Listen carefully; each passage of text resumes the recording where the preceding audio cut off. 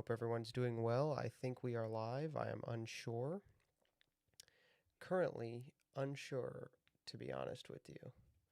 I was having some audio problems, so I know I will be getting all of the flack for being late. Gary Couture's here. Thank you so much for being a member for 1 month. Let's just double check that we're good. Early 2000s boy band. Hey, man. I'm just going with the YouTube thumbnail pose. I thought it was funny.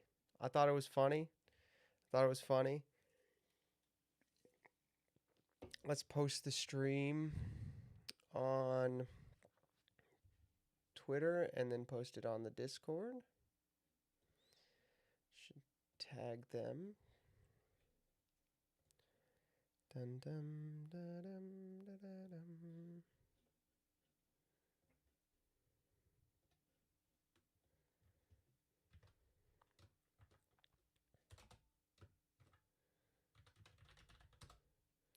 There we go.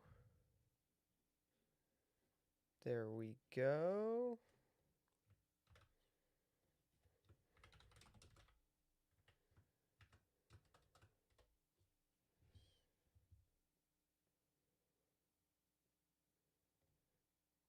I need to get the thumbnail so I can post it directly. Guys, I think the thumbnail's hilarious. I think that's a great thumbnail. That's an A+ thumbnail. Another slow news day, short stream. Another crazy news day, short stream, because I don't want to talk about this. Dude, I like news. I like politics, but I'm a true I like news and I like politics, but I'm a true man of the Buchanans and the Stephen Millers, where the only thing I really care about is domestic policy. And the foreign policy, honestly, it's not even that I'm like an interventionist. My preeminent thing is I just don't care. Like I don't care. I don't care about the foreign policy stuff. You know what I mean? Like I would like to have some interesting take on all this, but the bigger problem is that I don't care. Um, so I'm way more interested in. Look, I need to be the Pat Buchanan to someone's Richard Nixon, because Richard Nixon was a foreign policy genius. He got it right. Like he was doing the good. He had the goods. He was getting stuff done, and he had the goods. He was making sure we were moving well, and he knew what was up. And Buchanan just didn't care, right? Like Buchanan was all about the domestic policy, and much to his credit, right? Like Buchanan gets credited with uh, coining the culture war and moving politics from foreign to domestic, primarily primarily foreign policy to primarily domestic policy. And he deserves credit for that, right? But that's where I'm at, right? Like you want to know what I've been until today? You want to know what I was going to talk about? The State of the Union. I wanted to talk about abortion policy and like the difference between if something's correct versus if something's electorally like a winner, and how you should address issues when they're not inside the Venn diagram. Like how do you address when something's a winner but it's incorrect? How do you address when something's incorrect but it's a winner? I just repeat myself. How do you address when something's a loser but it's correct? And I wanted to talk about that. That's what I was prepping that stream. All right? And that was going to be a way more interesting stream, okay? That was going to be a way more interesting stream. But now, because if I don't talk about that, you'll all be like, "What about Iran?" all night long. We have to talk about Iran. And so if you think about this, this is your fault. This is all of you. This is your guys' fault. And Bernie Moreno didn't call me back, so don't ask about that. Also, I hate you. Look, I just want to sit at home. I want to sit at home and I want to read my books by niche mid-late 20th century jurists, okay? I want to sit at home and I want to read my jurist books. But no, we have to talk about the comment and we have to talk about the Ayatollah.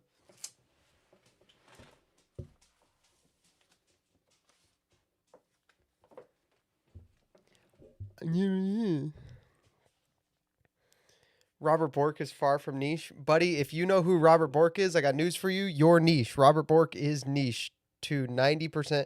I bet if I quizzed everybody in this chat and they were honest, you and I are the only people who know who Bork is. I would guarantee it. I would bet so much money. Robert Bork wasn't niche 20 years ago. I didn't know Legate was here. My bet doesn't count. He wasn't niche 20 years ago, but he is niche now. Okay, and it's a niche issue. Anyway, look. Can we talk about how disappointed I am? We have to talk about Iran tonight. Like, let's focus on that. Let's focus on how John Pork. Right. Oh, I should do my hellos. Gary Catro's here. Gary Catro's membership renews member for 1 month. That's our first member renewal. I think we'll probably get a bunch of member renewals tonight. So that'll be exciting. That'll be exciting for 1 month of monetization, 1 month of memberships. G. Schnickel's here. Masterion is here. GLA Ftan is here. Glafton, I'm going to guess it's Glafton. Legate is here, and that is everybody who is in the chat right now. Look at this. I got a whole new collection of Nixon books this week. Are you guys ready for this? This is insane. Okay? I got Witness to Power by John Ehrlichman. I got The Ends of Power. Oh, wait, I got these last week. I showed these off already. Never mind.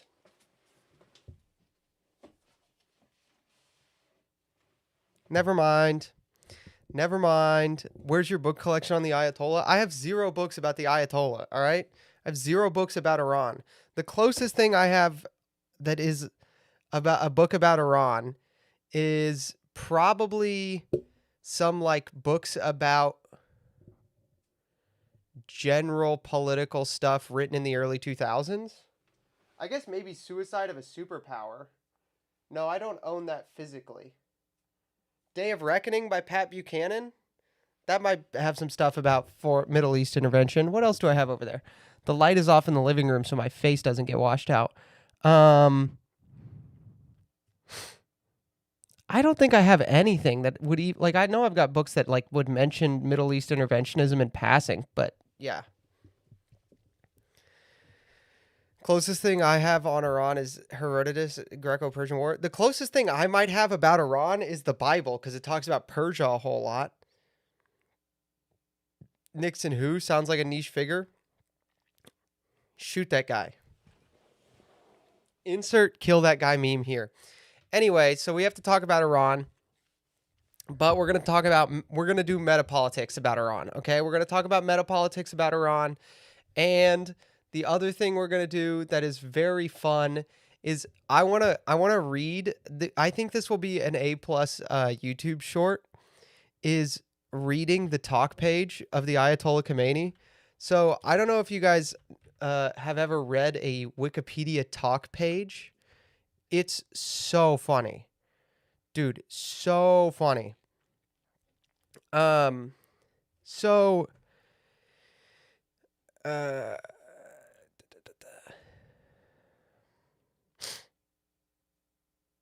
The Wikipedia has this thing called a talk page, which is the chat logs of when updates are made. Closest thing I have, the Ayatollah's speech. Dude, it's going to come any second now. He's going to walk out any second now. The Ayatollah is totally not dead. Totally not dead.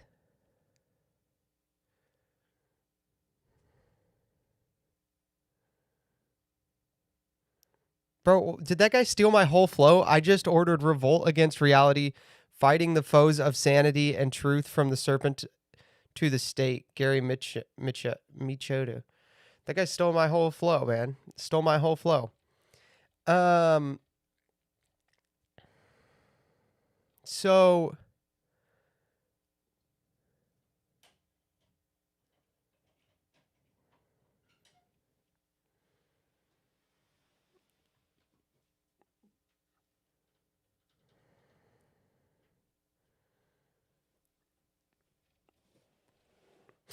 Yeah, the talk page here is really funny. So if you look at this, Michuda. Um, if you look at the talk page, it's them arguing about why they can't list him as dead, and basically the libs being like, Israel and Donald Trump are not reliable sources of information, which is a point you can make. But I would say the guys who, what sounds good, immediate, right off, that sounds pretty like you can't trust the Israelis. I agree with that most of the time, honestly. I think the Israelis are, I think you should definitely trust but verify on the Israelis. However, let me translate this real quick. Let me just sub in two words.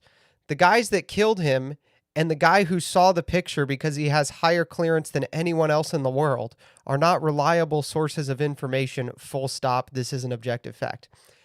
I don't think that's an objective fact. You know what I mean? Like, if the Israelis go, we killed him, Don, look, here's a photo. And Don goes, he looks pretty dead to me. I think he's dead. Like, dude, the people writing Wikipedia are using babe in the talk page.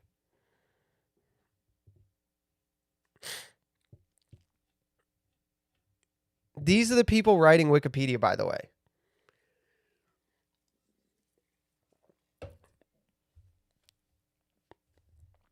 We have can I possibly put dead in his info? Can I put possibly dead in his info box? No, we need to have a reliable source confirming his death.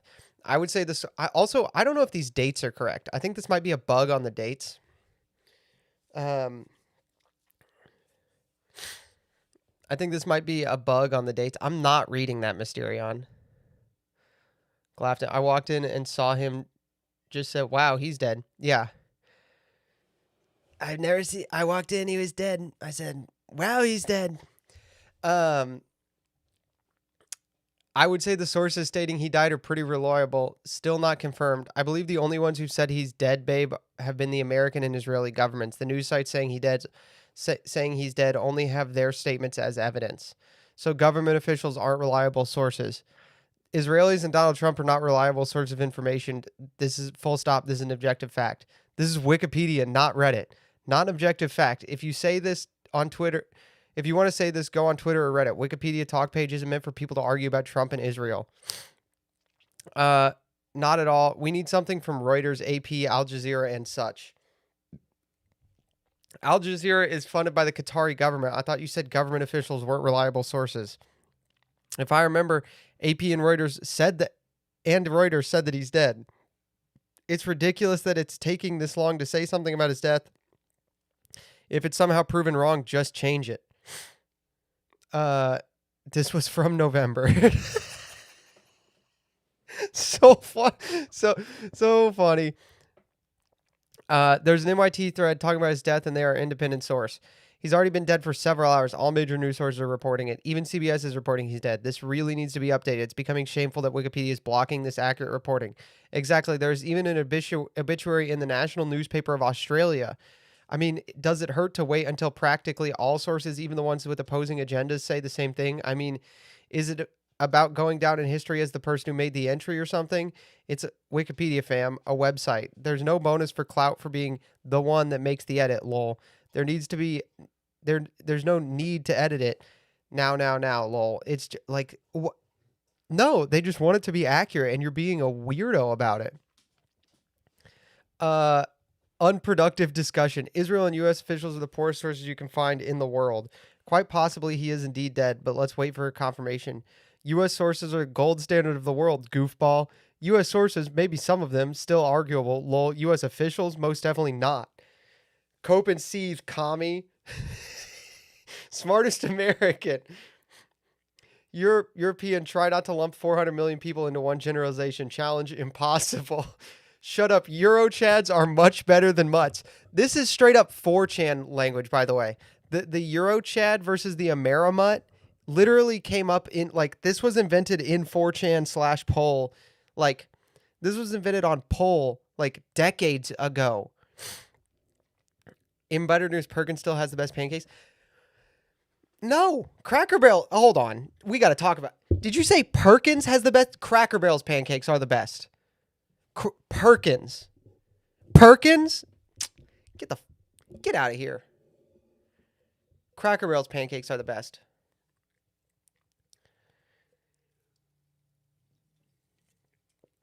What the hell is Perkins? Perkins is a Midwest establishment.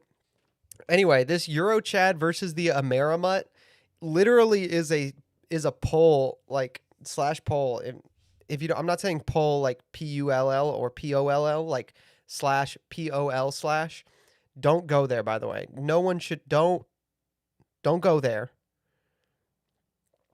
Never had Cracker Barrel pancakes. All right. Well, what? Don't go to 4chan.com slash POL slash. Don't go there. Is it .net? Shoot, it's been so long since I've been on 4chan. I mean, I've never been on 4chan. I've never been on 4chan.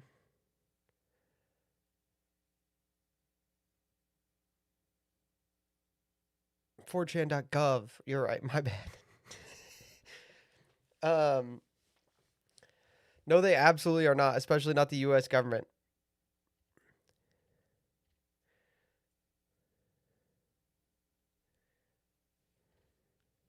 Yeah, so Trump and Bibi have claimed to see a picture of a body. It has been confirmed he is dead. Further proof Wikipedia admins lean left. I consider myself a socialist. The problem isn't wiki admins lean left. The bigger issue I have with them is they are elitist. 2 million regular people, aka pores, could see something with their own eyes, but one dude who went to Harvard could disagree, and Wikipedia would still treat that guy with views as gospel. What is going What is going on in the Wikipedia talk pages, dude? What is going on? This is insane. I agree with your point, but socialism simply is a stepping stone to communism. So now we're just having, dude, what are we doing? What are we doing? I should clarify. Irish Papist has a point. I should clarify. The thing about not going to poll is like a serious thing. 4chan like will have porn ads and stuff on it, and you will see stuff you don't want to see. Like that's not a joke. I'm telling you seriously not to go there. Like that's not like a don't go there. It's a serious do not go to that website, okay? Socialism is a stepping stone to communism. True, but why are we having this debate in the talk page of 4chan or in the talk page of Wikipedia? Like this sounds like Reddit circa 2016. It's inherently authoritarian. Free trade is the only voluntary way towards a voluntary society. What? Okay, but here's the other problem. Now we're going to have a free trade discussion. So the implication here is that if you're not for free trade, you're a socialist. What are we doing? What are we doing? What are we doing? What are we doing here? Even with ad block? Yeah, because people can post stuff and they will just like post. Yeah, they will just post. They will just post it. They will just post the gross. All right.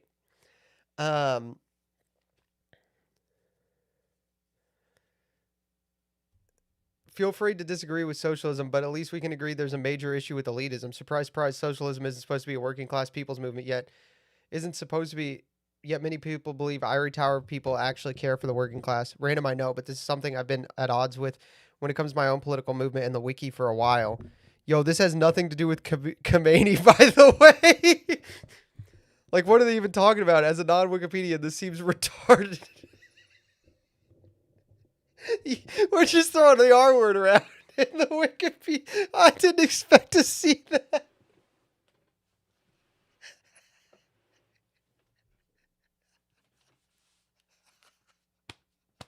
We're just around.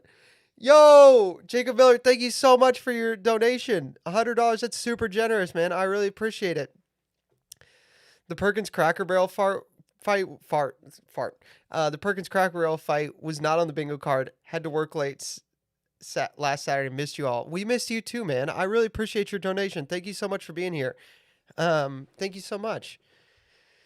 Bro went to Wikipedia to find himself politically. The Wikipedia talk page.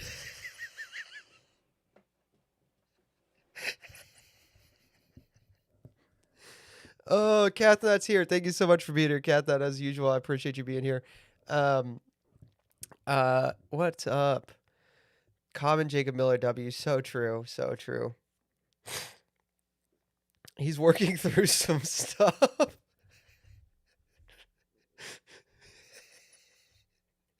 This is hilarious. This screenshot right here.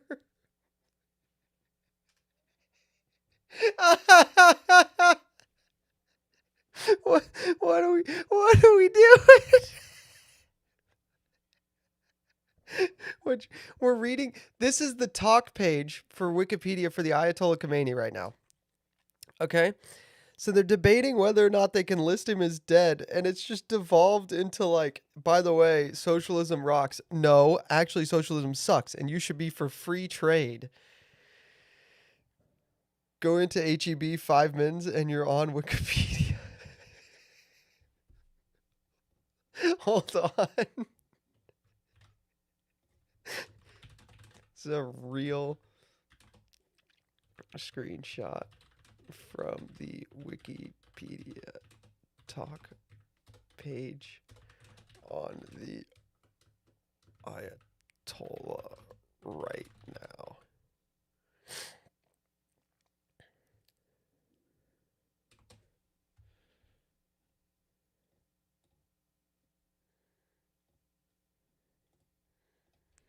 Oh, that's so funny. That's so funny.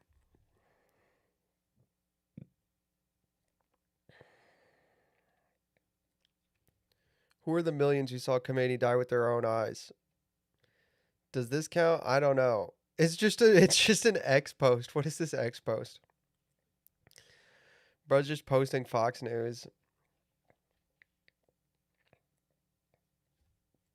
Oof. I agree. While Israel intelligence allegedly found his body under rubble, which is fairly credible, awaiting Iranian confirmation. So far, with Iran's denial and nothing from the U.S., it's best to wait for more updates. There are reliable sources at least saying he's possibly dead. Yeah, we're still waiting on his speech. They're still claiming he's going to make a speech.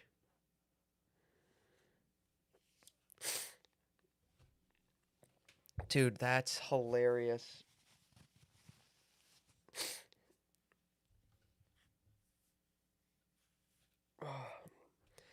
Obviously, no official confirmation that he's dead, but the position is that it is contested by relatively official sources. Is that he's dead? Shouldn't that be reflected? That was posted after my comment. For context, I believe him to be dead, but I understand that Wikipedia is an important source, and therefore it should be guaranteed. Trump has posted this with the same level of proof as Iran has posted he's alive.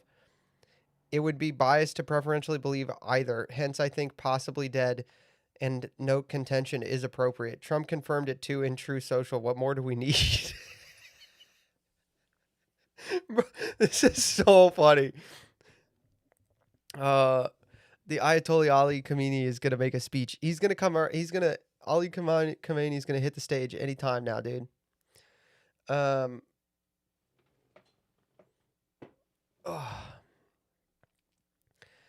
Trump told people to infect bleach into their veins to combat COVID-19. He's not a reliable source of information. Inject.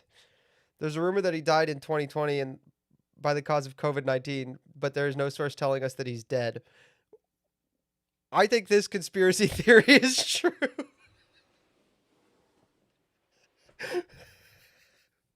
What can we talk about this? This is what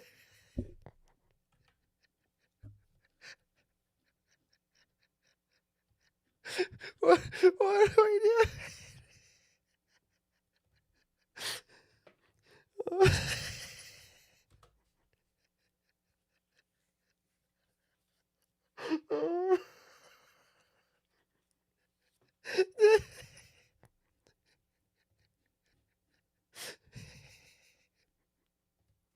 What are we doing?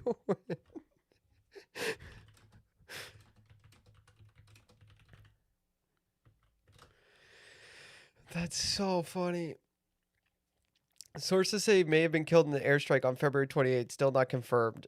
I support stating there's speculation he may be dead, but we have no full confirmation at this time. He's announced dead in the BBC News. It should be changed. No, as of the time writing this comment, BBC News hasn't announced his death. Their top headline is currently reporting on a claim from Israel's Netanyahu that he is gone. This isn't the same thing as BBC News confirming his death. Many other news outlets have confirmed his death, including Benjamin Netanyahu seeing Al Khamenei's dead body. I think that's more than enough to prove he's dead.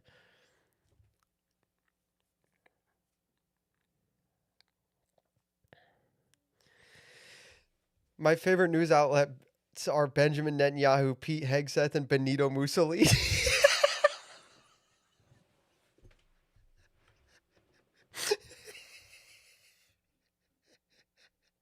So true.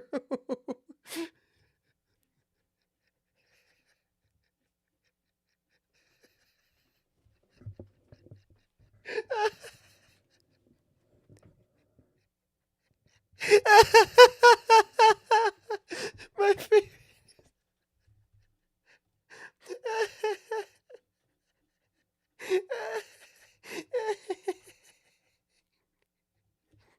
So true, King. So true.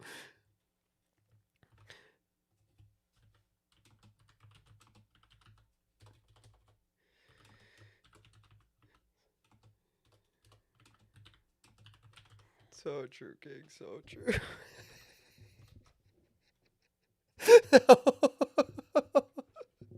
My favorite news outlets are Benjamin Netanyahu, Pete Hegseth, and Benito Mussolini.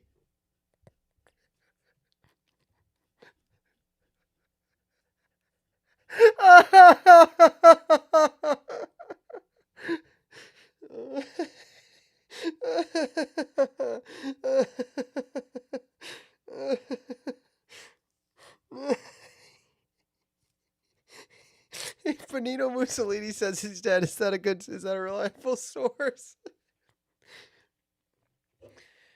Oh gosh.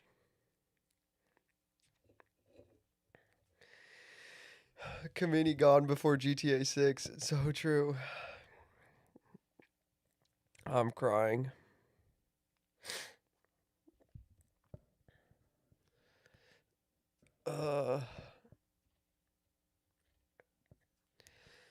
Trolls got my nerves. I think any RS stating. What is an RS stating he died would do? We don't have that right now. We only have sources citing what Netanyahu Trump have said in speeches. An official Iranian acknowledgement of his death would also be telling because, unlike Israel, they have no incentive to claim he's dead when he's not. Do you think that Wikipedia have an obligation to post that he's died for the benefit of Iranians on the ground? While I agree there is no reputable source confirming it's almost certain, so why not explain that to the Iranians who can certainly access this nuanced info? It's really not almost certain, though. To me, the most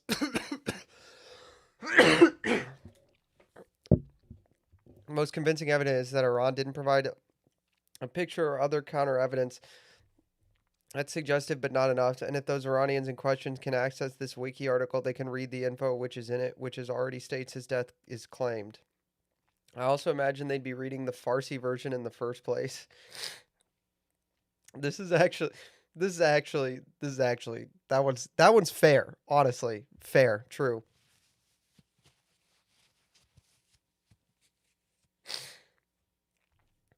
Who cares? BBC News thinks Lamau. You would have to ask the person I was replying to rather than me, as they were the one claiming that it shouldn't be taken into account. My bad. Wikipedia is weird on Android, I guess. Bro is doing this on Android. Yo, debating in the Wikipedia talk page on your phone is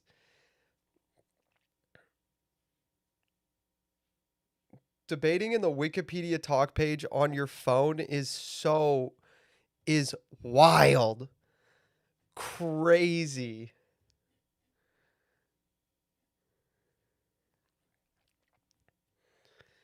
Crazy. Debating the Wikipedia talk page on your cell phone. Sorry, I'm a little tardy. I think presumed dead would be better. Reuters is reporting that Israel found his body, but given the uncertainty, it wouldn't hurt if we waited a few more hours for further confirmation. It's been confirmed that the body was found. He was killed in an airstrike in his quarters a couple of hours ago. I found this RS on his death. It's also been reported on many news channels that Khamenei is confirmed dead and his body has been found. He's still alive, according to Tehran.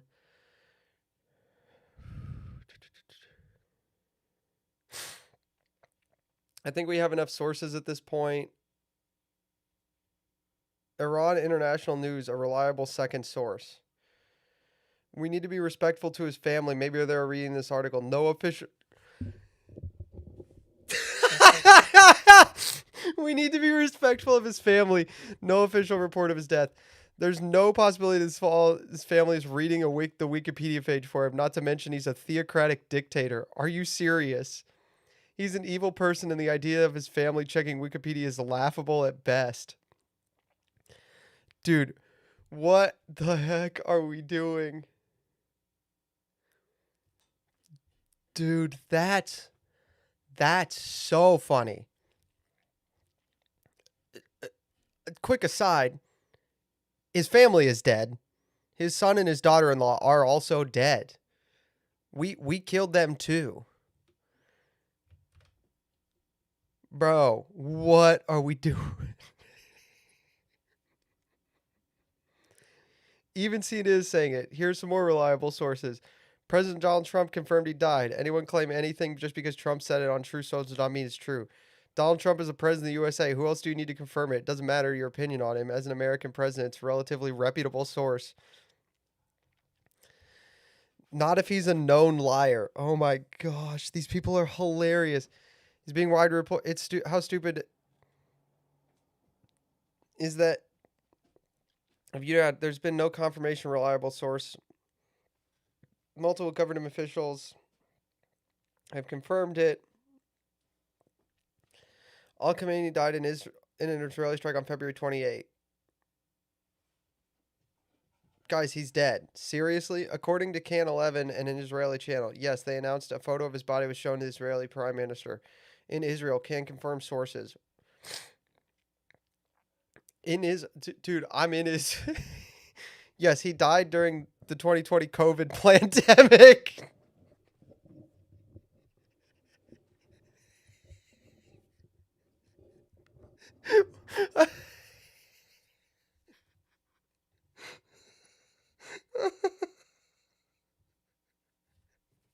He died during...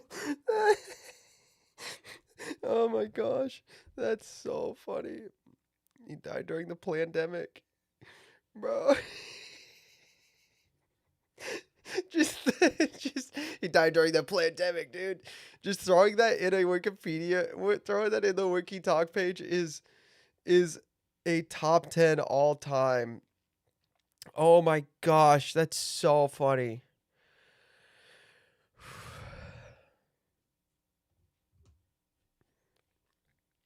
I think we should wait for further confirmation. Iranian news sites just confirmed his death. See my reply below.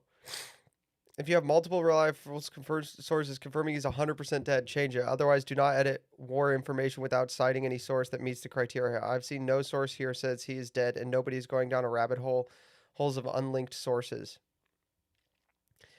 This says he's still alive. He's dead. 23 minutes ago. Iran has international is not based in Iran and is considered biased on topics of Iran international affairs. How's this for a source? Would Nixon approve though? I mean, of just listing him dead on Wikipedia? Yeah, I think so. That's a UK-based news outlet. Iran International, Persian language satellite television channel, and multilingual digital news. Okay, I don't care. This doesn't sound like a very trustworthy source and internal confirmation.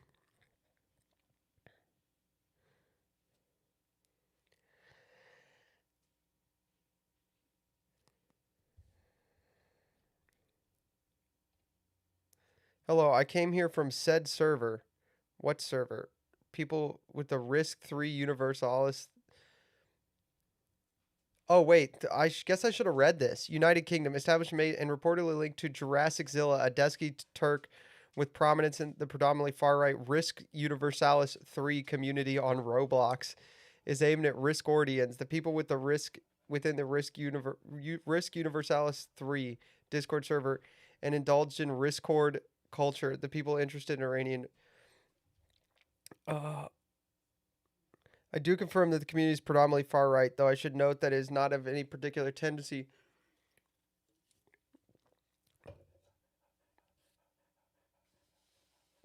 I can't wait till the Iranian regime falls so my ideology can take over. I mean, I don't know, dude. I'm just having this talk page is so long. It's so funny. But rather merely a consequence of the community's widespread degeneracy and the other types of people it attract. Notably, young, confused folks are easy to stray towards extremist ideology. Just want to add to this as an addendum, so to speak. I have no comments on the broader conversation. I don't care about what we're actually talking about. I just wanted to say, those guys over there, they suck. Dude. Bruh. Bruh. The quotation you provide is from a vandalized version of the page. In the page, it says he's dead.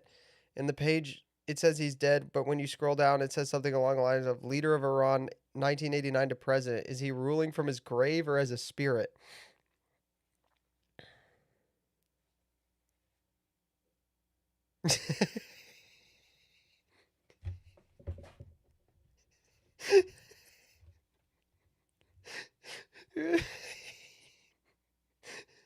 Look, I'm all for open source intelligence and trusting the chuds, but I feel like, and this might be a little controversial, but this guy might have a point that a Roblox news source might not be reliable.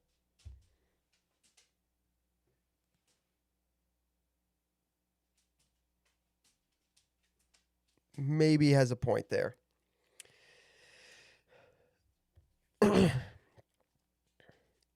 I don't want to comment on that, but the rumor is, and the word is that he has been killed. So it's just a rumor. Uh, USA Today, Reuters says senior Israeli official is not a reliable source. Mightn't it be possible to say that he's rumored dead after the attacks, especially since after all these people also have intelligence contracts and access to information we don't? No, because it's not confirmed.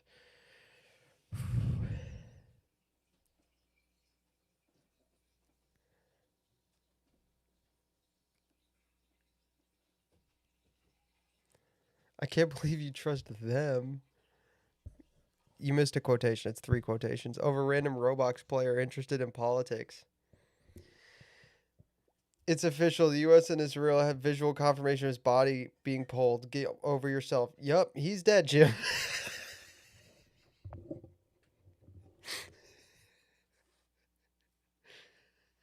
It's very confirmed. Very confirmed. Oh, very confirmed by many sources. Suck it up. People like you are why Wiki is dead and why people are migrating to Grok. Salty.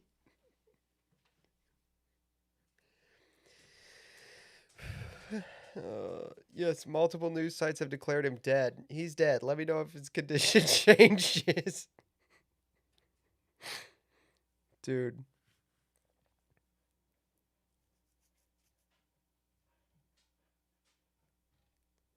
Why is why is the rest of this considered productive, but the one part that's considered unproductive is this?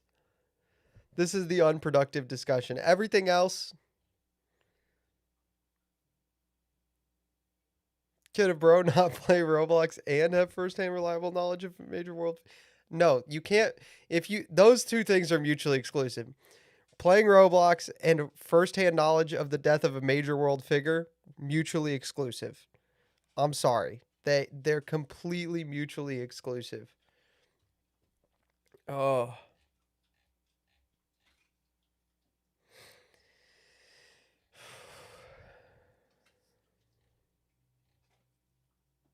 If the Ayatollah played Roblox, I'm sorry, I don't think the Ayatollah played Roblox.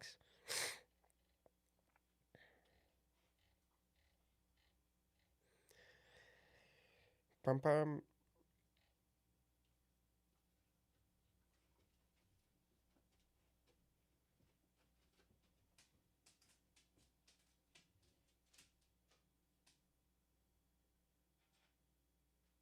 Nice. Credible sources. He's dead.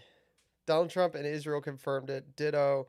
See Trump's recent social post on Khamenei's death. However, I reckon still wait for official statement before change. Footnote works well. Finally, the news has been released by the White House and U.S. government. The supreme leader of Iran has been killed in the operation. There's no way Barron Trump plays Roblox. He plays Minecraft. He's a Minecrafter. Everyone having a fit over politics needs to calm down and act professional. Wikipedia is not a newspaper, nor does Wikipedia report everything going on in the world today. If we wait a week, change the article, no quality will be lost. This is intended to document the biography and associated information of an individual using verifiable quality sourcing. He's been alive over 80 years, and if he passed, neither him nor this article is going anywhere anytime soon. Will we get Baron on the Surfer? No, we probably won't. We do know Baron plays map games. I don't know which one. Hearts of Iron wouldn't shock me.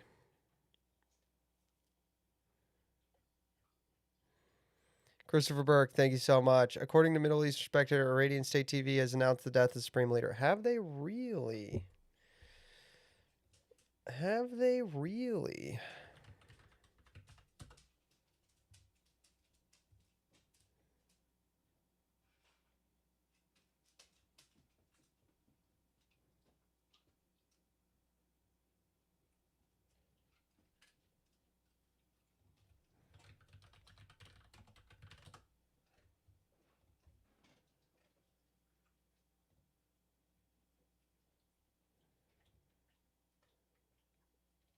Trump says,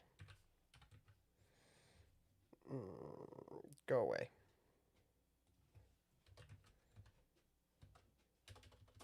Why did I just control F Iran? Maybe state? No, it's going to be United States. Okay, let's try TV. No. State media.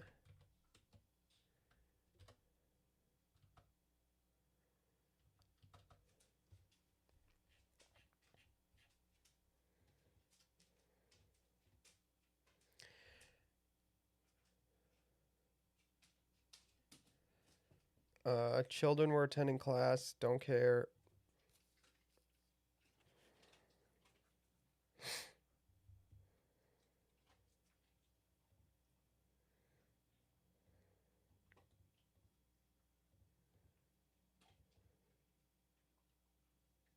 Yeah, I'm not seeing it. Somebody link me.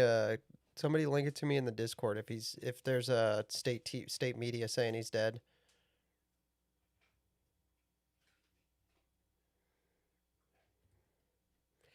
I don't know who that is. Whoever just posted in Discord asking about the about the Minecraft server. It is for YouTube members. So if you become a YouTube member,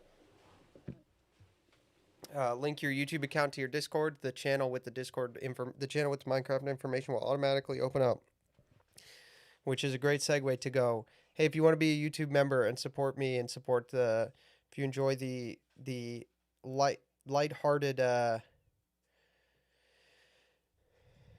lighthearted, thank you, Legate.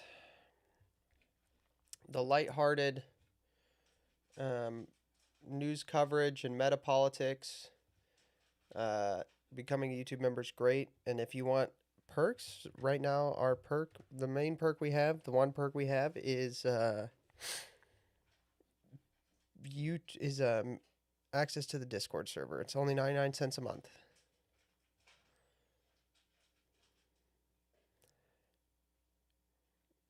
Yep. Okay, he's dead.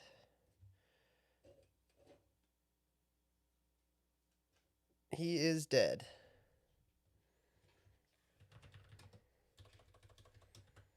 We knew that already.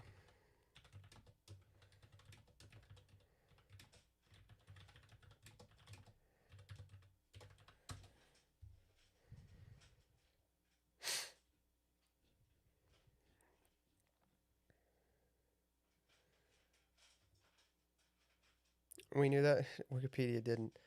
Uh, should we? Hold on. Hold on. Hold on. Command C, and then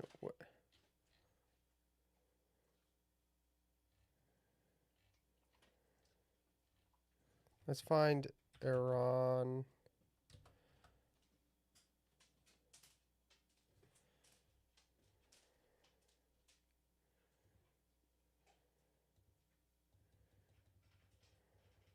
Let's find the most annoying guy and just reply with this.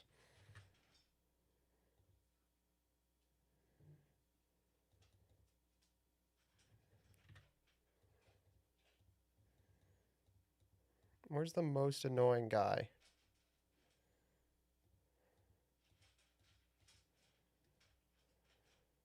Oh, this guy. This guy was being the most annoying guy.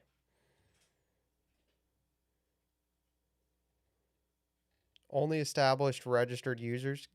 Lame. Lame. He big dead. He's big dead. Wikipedia didn't understand that. Between Wikipedia editors and those cops arguing with the mobster, I totally understand why we're ruled by crooks. So true. Hopefully, St. Daniel's tomb will be intact after this. He's interred in Iran. Pardon me, Persia. Yeah, I don't. Yeah, I guess it's it's Persia now. It's Persia now. It's Persia now.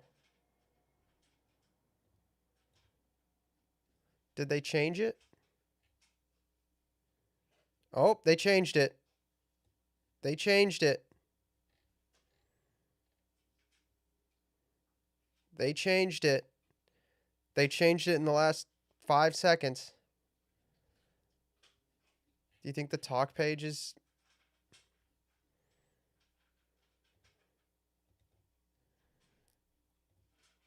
Let's see if they updated the talk page. I wish you could collapse these.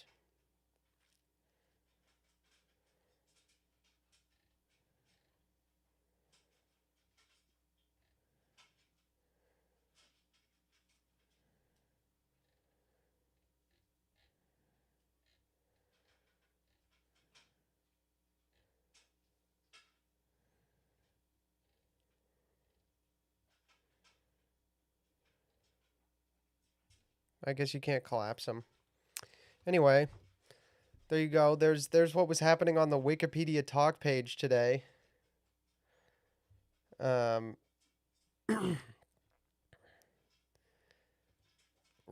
Benjamin Netanyahu, Pete Hegseth, and Mussolini and Benito Mussolini. That's so funny. That's so funny. Benjamin Netanyahu, Pete Hegseth, and Benito Mussolini. That's hilarious. That's great. Freaking love that. I propose Darius Rucker. I think they'll probably try to get the shot in. Kurds and Baluks are already talking about waking away. Wait, Mussolini and Hegseth mean what? So did you miss this? Somebody posted this was in the talk page when we were reading it. This is real. This is from the talk page. Not that we need to be respectful of his family. My favorite news outlets are Benjamin Netanyahu, Pete Hegseth, and Benito Mussolini.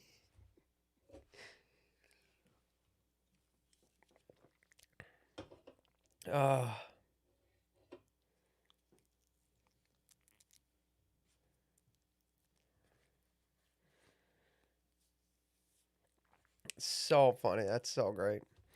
So, anyway, I was gonna talk about the Just War thing. Show us. I literally just showed you. Hold on, I'll go back again. This was in the talk page. I screenshotted this on stream and posted it on stream. My favorite news outlets are Benjamin Netanyahu, Pete Hegseth, and Benito Mussolini. That's so funny to me. I can't get over that.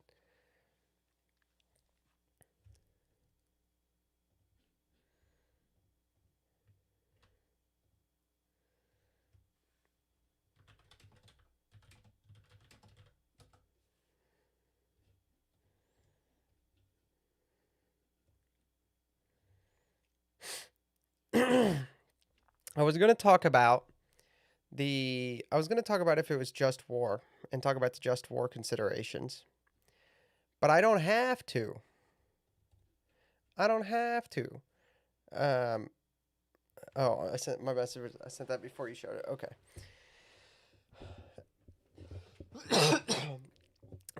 I do. I don't have to like explain it myself because Majorian did it, and he did a great job. Um, so this is great. This post is great. Majorian, forgive me, but I'm going to read your post.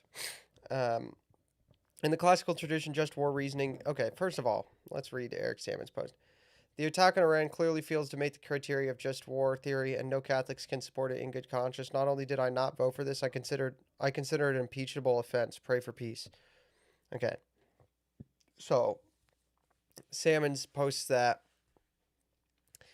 and Majorian says, in the classical tradition, just war reasoning contains a combination of both moral principles and prudential judgments. The moral principles are consistent: legitimate authority, just cause, and right intention. The other criteria, like proportionality, last resort, and probability of success, are deeply fact dependent. They require access to intelligent strategic assessments and risk calculations that outside commentators on Twitter simply do not possess in real time. St. Thomas Aquinas places the responsibility for judging the justice of war primarily on those entrusted with care of the political community. This does not make rulers infallible, not exempt them from the moral law, but it does mean the laity normally lack the epistemic position to issue sweeping moral condemnations unless the injustice is manifest and obvious. Moonshiner Monk tuning in. Happy Saturday. Happy Saturday, Moonshiner Monk. Thank you so much for being here. Thank you so much for your generous super chat.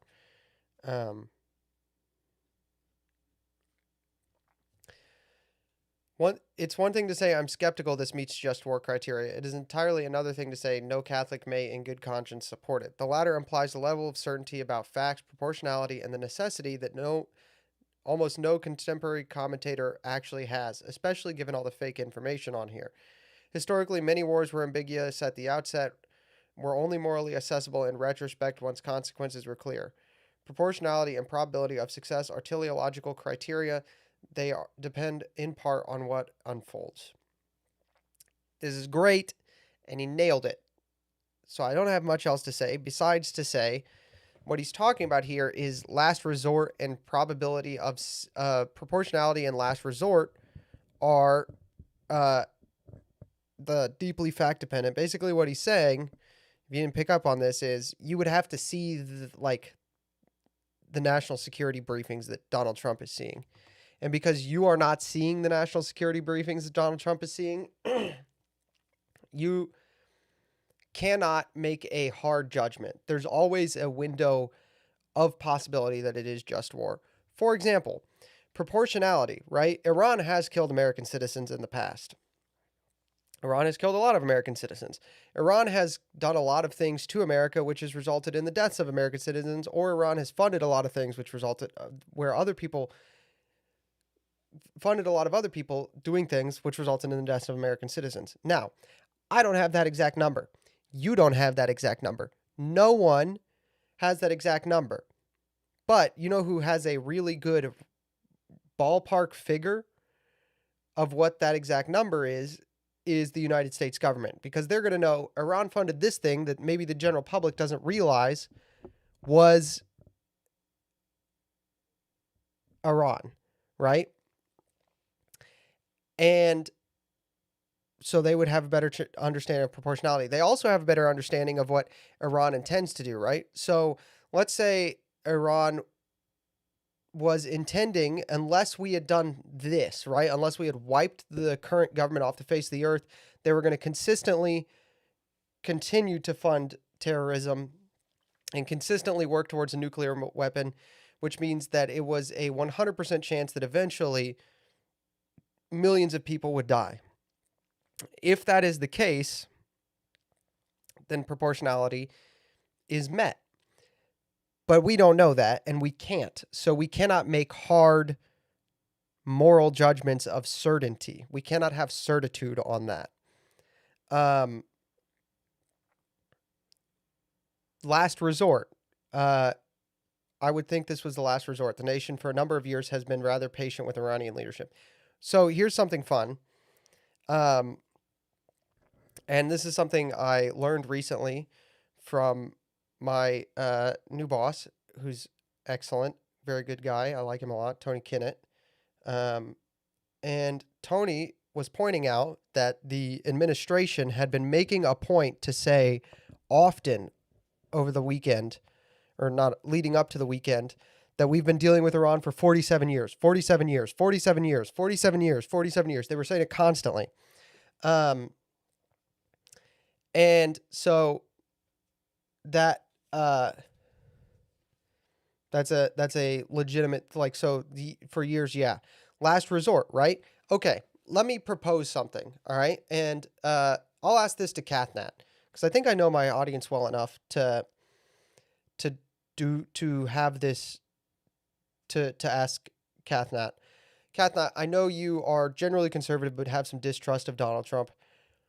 Would you at least be willing to admit that as far as negotiators, right, deal makers, sorry, I'm going to use the campaign buzzword, but as far as negotiators and deal makers, Donald Trump is the best we're going to get in the White House for some time, we've had for some time, or will get for some time also, right? Like, Donald Trump is probably the best negotiator and deal maker we've had in the White House for, you know, since Iran has, for the last 47 years, and probably will be for the next, I would guess, 47 years. It would really surprise me.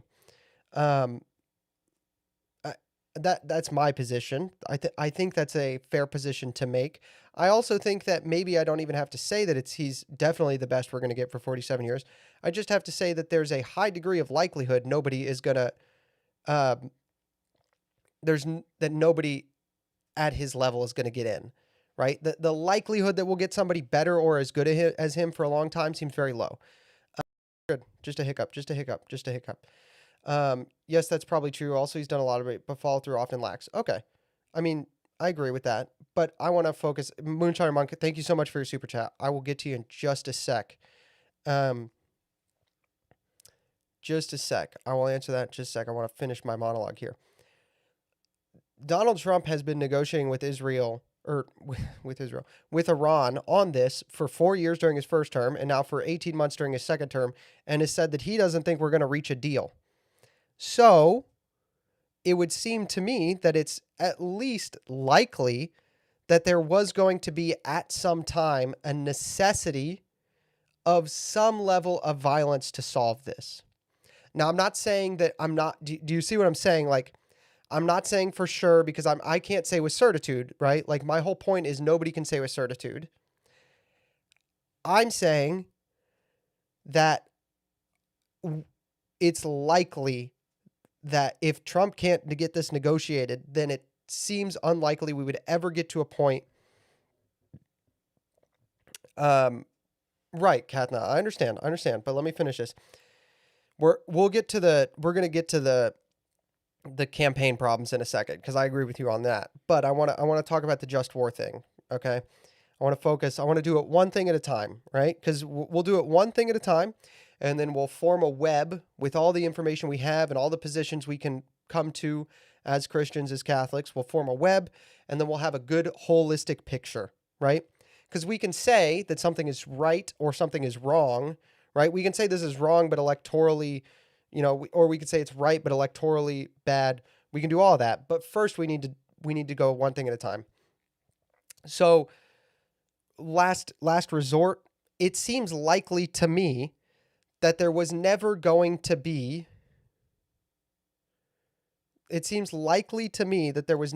a solution to Iran that did not involve some level of violence.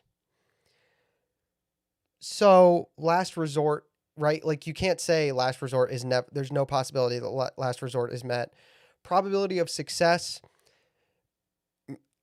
Majorian's probably right. Like, in theory, you can't know until the outcome is decided, but also when you're the American military, the probability of success against everyone is high. Like, Like the American military versus every other military on the planet has a more than 50% chance of success. Okay, and that's not me like we should kill everyone. That just means like okay. All right. Um, you know, just cause, I think maybe you could, that would be a harder one to make it like, that's really like nuanced and stuff, but the point I'm making is that Majorian is correct that you cannot say with certitude, 100% certitude, that this is not just war. You can't say that. So, with that being said, let's move on to the next thing, the electoral stuff, right? The campaign promises. But first, let's do Moonshiner Monks. I saw a tweet saying that Catholic social teaching says, saying, quote, Catholic social teaching says is like evangelicals saying God word said, and whatever follows is just whatever they feel agrees with them. Majorian's tweet is spot on. That's perfect. Yeah, I fully agree. I think unless you're saying, like, I personally believe that the Catholic social teaching puts up some barriers to investment, specifically investment on the secondary market and shareholding, that makes it nearly impossible for anyone to invest in the secondary market on the New York Stock Exchange in a moral way. However, I'm not going to put that burden on you and say it's definitely immoral to invest in the secondary market. However, I am comfortable saying that there's at least some questions and we need to be honest about that. Saying that there's not is equally as problematic as saying that there's definitely, like, I would put them on the same level as saying there's definitely no problem is the same as saying there definitely is a problem, right? You can't make a moral judgment one way or the other, and it's dishonest to do either, I think. But you can make your argument for both. And you should do it in a way that says, I recognize this goes both ways. Okay, so let's talk about the electoral stuff. We had a deal he tore up. The deal that he tore up was the Obama era deal, which would have allowed them to develop a nuclear weapon. So that deal is definitely outside the realm of morality. I think we can agree across the aisle, across all of the people, all the Catholic theologians, all the Baptist theologians, that it is immoral to it's immoral to give willing consent to Iran developing a nuclear weapon. I'm not saying that it's immoral that it would be immoral to not act against it. I'm saying it's immoral to give affirmative consent to it. I hope that distinction is clear. Maybe somebody can help me. Maybe somebody can tell me if they understood what I was saying there.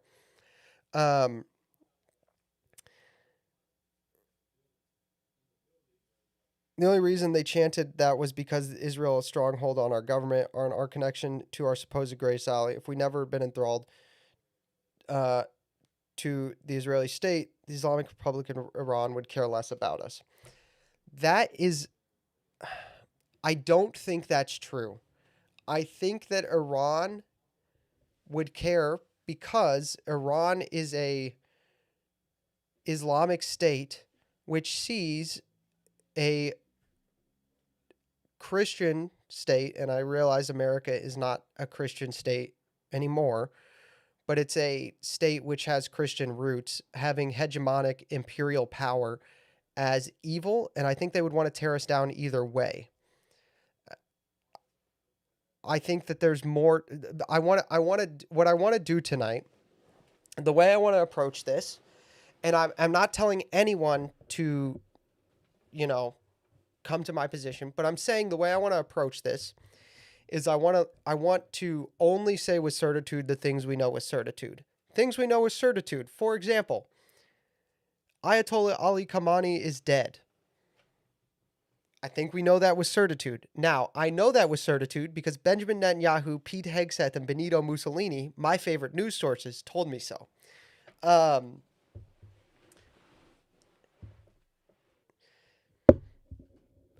Anyway. So, Purgative Way, how you doing? Campaign promises. So let's talk about the campaign promises. I do think that no more foreign wars campaign promise. I think that I am not thrilled about it. I don't, And I also think whether or not it's a campaign promise, I will say this. I'm not thrilled. And let me pull up another tweet actually that I bookmarked specifically to talk about this. Has anybody seen where I left my stingray? I have not. Let me pull up another tweet. I bookmarked another tweet specifically to talk about this. You don't think our constant meddling in the Middle East on behalf of Israel and support of Israel in every way was not the main reason the Iranian Islamic regime hated America? I think it's the reason that they would have come up with because it's the most apparent. I think it's the main reason they do. What I'm saying is they would have come up with another one. I'm talking about a hypothetical world in which we hadn't constantly meddled in the Middle East. They probably would have come up with another one. That's what I'm saying. That's what I'm saying. I hope you can understand that I'm not. I fully agree with you. I think we meddle in the Middle East too much. I think we do it largely on behalf of Israel to support them, and I'm not a fan of that. I don't think we should have favorite allies. Neither did George Washington. The favorite allies language is George Washington's language. But I'm saying that I think Iran is the type of regime, the type of evil Islamism that would come up with a reason to hate another hegemonic power and tear it down one way or the other. Yeah.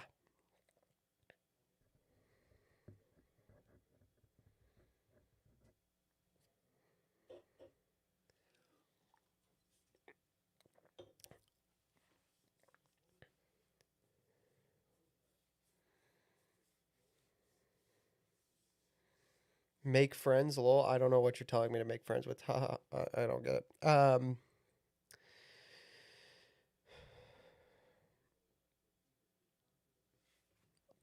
The hostage situation most assuredly was in response to the Shah. I don't know about that. Once again, I do not really care about foreign policy, so I'm not super informed on this and the history of it.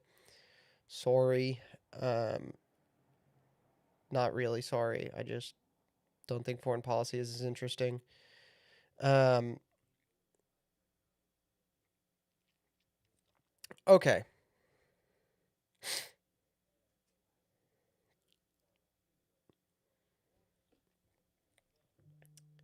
The same people, and so this is on the electoral stuff. The same people who told you we couldn't discuss abortion because it would ruin the GOP's electoral chances seemed entirely unconcerned about the midterms after launching a deeply unpopular war. I'll let you do the math. Okay. Oren's going to clarify, but I think that's self-explanatory. But Oren's going to clarify, so we're going to read we're going to read not the whole conversation, but we're going to read these two. We're going to read these two right here. I think that's mostly self-explanatory, though. If Trump wins the war, it will help in November. What could he do about abortion that is as promising? Never mind that one doesn't have to love war to realize it's better for our guys to control the Pentagon and then to continue Obama Biden personnel policies. I think political wins about abortion will be statewide for a while, not national. Not unless we have some breakthrough in media or political organization. Pro-life people have been remarkably inactive in digital media. My point is not about abortion. I was one of the people telling abolitionists to calm down because an electoral win was more important for deportations. Now I'm telling warhawks to calm down because an electoral win is more important for deportations. Okay. Here's what I'm saying. And this is the other point I want to make, right? The winning this I want to be off center a little bit. Wait, I want to go the other way. There we go. Winning, oh, my snack is right there. Winning the election and deportations are more important than this war right now. They'll help us do more than winning this war will. The other thing I'm really deeply frustrated about, and I told somebody else this earlier today, but I'm really deeply frustrated that the State of the Union on Tuesday had a 63% approval rating. That's crazy. 63% for the State of the Union? That's so impressive. That's amazing. 63% is great. But we don't get any of the benefits from that now because this war is so close to it that all the wins electorally we would have gotten from the State of the Union are going to be overshadowed by this, which is a losing issue. So we can say that maybe this was necessary, but it's a losing issue. So how would we handle that? I'm unsure. That's why I'm not in government. But it's a losing issue. Let's all admit, just like every other time we have this discussion, that this war is a losing issue. It's going to cost us seats. Okay? So we need to approach this in a way which we need to make a better case to the American people for this, because so far the case is not good, right? I mean, Walsh, what did Walsh say? Let me find the Walsh tweet, because the Walsh tweet was very good. The Walsh tweet was very good.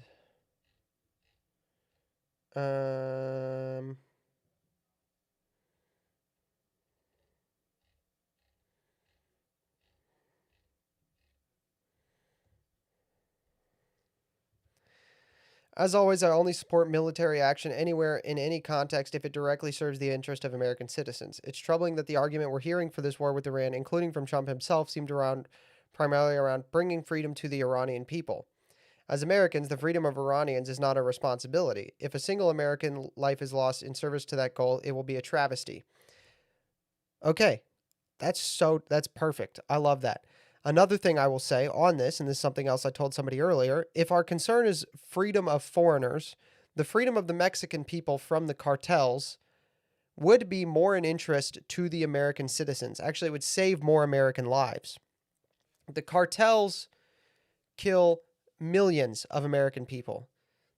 We should have wiped the cartels out already, frankly. We already should have the cartels should be dead already. We should have killed them. Every single person who has ever been a member of a cartel or who is in a cartel, we should have wiped them off the face of the planet. So if the concern is freedom of foreigners as a justification, one, I don't think it works because I don't see how that serves the interest of the American people. I agree with Walsh on this. And two, if that's the concern, then there are freedom of foreigners, which are a larger and more imminent concern to the lives of the American people. What nobody has, I think that as long as the current Iranian conflict is over relatively quickly, people will forget about it. Ostensibly, the poll numbers were disastrous during ICE stuff in Minnesota. They were not as bad as you think, actually. I don't want to get into this because it's a distraction. I appreciate that comment. They were not great. However, the polls the media was using were phrased in specific ways as to result in as few affirmative answers on the side of the president as possible. Whereas if you just asked people if they favored immigration enforcement during the ICE raids, that itself, like, do you favor immigration enforcement and ICE deporting illegal aliens? That was still over 50% of the country. The way they were phrasing it was like they were asking polls and they were doing their polling and asking questions like, do you think the violent, like they were asking loaded questions in a tactic specifically to get negative answers so that they could show that it was losing support. There's that. But either the outrage was overinflated by the left or after the deal with walls, people largely forgot and stopped caring. What nobody has even come close to sufficiently explaining is how this war will first and foremost directly benefit the American citizens. That is a case that needed to have been made clearly and convincingly before this move, but it wasn't. We were also told how this will benefit Israel, and I'm sure it will, but Israel is not America. What does it do for America? How does it help us? That needs to be explained to us, and it isn't panicking or demonstrating disloyalty to demand those very basic answers about how American tax money and potentially American lives are being spent. We hear about the danger of a nuclear Iran, but that's odd because we were told Iran's nuclear capabilities had already been set back decades. Okay. I think I disagree on this, but I'll read the rest of the paragraph. We hear that this war will be over quickly and easily because Iran is powerless, which I hope and pray is the case, and maybe it will be. But that's odd too, because if Iran is such a paper tiger, then how were they a danger to us in the first place? It seems hard to argue that both that Iran is an existential threat to the United States and we can topple them in 20 minutes with no casualties or negative downstream effects. Okay. The everything after this first sentence I think is true. This first sentence, setting them back decades, doesn't really do a whole lot if they can advance decades in a week, right? If everyone who knows how to do it is still alive and they could still get the materials from China or Russia, and China and Russia have expressed support for them, then the decades line may have been exaggerated. Um, Wait, there's a war? I thought this was over months ago. Yeah, we bombed Iran last night at 2 in the morning, and we're still bombing them right now. We've just been blowing up things in Iran for nearly 24 hours now. If you can advance decades in a week, what do we mean by decades? That's the point. I think the word decades is wrong. Um, I think that the destruction of the nuclear facilities was a large step, but then after the fact, they realized that there was a larger threat and more people knew how to do it. And also that we underestimated the willingness of China and Russia to help Iran re-advance themselves. Uh, but also decades, I will say this, I'm not satisfied with decades, right? Like if decades means still that they're imminently going to get one, or not imminently, but eventually going to get one no matter what. Um, Decades of a tech tree to versus develop versus infrastructure to build a bomb. I think that if I understand what you're saying, I think that's correct. Yeah. Also, the political calculation really matters here. A huge majority of Americans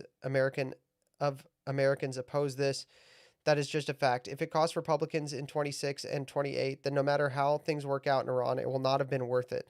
A free Iran at the cost of a democratic rule here at home is a bad deal. A free Iran for an unfree America would be about the worst trade of the century. I'm praying for our great country today. I think most of this is absolutely correct. I think this thing about like, oh, they said they destroyed their nuclear capabilities. They destroyed the nuclear facilities. I don't think they destroyed the knowledge. Um, and the possibility of Iran eventually getting a nuclear weapon without toppling the the Muslim regime there completely, like it's always a matter of time. It's just how long that time is. Like how long is that timeline? Um, is really what I think the question is. Yeah. So yes, I'm not a huge. I think electorally that this is going to cost us, and I understand a lot of you guys are saying, well, they don't pay attention till October. In October, people remember, oh yeah, they did blow that stuff up in Iran. If we're still fighting, this needs to be over by October. If it's not over by October, then this is the large. This will ruin Donald Trump's legacy is ruined. If this is not over by October, Donald Trump's legacy is completely ruined. Um, at the latest, it needs to be over by. It needs to be over by, you know, next Saturday. Honestly, um, and by over, I mean how Venezuela is over, where there's ongoing rebuilding and infrastructure and making sure the right people are in charge. But like the actual fighting needs to be over by, you know,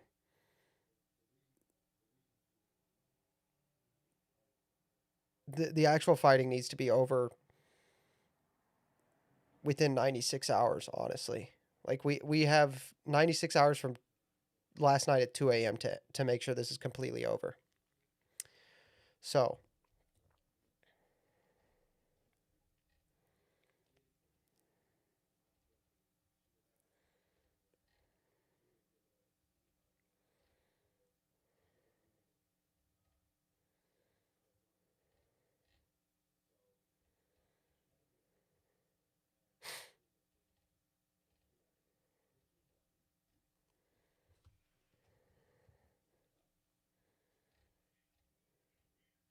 there's that.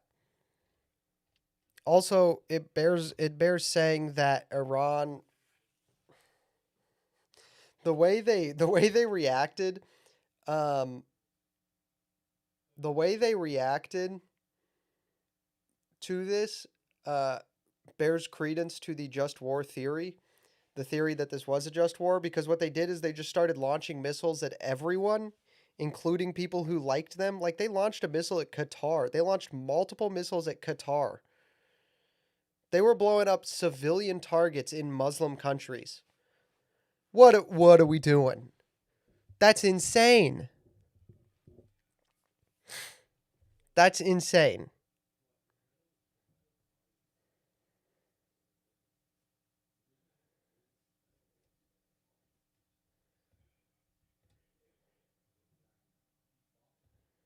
Yo, this tweet bangs. That's a banger.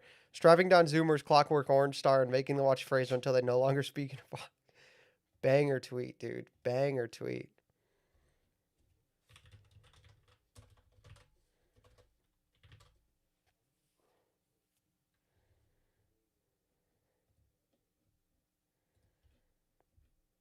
Banger tweet.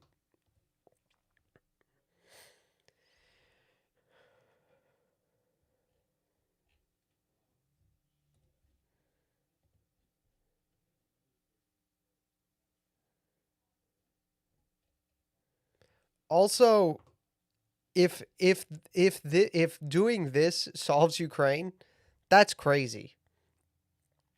That's like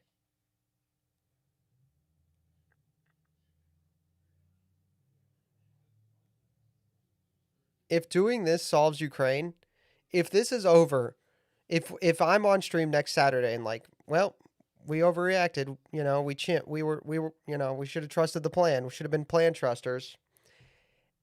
And Ukraine is solved within like a couple weeks cuz Putin's like, "Oh, Donald is not going to be doing this anymore." Uh that's a problem. I'm done with Ukraine. The U.S. security guarantees in Ukraine. Yeah, that's fine. Let's just get this solved. Let's let's just get this solved, right? Like, bruh.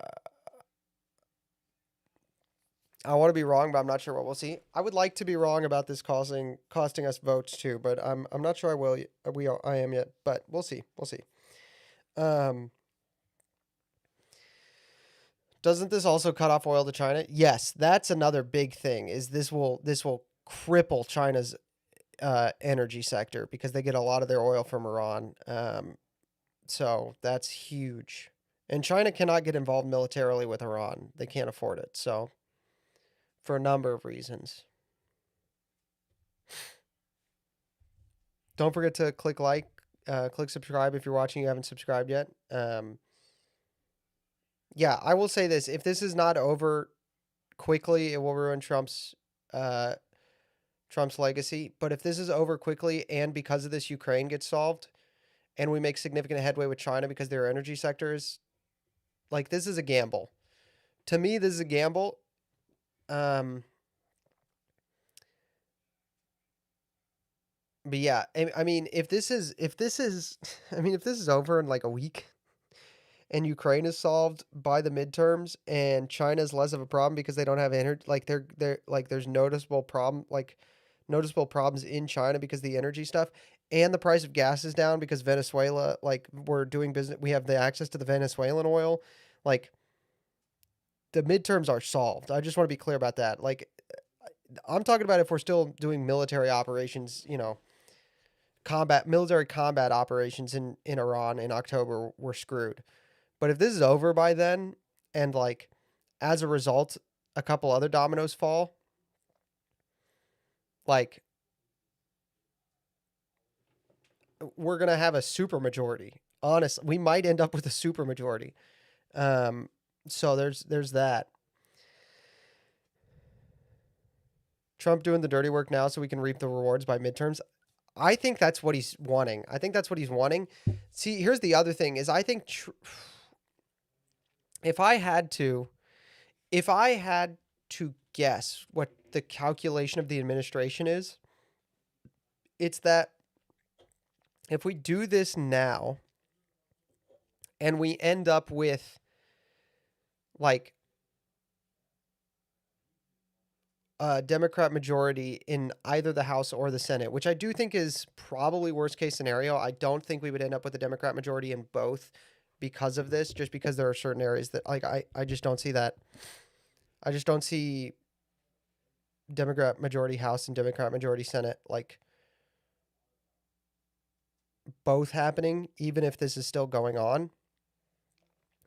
I think Trump's calculation here is that he thinks he can win this, get this over with quickly, and reap all the rewards from it, so that he can win the midterms and have 2 more years of phenomenal stuff. But worst case scenario, he doesn't get it, and the Democrats in the House and the Senate start causing serious problems and hampering him in ways that make his 28, whoever he decides to crown his successor in 28, likely to win. That's kind of it's kind of where I'm thinking.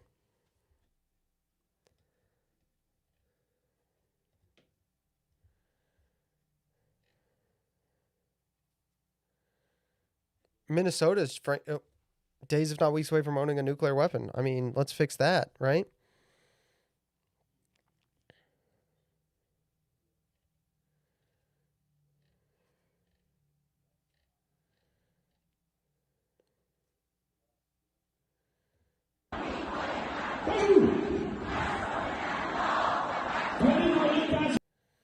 Yeah, I mean,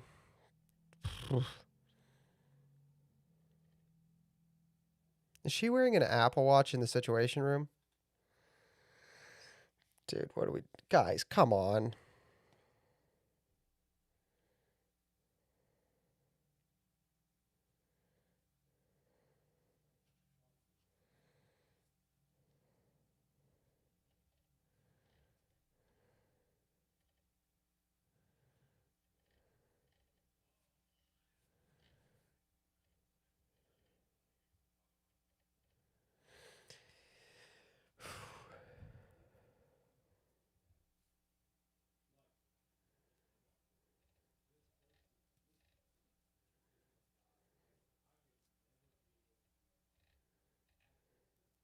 Bro, this park is really close to where I went to college. That's so funny.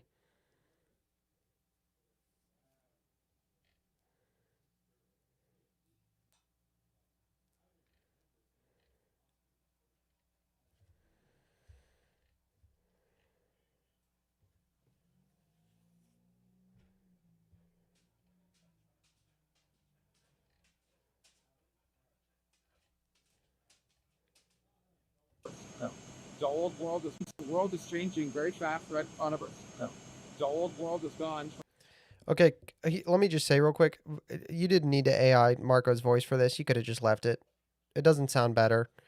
People know these motorcades are not going to sound good. They don't expect them to sound good. Doing the AI voice is dumb. I know the department. This is a Department of State thing they did, but this is stupid. They shouldn't have done this. Frankly, the world I grew up in, and we live in a new era of geopolitics, and it's going to require all of us to sort of re-examine what that looks like and what our role is going to be. And we've had many of these conversations in private with many of our allies. We are our allies. And we need to continue to have those conversations. And I think Saturday, hopefully, and the meetings we'll have there will move us in that direction. The world is.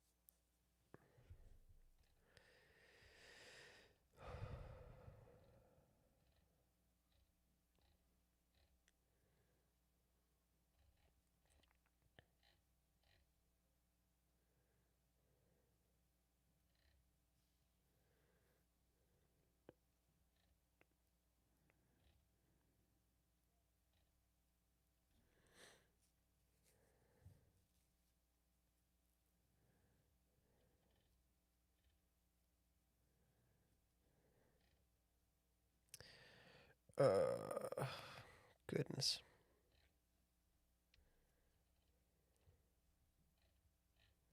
Well, there's that. There's that, huh? There's that. So there we go. There's Iran.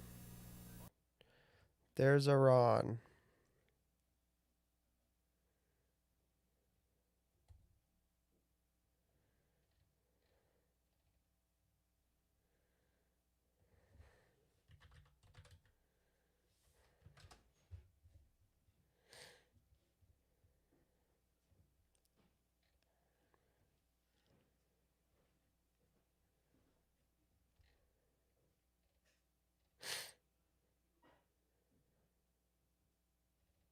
I'm trying to find other stuff to, see if there's anything else.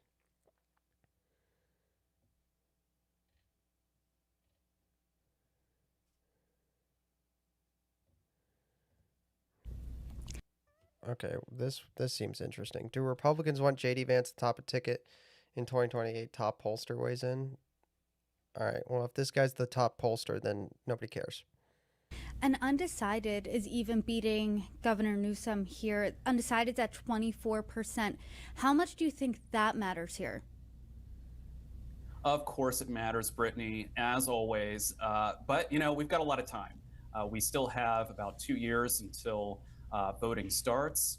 But they're all going to be vying for these undecided voters. We know that undecided voters tend to be more so women and more so younger folks. So, there's a lot of space there for any of these candidates to win some of those voters. I think especially someone like AOC, who hasn't necessarily sealed up that young vote yet, if she could, convince AOC not having the younger vote polling for her yet is like, yikes. That's like, dude, that's bad. She should not try. Honestly, what are we doing? those folks to actually turn out for one of these early states, and that could be a game changer.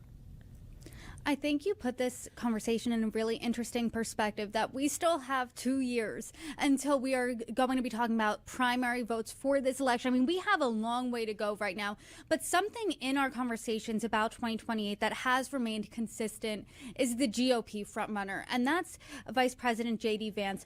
Talk to us about where Republicans are going. Yeah, you're right, Brittany. And, things have not changed too much, but we see that Vance has a majority among the electorate. 52% of Republican primary voters plan to vote for Vance, assuming that he runs.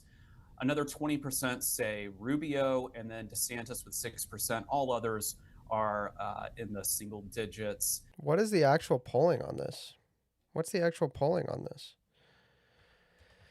I wonder who else is in the single digits. 2028 GOP primary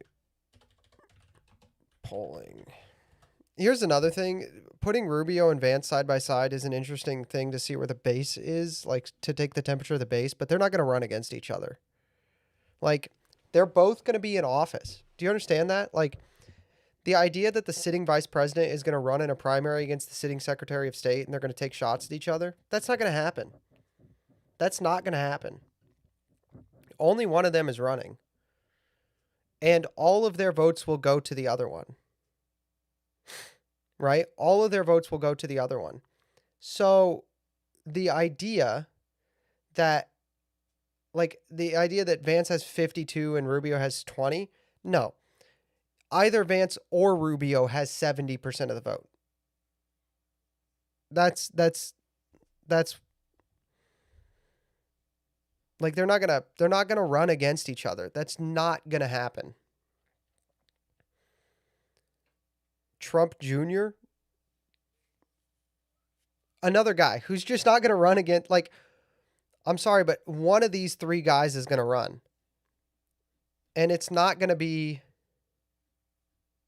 and Tucker's not running. Tucker does not want to be president. Like, the only way Don Jr. is running is if he gets the president's endorsement. And if he gets the president's endorsement, it would not shock me to see Rubio or Vance run against him. Like, Don Jr. is not a serious candidate. I'm sorry, he's not. It's just like, what are we doing? Like, Don Jr. 13%. The idea that more people want Don Jr. to be president than want Marco Rubio to be president, and I would vote. I would, if somebody were to ask me, I'd be like, it's JD. I'm voting for JD. Um, that's who I would vote for, right? But the idea that there are more people who want Don Jr. to be president than want Marco Rubio to be president does make me a little upset. I'm not gonna lie about it. That's so dumb.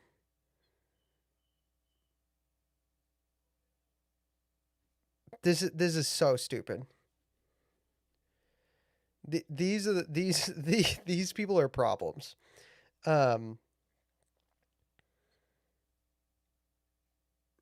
whose poll is this? This is an average poll, I think. I think this is national polling averages.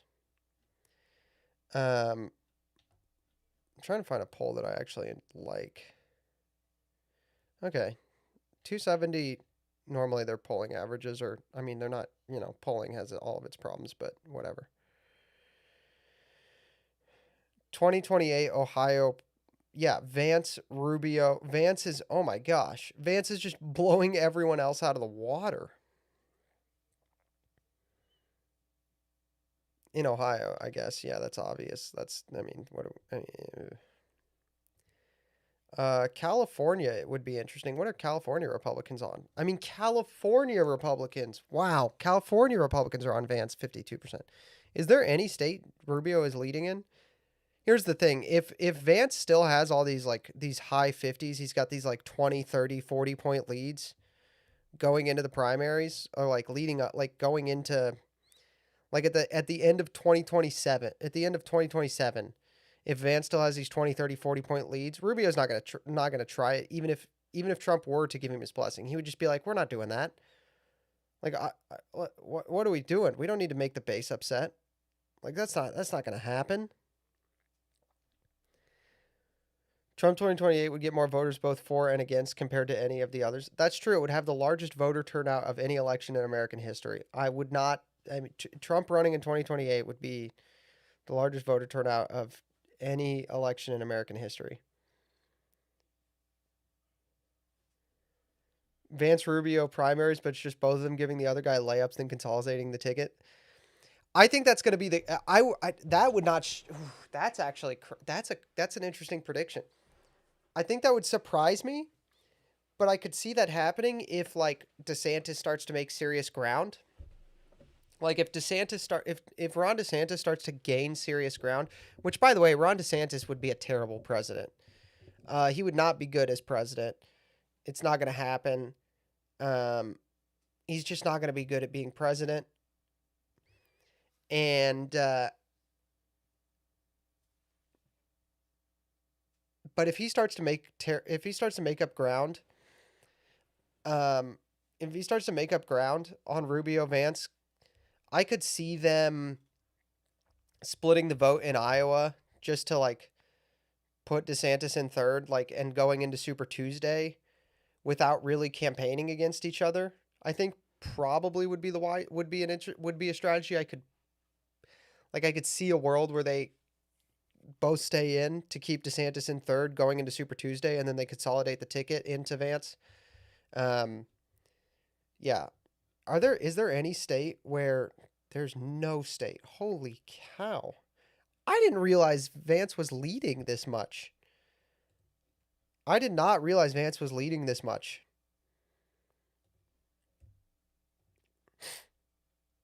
I thought it was way closer than this. I didn't realize Vance was leading 40 points on everyone else.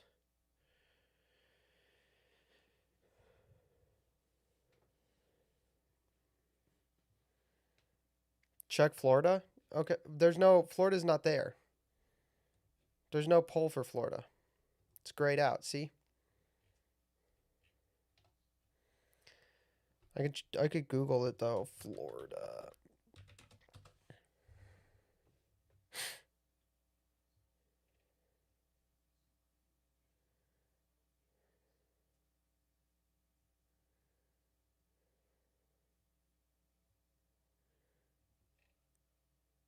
There's no presidential polling for 2028 in Florida yet. No Florida polls.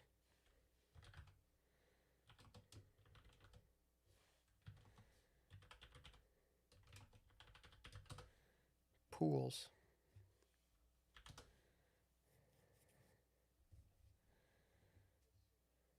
Yeah, there's just no polls for that yet.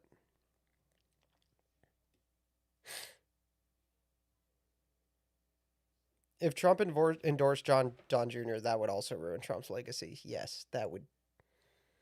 Trump's legacy would be shot.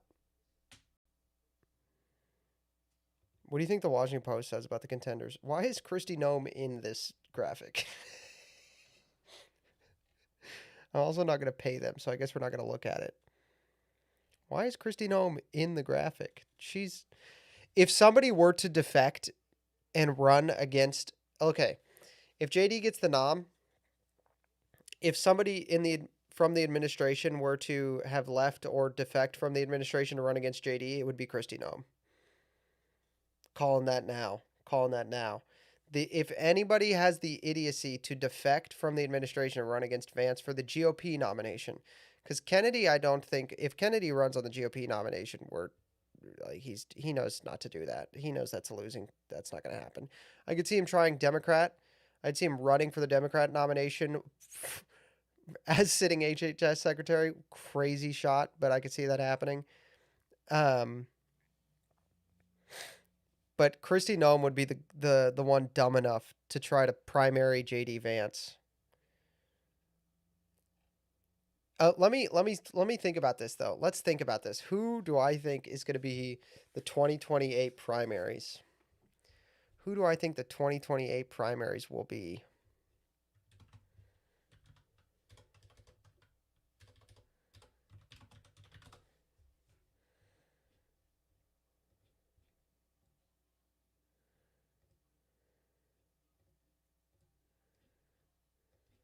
'28 primaries.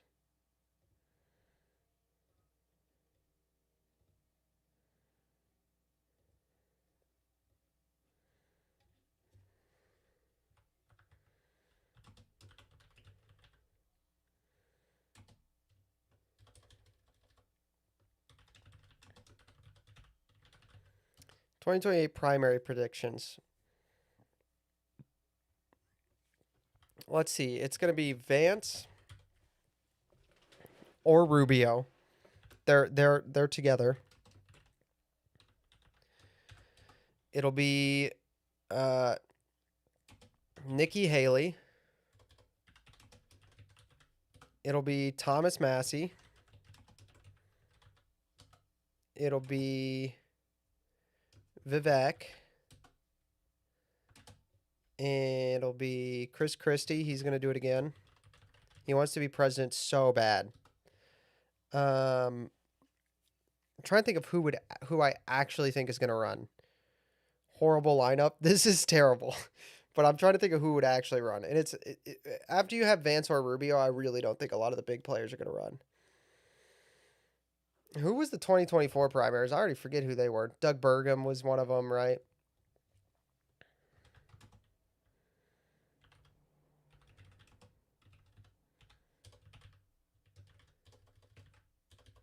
He's not going to do it. Jeb's not going to do it.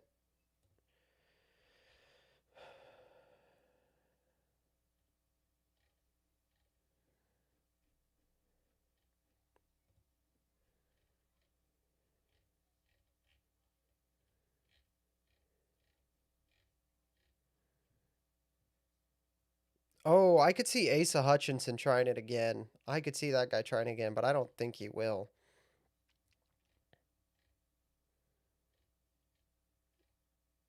I forgot Larry Elder ran for president. Oh my gosh. Mike Pence is going to do it. Mike Pence is going to try again.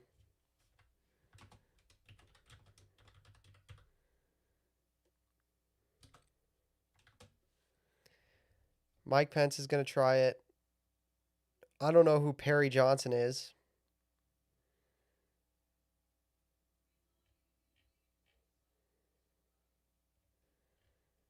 Yo, the logos are are great fun. I don't know who Francis Suarez is, but dude, this is not a bad logo. Not a not a terrible logo. Oh, Marjorie Taylor Greene. Yeah, she's gonna do it. Yeah. Who's the small time player, right? Who's the small time player who's gonna try it and somehow end up in a debate, right? Because that's the Doug Burgum, right? He ended up in a debate somehow. Who's the small time player? You know, like Governor of North Dakota, but like who's the guy who's gonna try this? Oh, dude, the lady from Arizona. I don't think she's gonna do it. She likes Trump a lot. I don't think she's gonna run against Trump's Carrie Lake. I don't think Carrie Lake's gonna do it. List of U.S. governors. List of current United States governors. All right, let's sort by party. Kay Ivey, no, she's not going to do it. Mike Dunleavy, I doubt it. Sarah Huckabee Sanders. Now that Sarah Huckabee Sanders, she might. She might.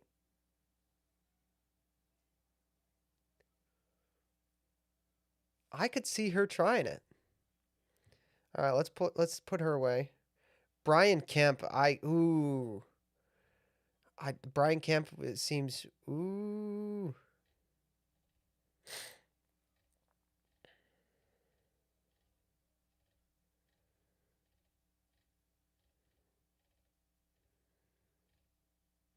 Oh, Spencer Cox. Spencer Cox. Spencer Cox is gonna try it. There's always some like Mormon guy from Utah, right? There's always some Mormon guy from Utah who's trying who wants to be president. I don't think Abbott's gonna run. I really I that's a long shot. Do I want that on the list though? I think Spencer Cox is gonna try it. Spencer Cox is gonna do it. We'll look at the senators in a second. Spencer Cox. Greg Abbott.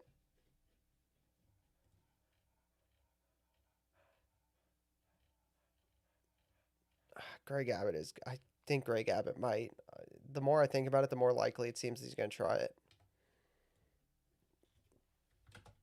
Greg Abbott. Who is in these polls? Who all is in these polls? Let's look at the polls. Let's see if there's anybody in these polls who's willing, who might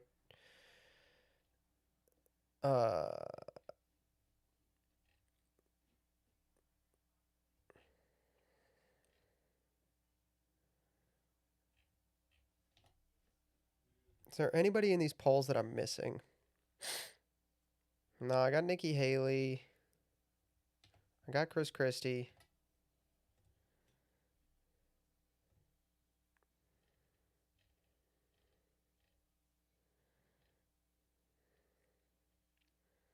Oh, Ted Cruz is going to do it. Ted Cruz is going to do it. Ted Cruz is going to run. Ted Cruz is 100% going to run. Yeah. There you go. Ted Cruz is going to run.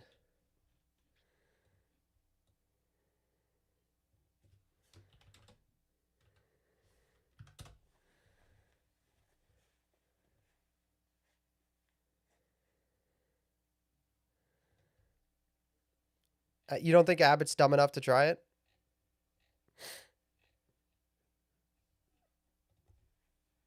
All right, I'll take Abbott out. I'll take Abbott out. I trust Legate.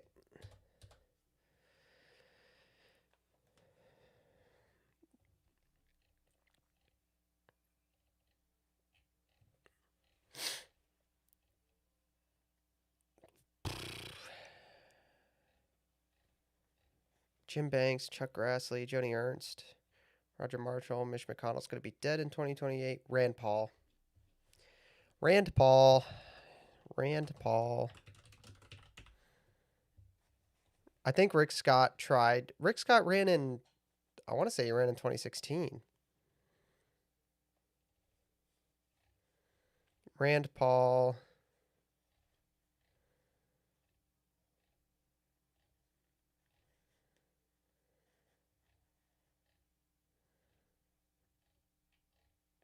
James Langford, Mark Wayne Mullen, Dave McCormick, Lindsey Graham. Oh, wait. It might not be Rand Paul. It might be Lindsey Graham. This is or. This is another or. They're the same guy. All right? They're the same guy. They're the same guy. I don't see them running against each other.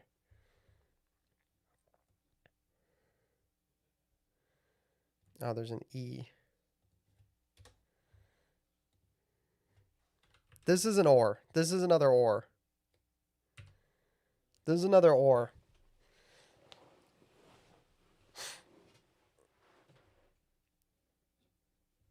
They're the same guy. Marsha Blackburn, no. Bill Haggerty, no. John Cornyn. No, Ted Cruz is going to run. Ted Cruz is going to run. Now, here's the question. Will John Curtis run or will Spencer Cox run? Because they're the same guy.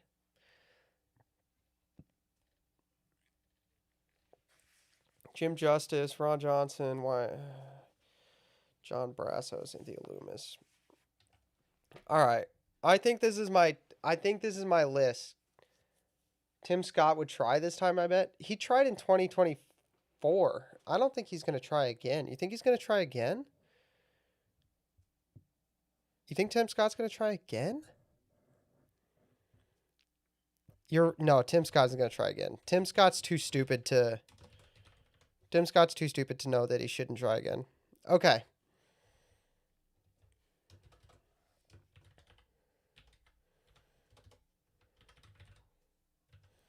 All right. Let's do our Democrats. All right, but without looking, it's going to be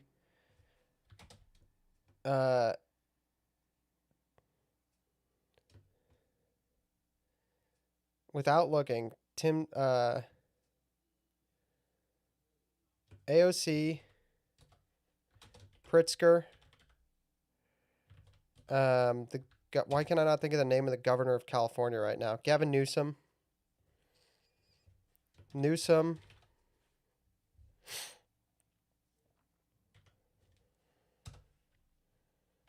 This list is going to be longer too, because this list is going to be insane. This is a list of somebody of this is like a. It'll be Newsom AOC. I think will be the actual ticket. Yes.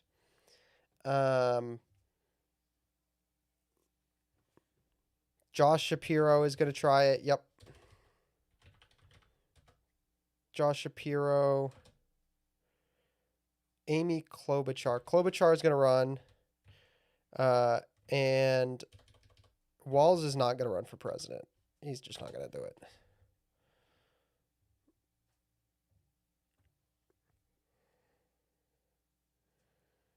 Kathy Hochul. Kathy Hochul is going to run. This one is just like everybody's going to run. Like, we can go through the Democrats here. It's just going to be all of them. Klobuchar, yep. Mark Kelly's going to run. Mark Kelly's going to run for president.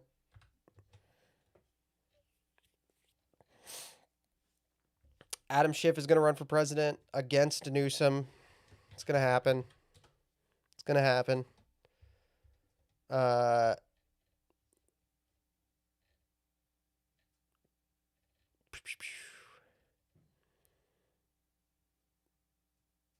John Ossoff is going to run for president.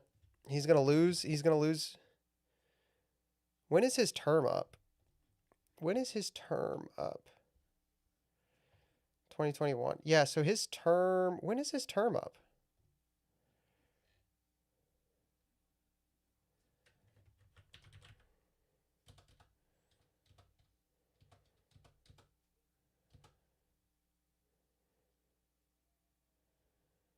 Yeah, so he's going to be done in He's going to be done in 28.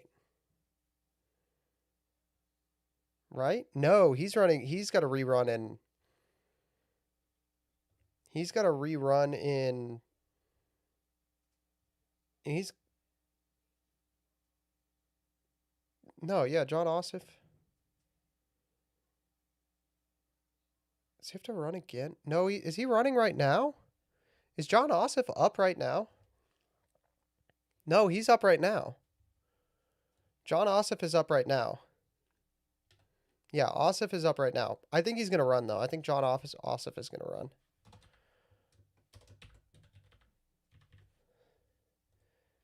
Yeah, he's running. He's going to lose, but he's going to run. Mazie Hirono.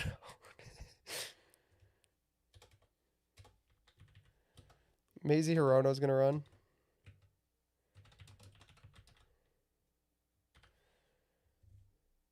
Mom Donnie's going to... No, yeah. Is Mom Donnie going to run? No. Mom Donnie is not going to run because AOC... He's going to endorse AOC. At her... AOC is going to declare and he's going to endorse her when she declares. Endorsed immediately by Mom Donnie. Yeah, he can't run. He's not a citizen. Or he's not natural born. Elizabeth Warren's too old. I don't think she'll try it again. Elise Slotkin's going to try.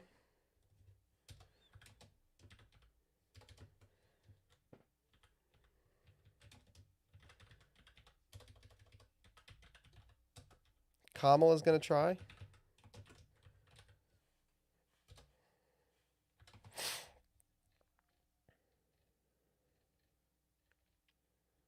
Cory Booker. He's going to run again.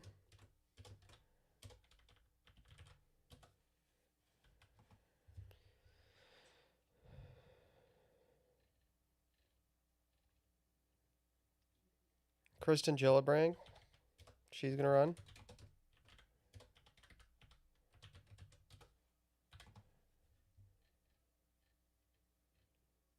Is John Fetterman going to run for president? John Fetterman is going to run for president.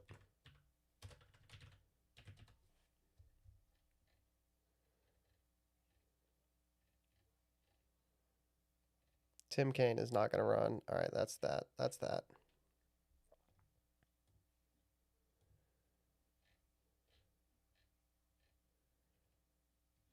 You'd vote. I mean, all right, let's see here. Katie Hobbs, no. Gavin Newsom, we already got him in there. Josh Green, we already got Pritzker in there. Andy Bashir. Now that's interesting.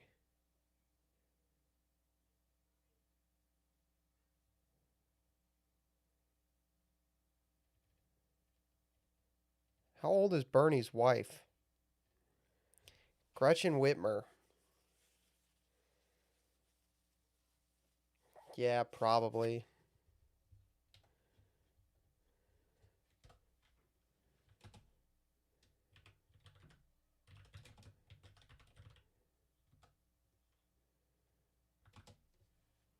The alien saying don't talk to strangers. Yeah, I love this shirt. It's so fun.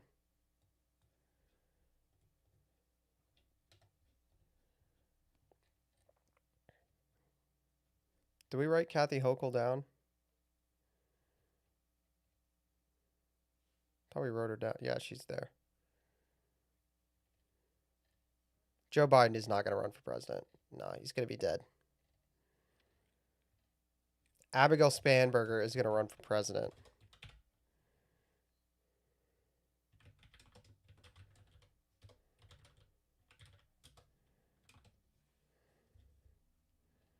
Jill Biden is a non-zero chance. I could see Jill Biden trying it.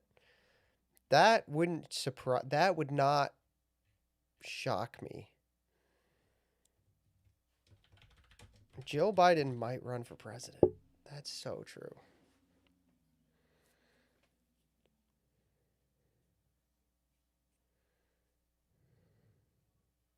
Oh, Michelle Obama. Yeah, of course. I don't think Jill Biden's going to run because I think Michelle Obama's going to run, and I don't think Jill wants to run against Michelle.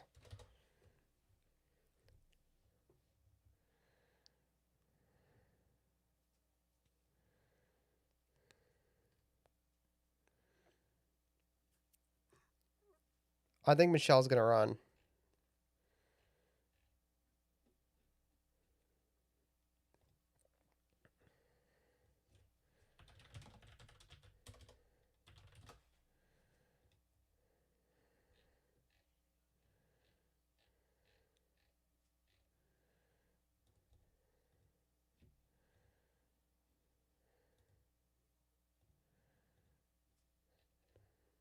I'm gonna look through these house members quickly to see if any of them jump out, but I don't think any of them besides AOC are gonna try it.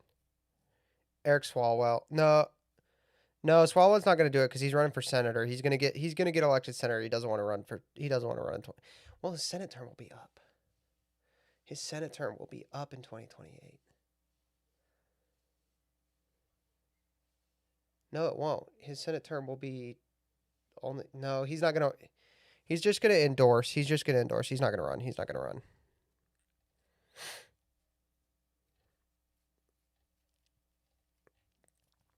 Ro Khanna.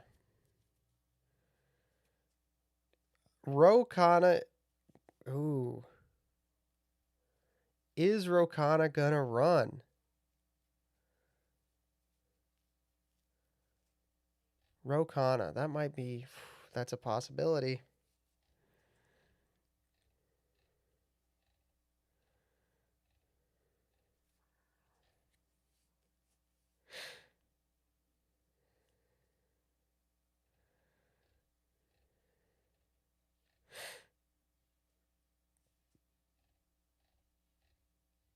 I thought Maxine Waters died. That's not like me being a mean. That's not me being mean. I actually thought Maxine Waters was dead.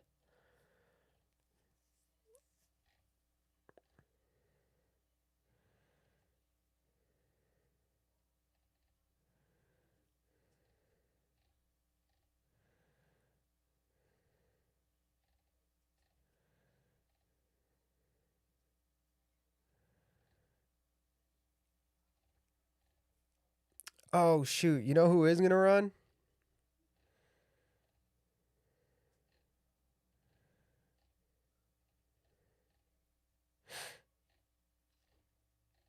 You know who is gonna run? Hold on. Gonna keep track of where I am here. Ah.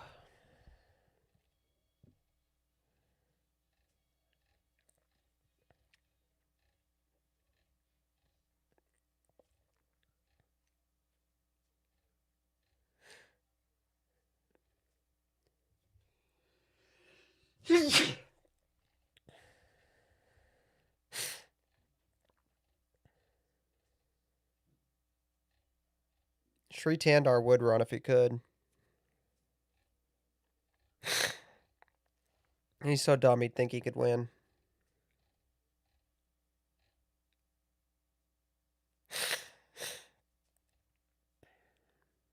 Sri Tandar 2028, dude. That's who I'm voting for.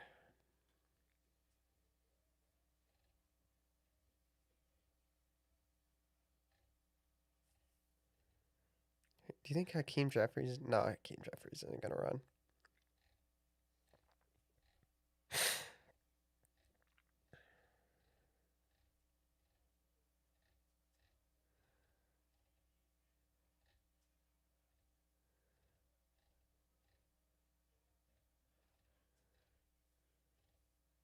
Gollum. It's Gollum. Pennsylvania 5. Gollum.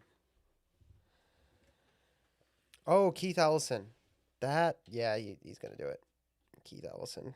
Good call. Keith Ellison is going to do it. Keith Ellison is going to make an exploratory committee. I don't know if he'll run. Nah, I don't think he's going to do it. You think Mike Bloomberg would try again? I don't think so.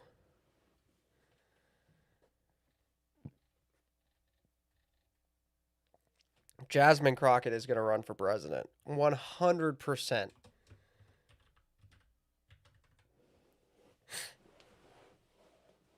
$100. Jasmine Crockett is going to run for president.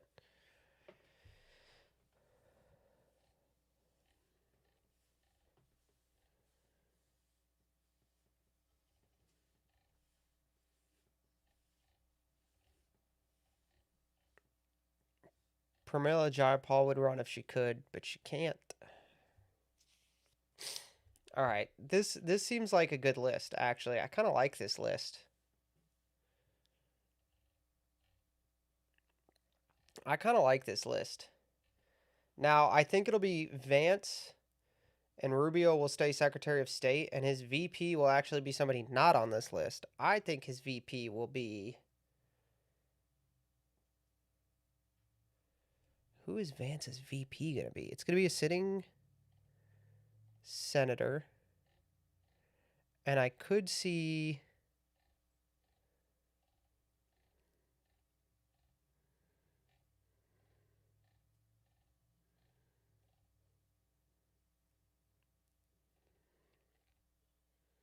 Rick Santorum's not going to run. We talked about it earlier. There's just no way. I just don't think he's dumb enough to try it again.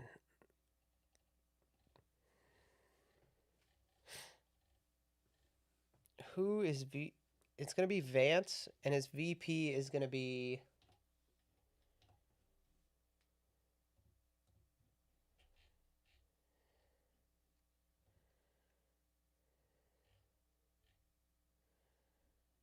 Oh, crap. This way.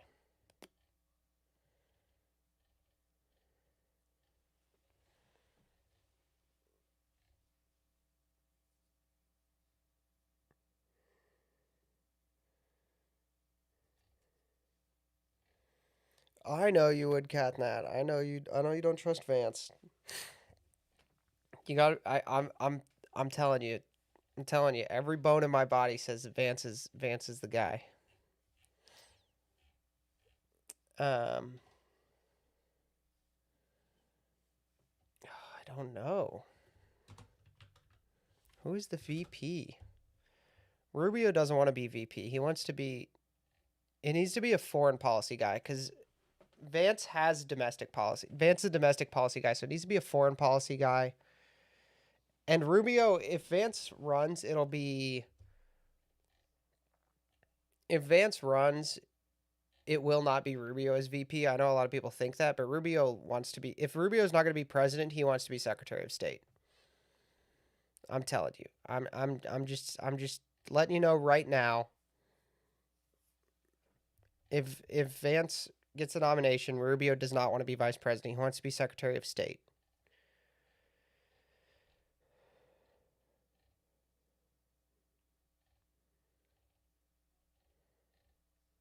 Secretary of State is more powerful, yeah. And also Rubio is good at that, and he knows he has a better chance for his next run as a good Secretary of State.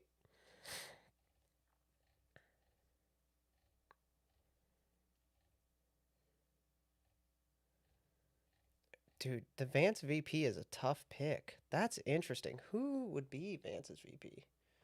Who is that going to be? I don't think it's going to be anybody on the list. I don't think it's any of these people.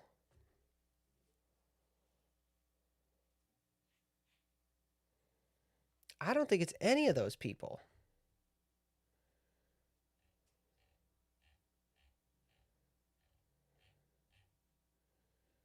That's really interesting.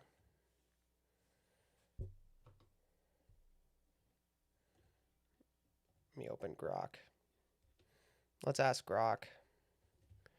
Who besides Marco Rubio is a foreign policy expert that might be Vance's VP in 28?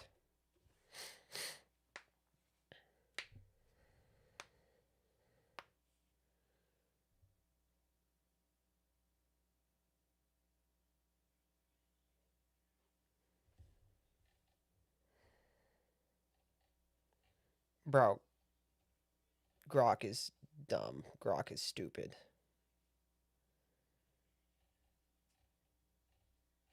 Grok is stupid. It's going to be a dark horse who we haven't heard of yet. It's going to be a dark horse. I'm going to tell you right now, it's going to be a dark horse.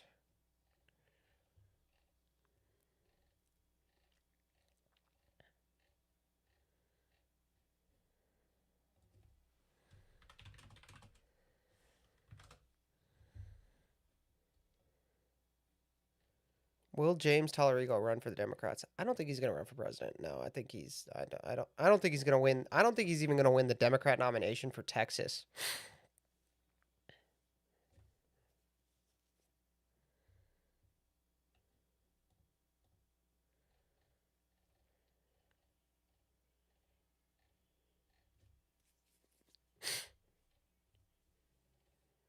Diversity casting or white guy? White guy. White guy for sure. White guy. Not Vance is not diversity casting. There's no chance, not a snowball's chance in hell. Mr. Potato Head for VP. Honestly, I just don't. I don't care.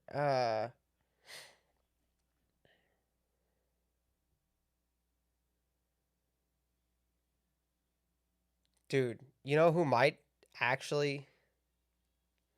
You know who's currently in the White House? Who Vance might actually pick?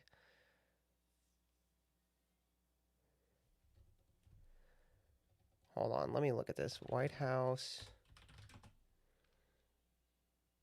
Special Assistant on Foreign Policy.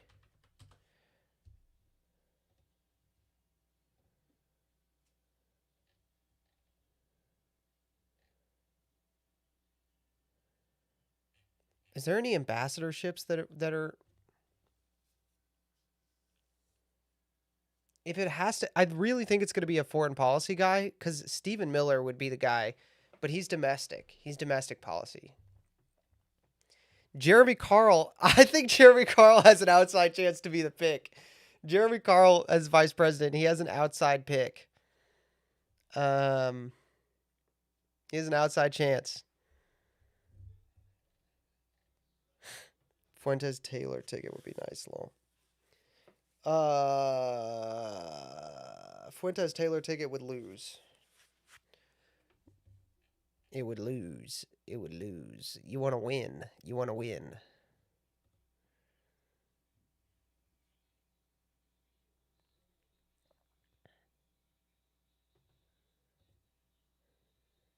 I know it's a joke. Yeah. Do we miss anybody in here? Gretchen Whitmer, Pete Buttigieg. Oh, Pete Buttigieg is gonna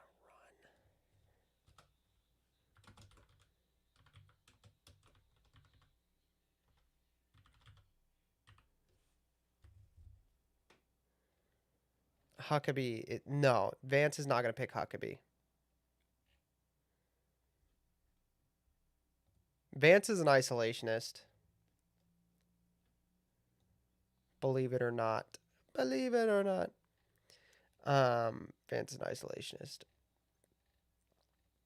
Who is the Senate Foreign Relations Committee? Senate Committee on Foreign Relations.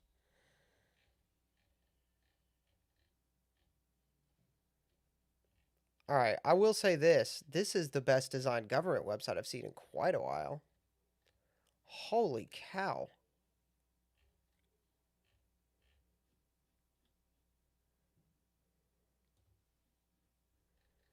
This is a really well designed website. Wow. How's Dave McCormick? AFI, America First Insight.com/scorecard. Senate. Who are we looking for? Dave McCormick. Dave McCormick.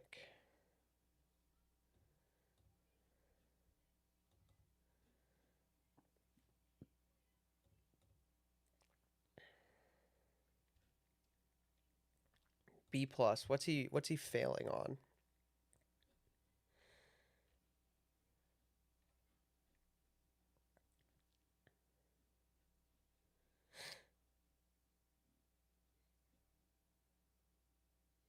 What's he failing on? What's he not getting good on?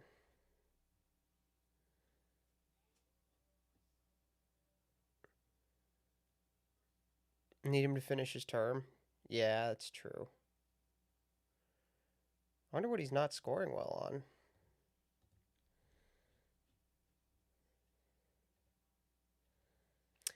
Oh, Mike Lee. Now, Mike Lee.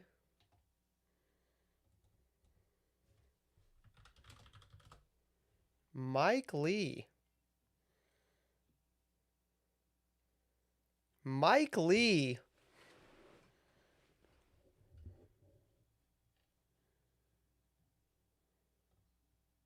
Oh, you can open the scorecard. I totally missed that.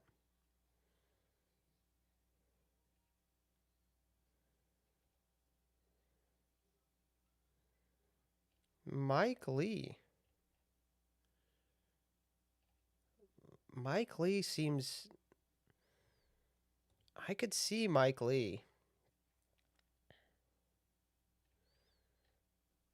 Is he okay, he's got this one. This vote was a vote to object to counting electoral college results, calling on Congress to give additional time to gather review information. Oh, okay. Well.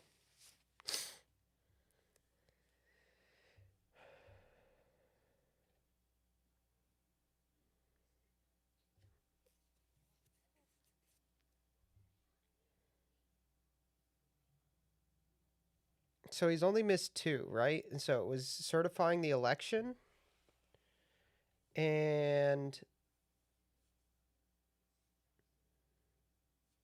Lori Chavez de Remer.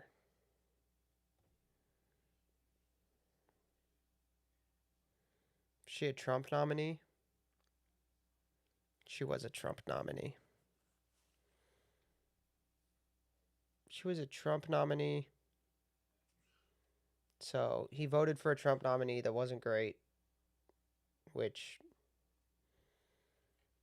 and he voted to certify the election. Mike Lee is.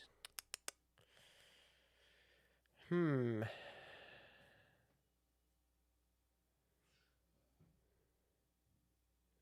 Carson, no.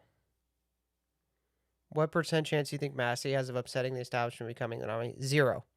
0%. It's not going to happen. 0.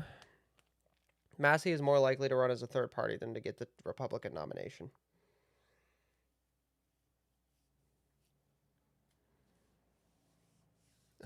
No, not Larry Elder.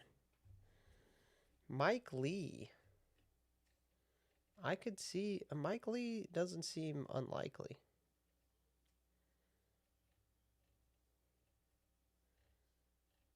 Mike Lee. That could happen.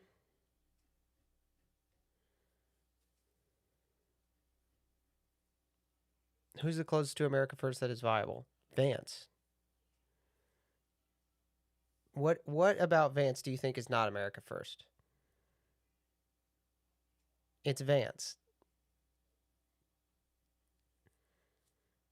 I will not be old enough to run for president in 2028. It's Vance. Vance is the most viable guy. Vance, of the people who are going to run, Hindu wife, you can't blame it. Okay, I'm going to do a rant real quick. Kath, you might not like this.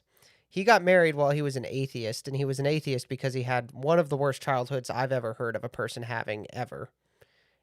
And so he got married to someone who loved him. And she hasn't converted to Christianity after he converted to Christianity because she was religious.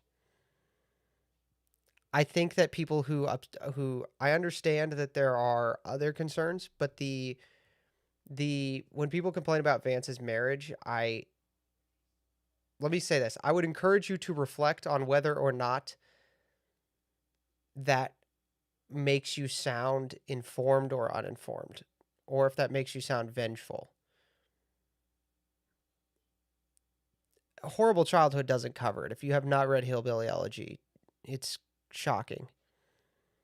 Pro IVF, I do not think he's pro IVF. I think he has decided to support the president's agenda, and the president is pro IVF.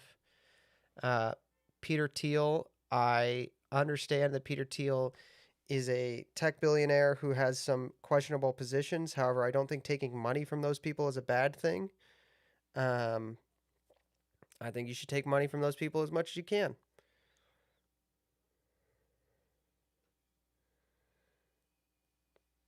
The only people who have a problem with JD Vance's marriage are people who are not going to vote for him anyway because they're not because they there is no public problem with JD Vance's wife outside of people who do not speak to normal Americans. There is not a single normal American who has who has a problem with JD Vance's wife. I'm sorry. There's just not one. The only people who have a problem with it are the far right. And I'm not using that as a slur. I'm just saying like the far right are the only people who have a problem with that. You're not a normal American. You're if you have a problem with JD Vance's wife, you are a far right person. And I'm not saying that's bad, but those are the only people and they make up like 2% of the electorate. Hi Haley, how you doing? Or the far left who have like the super far left who have a problem with interracial marriage from the other direction and they make up 0.5% of the electorate.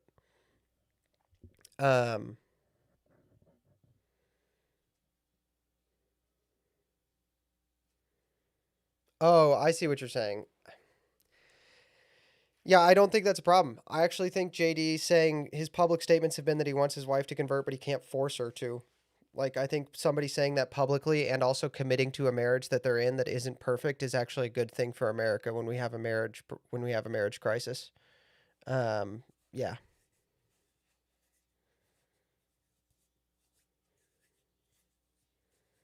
Um, I don't think JD is pro IVF. And if he is, you asked for closest, not perfect. Like, I don't know what you mean then. I don't think that JD's marriage is a problem at all. I seriously do not think it's any the only person who I think is in has who there's one person on the planet. There are two people on the planet who's concerned about Usha Vance being Hindu. I think is legitimate. And I think it's Usha Vance and her discernment on whether or not she should convert, and she should, and JD Vance and his concern on how he can best bring his wife to Christ.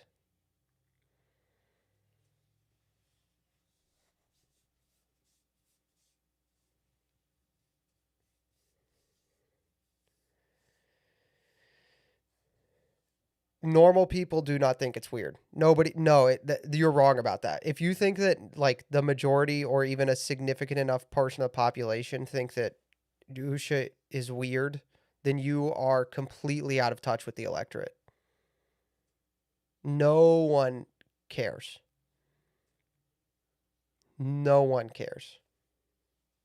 The people who care about that are, I understand they Hinduism, but no one cares about that. I really, really doubt it. No one cares she's Hindu. Not like I would bet you that the people who are right wing who even will take it as an example make up 0.5% of the population total.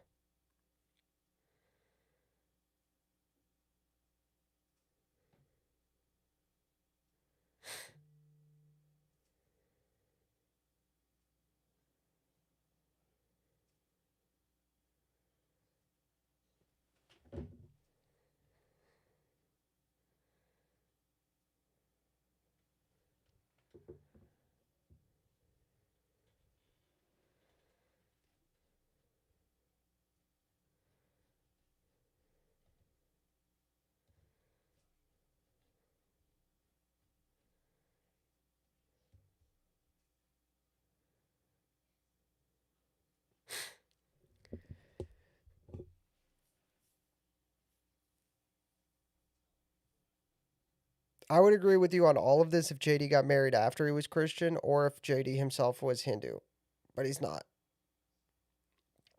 I'm going to vote for a guy that I think is going to lose for Ohio because I won't vote for a Hindu.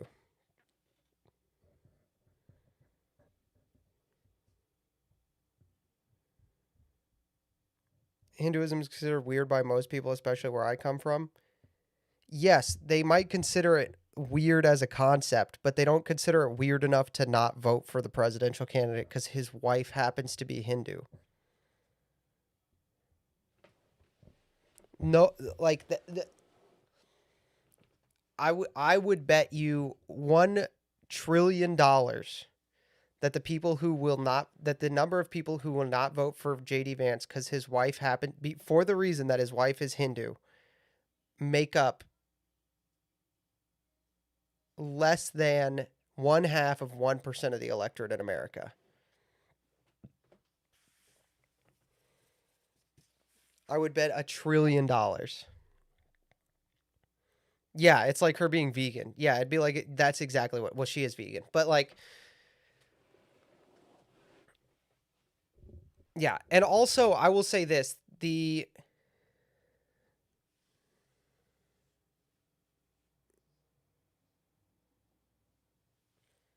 no, I don't find that he didn't make a sudden change on Trump. He thought Trump was bad in 2016 when he was in academia, and then he did more research and he converted to Christianity. And during that time, he also, yeah, she's vegan because she's Hindu, dude. Come on. Um, the change on Trump is actually proof that he is our guy. Is proof that he had a genuine conversion. Um, he had a conversion with at the same time as yeah.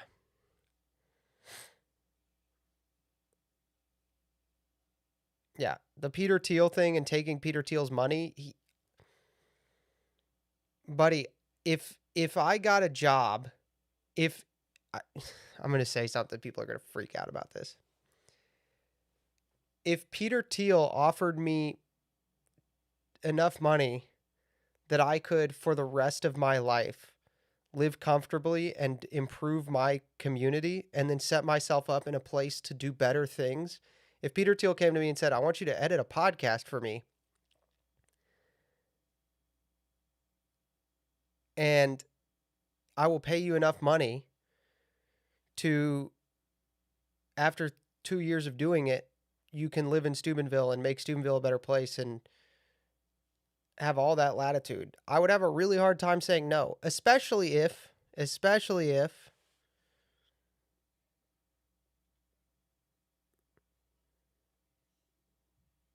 are you sure Vance won't continue Infinity Indian H-1Bs? Yes, I'm 100% sure. I'm 100% sure that Vance is the person in the federal government least in favor of foreign labor. If not least, then like top 5 most against foreign labor. I'm 100% sure.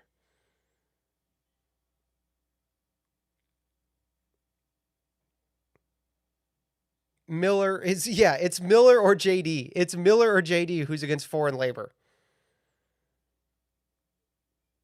It's one of the two. It's either Miller or JD, but like JD on all of the issues is all of the issues that are actually like currently actionable and will make the most difference. Like if you were to name the top 5 issues that are actionable, like viable electorally and will make the most difference, like the like 5 issues that are in those 2 Venn diagrams where they overlap, JD is perfect on those issues. Immigration, perfect. Foreign labor, perfect. Interventionism, perfect. Anti-cancel culture, perfect. And I don't mean like anti-cancel culture like, oh, I don't like cancel culture in theory. Like he was the guy publicly saying we should not fire big balls because he made some racist posts. Right? And Catholic social teaching. Like the stuff that's like, you know, is like, and this one is big, but like I put in the top 5, like not being not being capitalist first, but being like the economy should serve the people first. Even that means certain regulations. Those 5 issues, those are the 5 issues that are electorally viable. Vance is also on AIPAC tracker, is taking Israeli bribe money. The AIPAC, okay. Dude, people, you can't. He didn't accept it. Those are donations. You can't like deny the money. Or you can, but like you would have to be tracking it constantly. He would have to have come out and said, I'm publicly denying money from AIPAC, which would have made him unviable. Or he can just take their money and ignore them and do what he was going to do anyway, which is what he did because he's a non-interventionist. Will they let another Catholic in the White House, though? Yeah, it'd be easy, dude. Easy money. Easy. Very easy.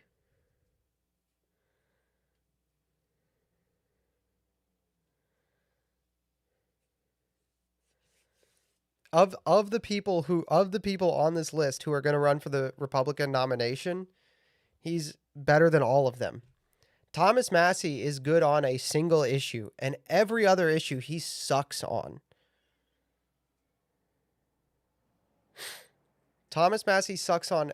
Thomas Massie is good on. We should be more transparent about Epstein. Every other issue he's terrible on. His economic policies are awful. They will make America worse. His immigration policy is awful. He wants to slow down deportations.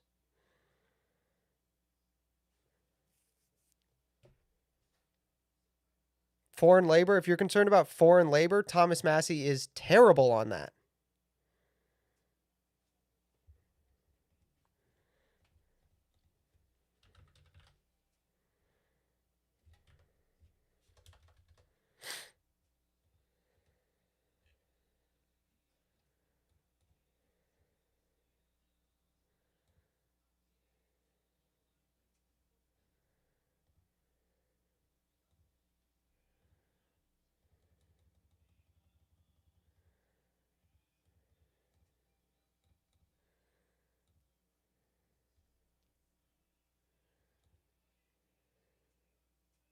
Bro, they listed. Oh, they got it listed as Sarah McBride. L. It's probably bots. It's not. They didn't write all the pages. They didn't write all the pages by hand.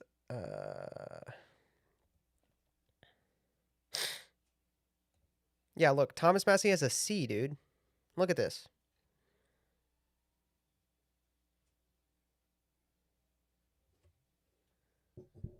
Voted against Mike Johnson.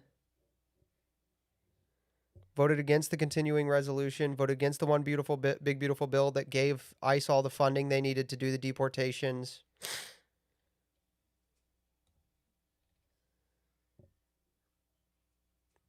Voted for Kevin McCarthy.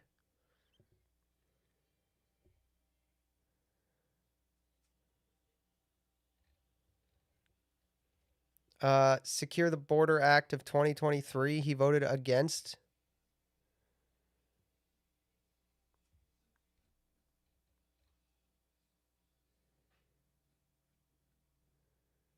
He says he's concerned about debt spending, but he voted for he's not concerned about debt spending because he voted for Biden to be allowed to continue debt spending.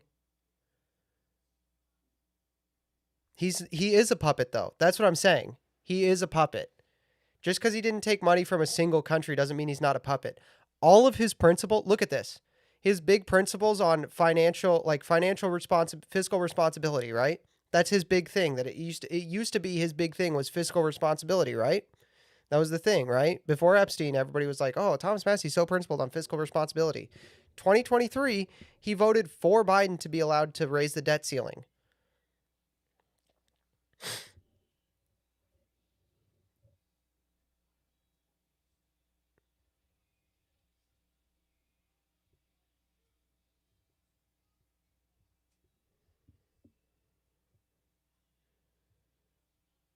He didn't censure Rashida Tlaib.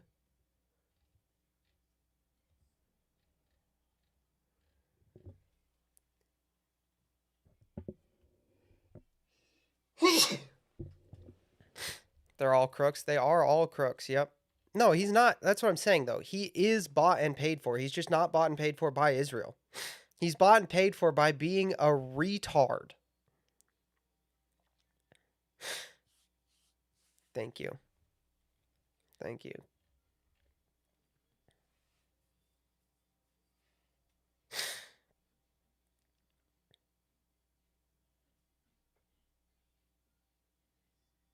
Are you happy with Vance or just this is our best, but it's not good? It's just best rally around him. No, I'm happy with Vance. Vance is the best national politician since Nixon.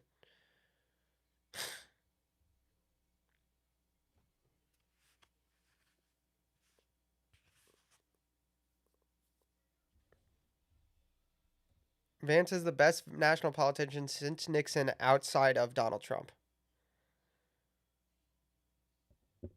It's the three best national politicians, smartest, like intelligence and capability.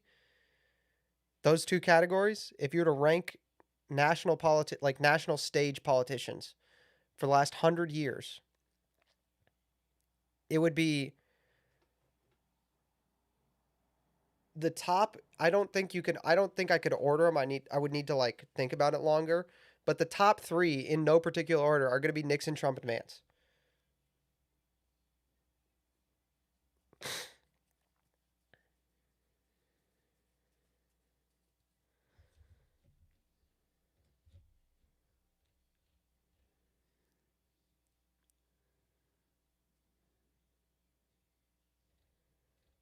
He has no track record. How can you trust? He was in Congress for a year, no experience. Because I've read his book, so I know what he believes.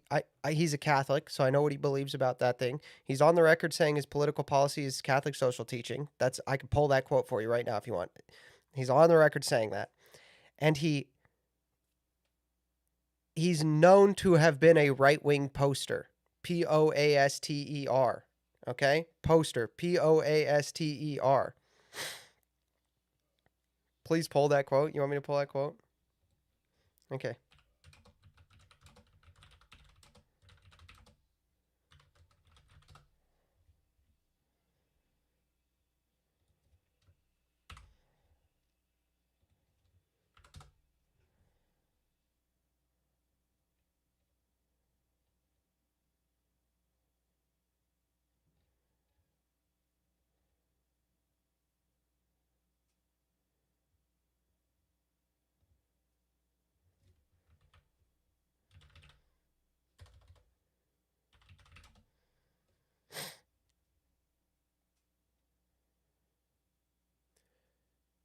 Quote, views on public policy and what the optimal state should look like are pretty aligned with Catholic social teaching.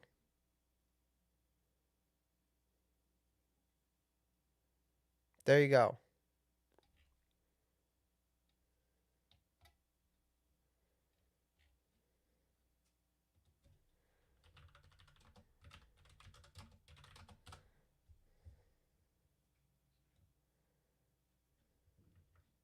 Bro, I hate you guys.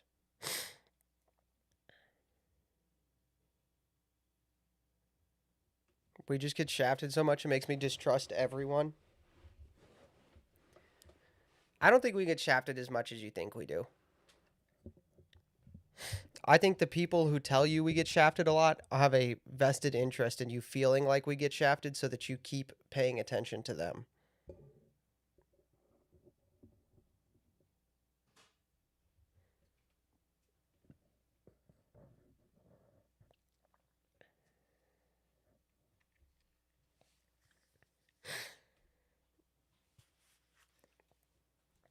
Ask yourself that. That's a good question. Everyone who distrusts a politician because, oh, I've been burned before, I want you to ask yourself, and when you apply, the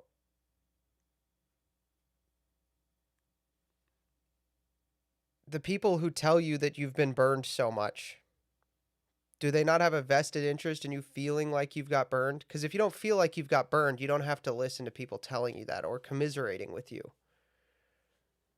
If you can look at the reality of the world and go, there's different things about this, right? Like Iran today, we were talking about, we were like, yeah, we don't feel like we should, like Iran, right? I'm not sitting here telling you guys we got burned in Iran. What I'm saying is we might have gotten burned in Iran, but there's a possibility we didn't. So let's not black pill, okay?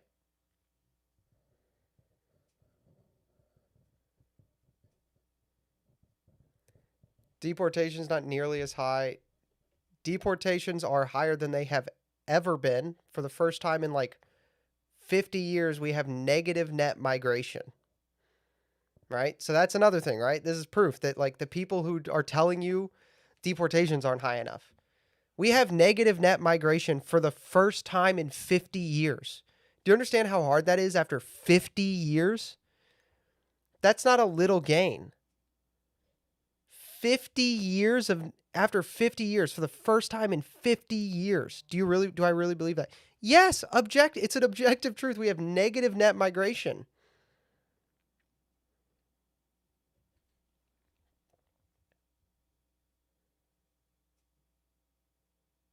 Obama's deportation numbers were not deportations. He was turning people away at the border and calling that a deportation. If you count those for Trump, like if you were to do that, if you were to count deportations for Trump right now, the way Obama counted deportations, Trump has outpaced Obama during his deporter-in-chief years in like 6 months. He was just telling people you can't come into the country, and then can we pull this up? No, I don't know where that stat is. That's like a you'd have to put together like 7 stats to pull that up. But yes, Obama was turning people away at the border and counting that as a deportation. Okay? Trump has let 0 people in at the border. So if you count all of those people, right? Trump's deportation rate, if we're counting that, Trump's deportation rate is 100%. If you just count it based on Obama, like the numbers they use for Obama. Okay? The Zionism thing, I think we've gotten some Zionism. I don't think it's as bad as you think it is. Right? I think it's bad, but I don't think it's as bad as you think it is. I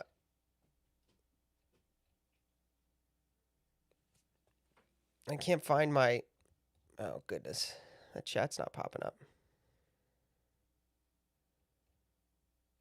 Where's the chat? No, I lost it.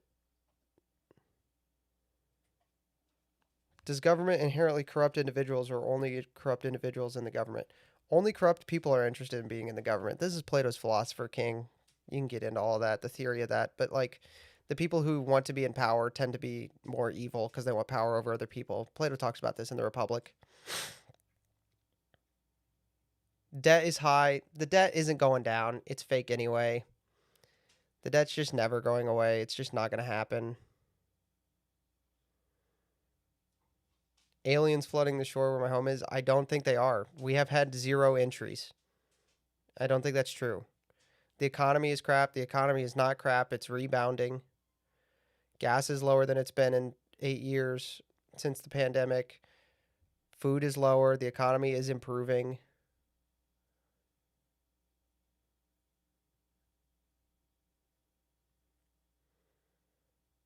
No, the chat is gone. The chat's there. I just couldn't find specific chats. I woke up at 3 a.m. to tend my barbecue only to check my phone and see that the U.S. is barbecuing Iranians for the sake of Bibi and small hat financiers clown world. Previous comment flagged by Nixon took us off the gold standard. Thoughts on that? That was one of Nixon's few mistakes. But at the time, it made a lot of sense because he was trying to get us onto an oil standard. He also started the petrodollar. So Nixon was trying to get us on the petrodollar because he knew we had so many natural resources. He knew we had oil. It probably would have worked if Jimmy Carter hadn't been an environmental idiot. He hadn't been an environmentalist idiot. There's that.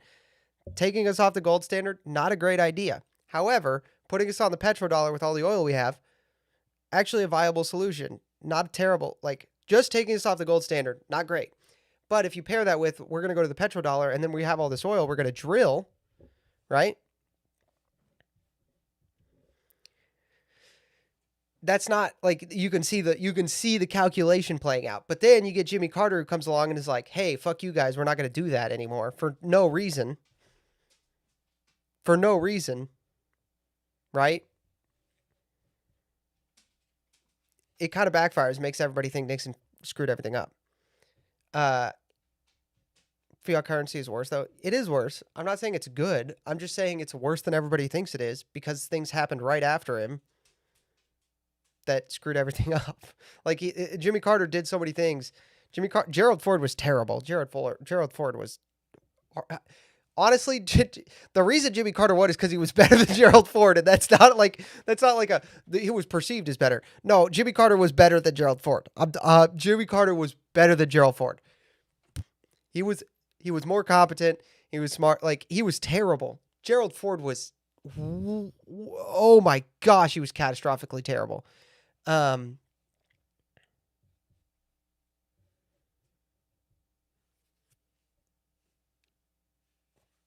Ford healed the nation. Ford did not heal the nation. Ford made it worse. Ford made it so much worse.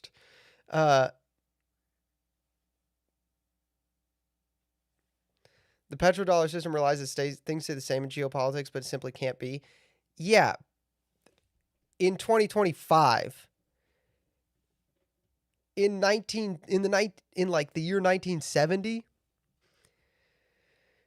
I mean, come on. Let's be honest about this. Like, it seems like a pretty sweet deal. Right? Like, people forget how good Nixon was at foreign policy. He got us out of Nam, and that went wrong, but that was the generals, and we talked about that a couple weeks ago, the generals conspiring against him, much like how they conspired against Trump.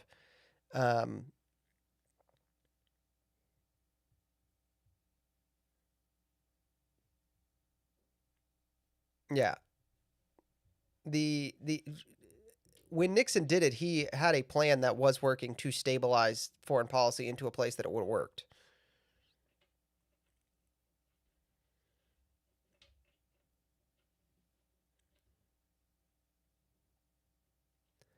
Mr. Aaron, I will ban your ass.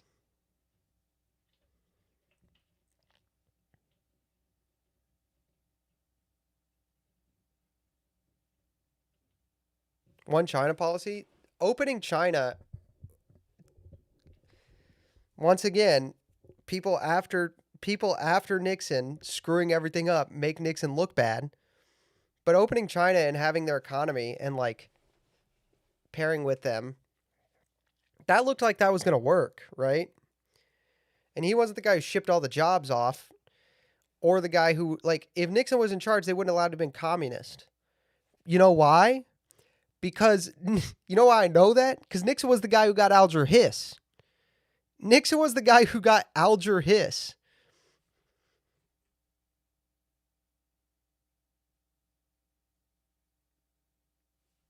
You think Nixon was like, I'm going to open China because they're communists and I like that and I'm okay with that? No.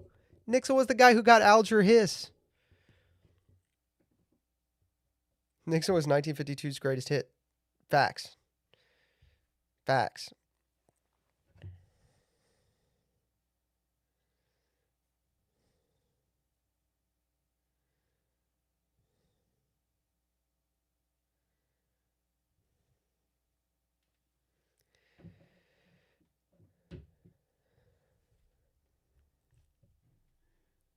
We're posting the Watergate ball knower because I'm a Watergate ball knower. Okay, I'm a Watergate ball knower. I read about Nixon. All right, I know. Do you see this? This is the daily diaries of Nixon's chief of staff. I read this for fun. I'm a ball knower. I am the John Gruden of Nixon, of knowing Nixon. All right? Bedtime stories for the kids. So true. So true. So true. Friday, April 24th, 1970. He's still really driving about Cambodia. Had Kissinger assemble Helms and Moorer and Cushman at 7:15 this morning. Has told them to go ahead with planning for second phase on Wednesday, following phase 1 on Sunday, which moves South Vietnamese troops into Cambodia to cut off the Parrots break with some tactical air support. No great problem because no United States troops, at least at the outset. But it only cripples North Vietnam, doesn't really knock out their sanctuaries. That comes with phase 2, which does use United States troops and could be a real problem. Kissinger was very worried last night and is still to a lesser degree that president is moving too rashly without really thinking through the consequences. Also, Ziegler disturbed by because of his problem in getting adequate briefing from Kissinger, so that he is prepared to handle questions. Quite Quite a discussion in staff meeting this morning about P's loss of momentum and leadership in public eyes. Ehrlichman and Harlow and Ziegler and Klein all feel there is a substantial problem and that P's theories of isolation and remoteness are badly aggravating it. Hard to get them to come up with positive ideas to counterbalance this, but they do feel strongly. They argue for more public presidential presentation at press conferences, speeches, reviews, trips. Not so much to sell programs, but to demonstrate P cares and is interested and will try something. Whole thrust is on need for appearance, not substance. Took off for Camp David with Bebe about 3, all quiet.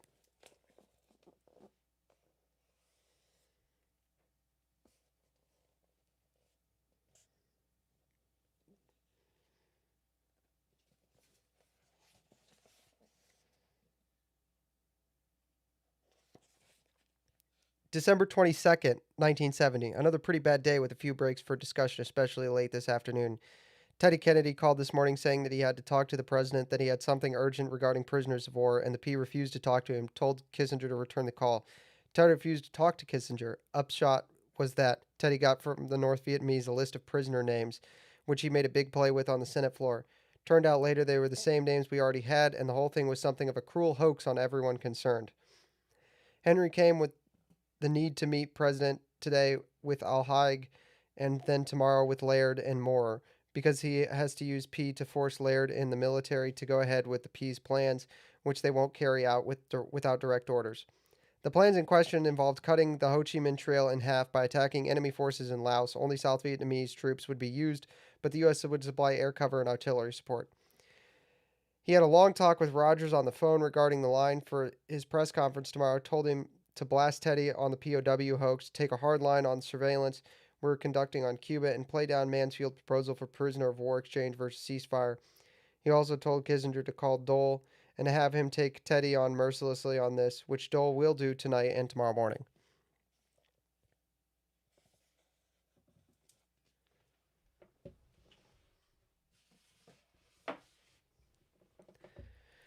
Why did he name his son Vivek after he converted? Because Vivek is a personal friend that he's known since before he converted. Met him when he met his wife. He's known him that long. Named him after a friend.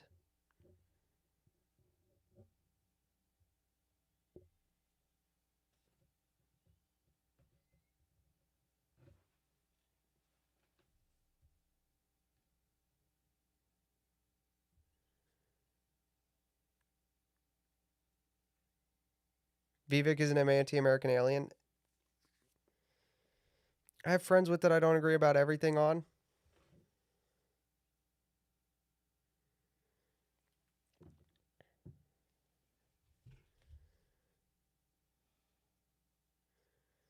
Kiss the wall, don't kiss the Pope's ring.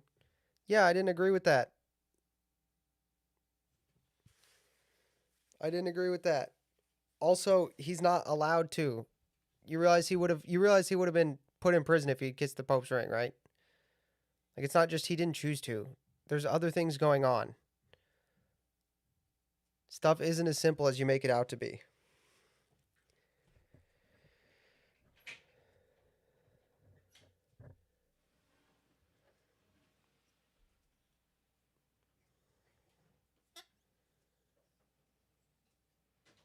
Why can't he kiss the Pope's ring? Because he took an oath to. He is not legally allowed to show fealty or make any gestures of submission to other world leaders, and the Pope is a recognized world leader. So,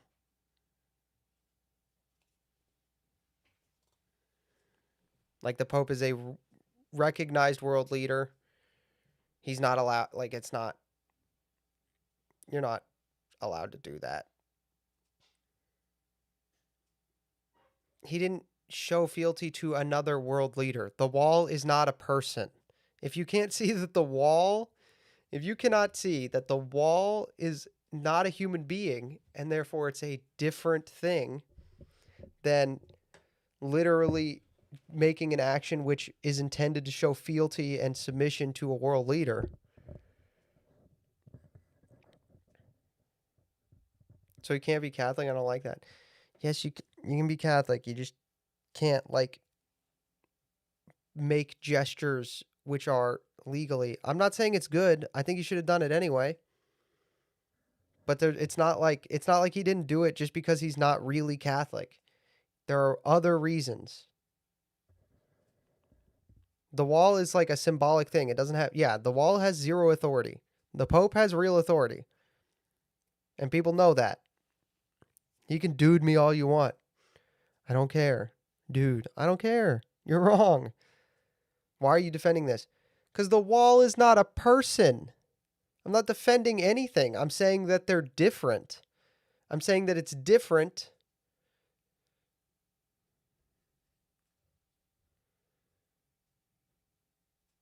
I'm wrong. The wall is a person. Okay. The inanimate object is a person. You got me.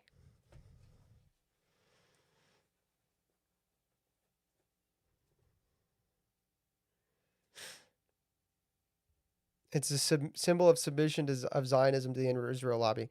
It only is viewed that way by people on the internet who, like, it's only viewed by that way by people on the internet. Most American people see that and they think, oh, this guy is religious and he went to a religious site and did a religious thing. Yeah, I got cooked. I got cooked. Oh no, I got cooked. Post it on Twitter. Doesn't matter how it's viewed, but what it is. It matters how it's viewed by the person doing it.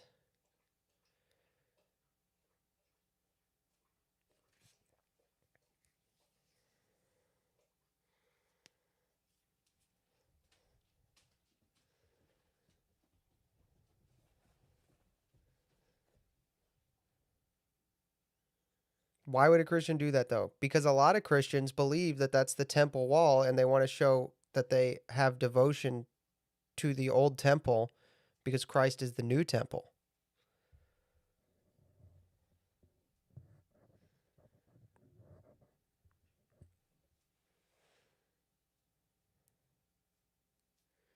We're having a totally different discussion. This guy's just like, I'm behind. Thanks for pointing out Massey is retarded. He's so stupid, dude. He's the worst. Massey sucks. The temple we are not devoted to. Christ our temple. He tore the cell. I have come not to destroy the law, but to fulfill it. Dude, I'm not a Zionist and I'm not a dispensationalist, but this idea that the Jewish traditions and the Jewish like religious sites have no bearing or are not important at all.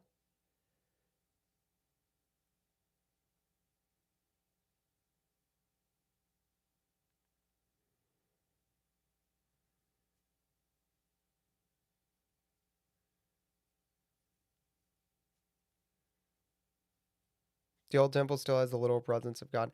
I don't think it does because the veil is torn. That's the whole point, is that God left the temple. No, I don't think that's true. If you can point me to a source where the church says otherwise, then had, yes, had, sorry. Had, sorry, had, yes, had, yes. You should show respect to it's a tabernacle, dude. If you showed me, okay, let me propose you, Kathna, let me propose you a,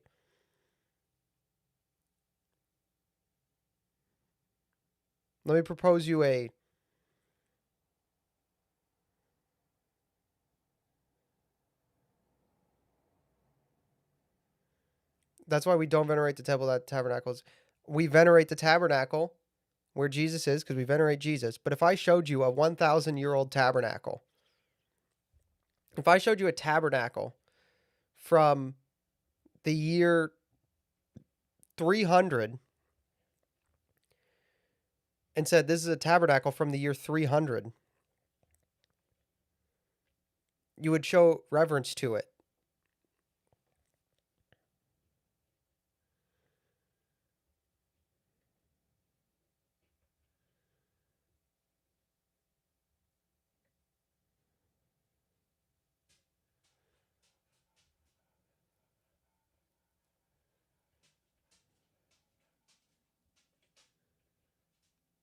Yeah, third class relics of a saint get kissed. A second class relic of God himself should be shafted. Now, here's the thing. That is not actually a wall of the temple. That is a Roman retaining wall. It's not a wall of the temple. However, a lot of people don't know that. So I'm talking about intention.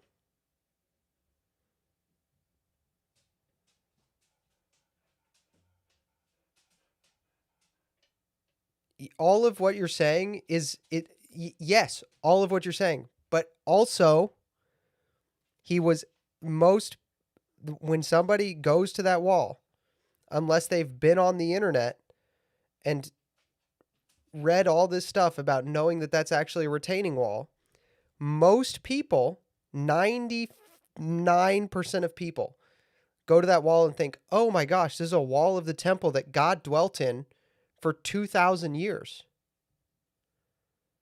This is a second class relic of God. I'm going to be reverent to it.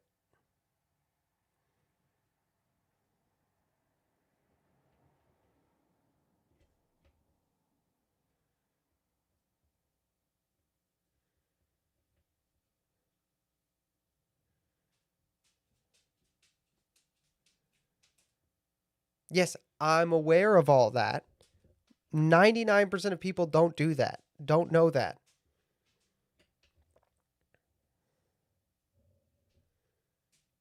Yeah, if venerating the wall makes you like a bad person, then John Paul II, Benedict XVI, Pope Francis are all bad people.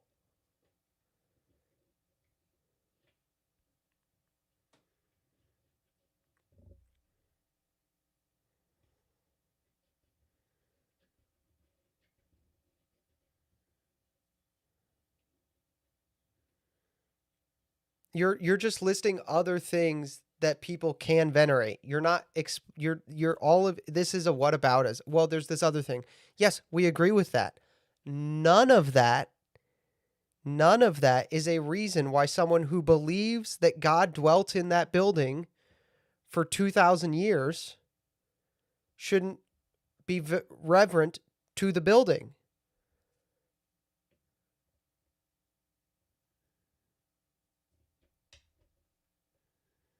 This is a common thing where people overestimate other people's knowledge of their own subjects. Yeah, it requires a theory. It requires a very complex theory of mind of another individual, of other individuals.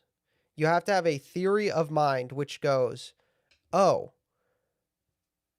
this piece of knowledge, this piece of knowledge, this piece of knowledge, this piece of knowledge, all combine to make this other piece of knowledge and this other belief and this other thing, and therefore my action is dictated by this like fourth degree of separation from 5 separate pieces of knowledge, which all require crazy interest in this super niche topic, and maybe somebody else doesn't have all that knowledge.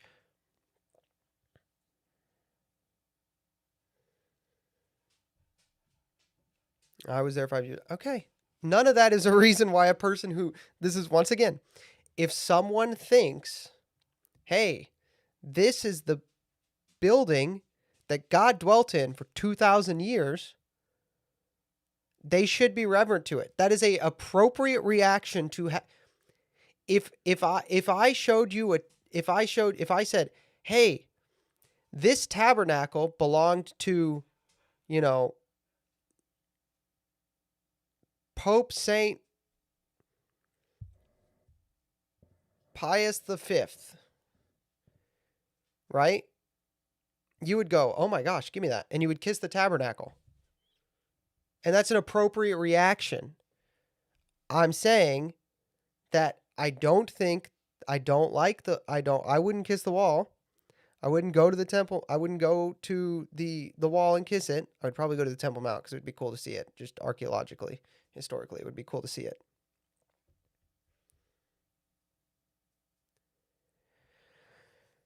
Oh my gosh, Kathna, how would you feel if you didn't have breakfast this morning, dude? Seriously, I understand all of that. I'm trying to be really patient, but you're. It's almost like you're trying not to understand. I understand all of that. That requires a theory of mind. You need to think about if someone doesn't possess all of that knowledge. if all the knowledge they have is, if in their mind they go, oh, God dwelt in this building for 2,000 years. I should be reverent. I should reverence this building. That is an appropriate reaction to have to that belief. If I gave you a box and said, this is an ancient tabernacle, you would be reverent to that box. I could be wrong. I could be lying. I could be lying specifically to be malevolent. However, if you only having the knowledge that if you in your mind all you think is this box used to have Jesus in it, I should be reverent, and you kiss the box, that's an appropriate reaction to have. You don't sin by taking on an action through false knowledge. The whole city, yeah, the whole city. That was the city in which God dwelled for 2,000 years. That was the capital of the kingdom which God himself chose for 2,000 years.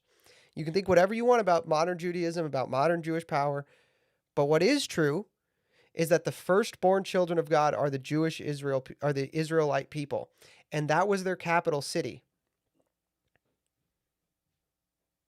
The political meaning is only pertinent if you believe that everyone who has ever done that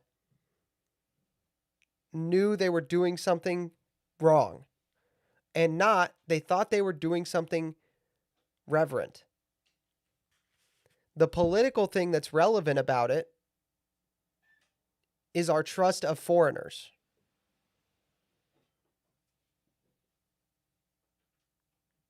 Yeah, Legate is an archaeologist. I hope he doesn't mind me saying that because he's kind of done it himself. But Legate is a real ancient archaeologist, like an actual ancient archaeologist. This guy is a like credentialed real ancient archaeologist. He goes and digs up real ancient things. I've seen the pictures. I've seen the pictures of him doing it. I have seen photographs of this guy holding 2,000, 3,000, 4,000 year old artifacts. Okay? He's saying that city is very, very historically and religiously important. You should be reverent in it. 2,800 years old. Okay. 2,800 years old.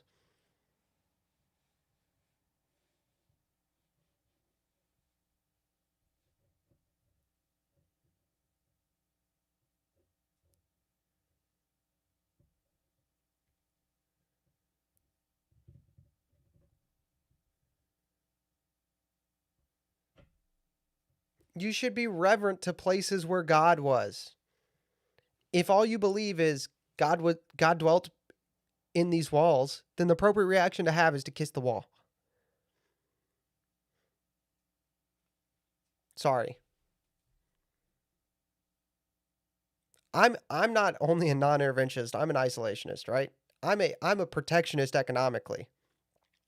I don't think we should be tariffing China because I think we should embargo China. I don't think we should tariff Europe because I think we should embargo Europe. Okay? I don't think we should get involved in Iran to free Iranian people. I think we should ignore it. I think we should take all of our military and just put it along our borders and in our ocean. I think we should probably kill Mexicans, the cartels. So I think we should probably kill the Mexican cartels. I don't think we should not have an alliance with Israel. I think we should not have an alliance with anyone. Besides to say, we're not at war right now. And here's some intel about some stuff we overheard accidentally that might affect you if you give us the stuff. Like, we just share intel. That's all I want. The rest of that, I don't care. I don't care.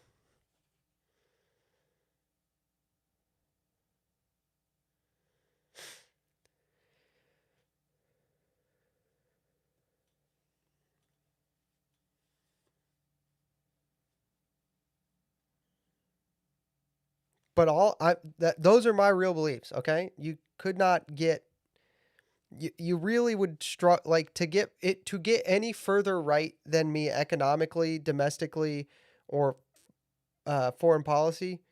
You would you get into some places where you'd need to examine your conscience. Okay. I don't think kissing the wall is a big deal. I think people really need to. I think people who are treating that as the end all be all of knowing if you can trust someone or not don't have a theory of mind of people who are not in niche internet circles, which is necessary for engaging in politics in a useful way.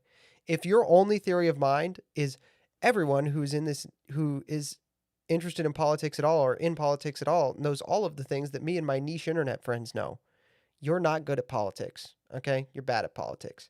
I'm not saying that about anybody here. I'm saying as a general rule, you need to watch out for a lot of these commentators on the internet who will, like,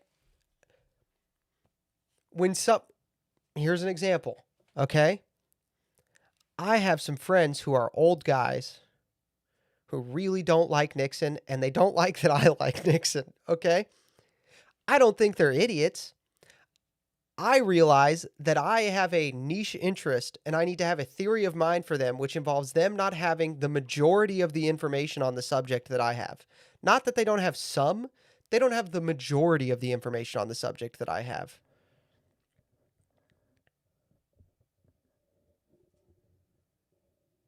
Should they all kiss Christ to him? Yes. That for that you're on. Yes, 100%, Kat. That yeah. You are fine to not like it. Perfectly fine. We should also tell them to all go to kiss the Holy Sepulchre. Absolutely. Now the other problem you're going to have with that. You're completely right about this. You're completely right about this. As a quick aside, though, the Protestants think that Jesus was buried in a completely different place. This is a real thing. If you guys don't know about this, there are two tombs of Jesus because the Protestants invented one in the Protestants invented one because they didn't have any rights to the Holy Sepulchre. It's called the Garden Tomb.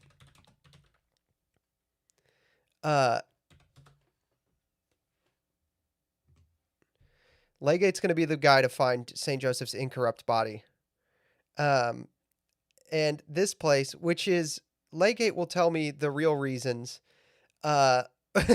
Legate will tell me Legate will tell me the technical and archaeological reasons why this is not correct, or he will find me an article to read on it. Shortly and send it to me. He will do that. But the problem you're gonna have with people kissing the Holy Sepulchre is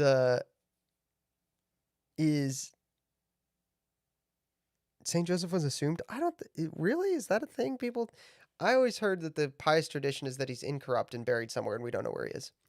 The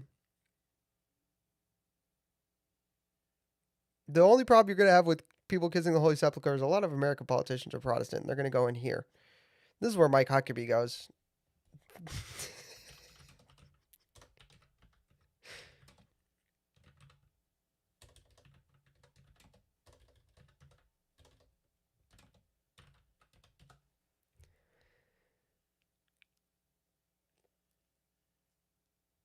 We have a pretty solid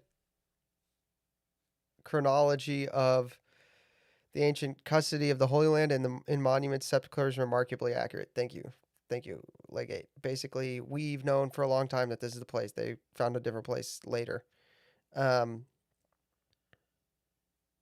Pious belief, not dogmatic. Yeah, but the only thing I have is that he was incorrupt is his pious belief.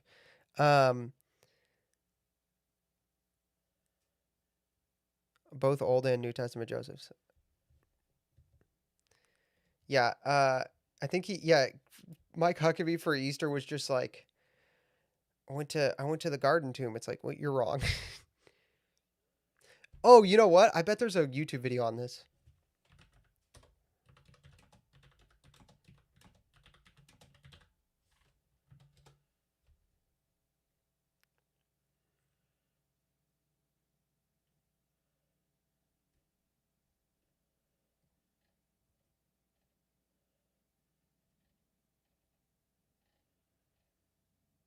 Yo, this guy looks like Anthony Abate. This guy looks like Misfit Patriot.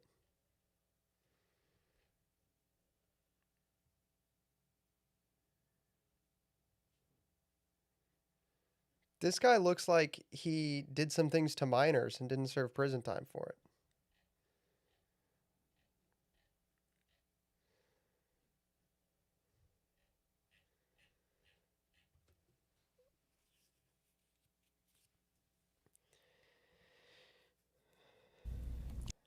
There's no good YouTube videos on it. That's weird.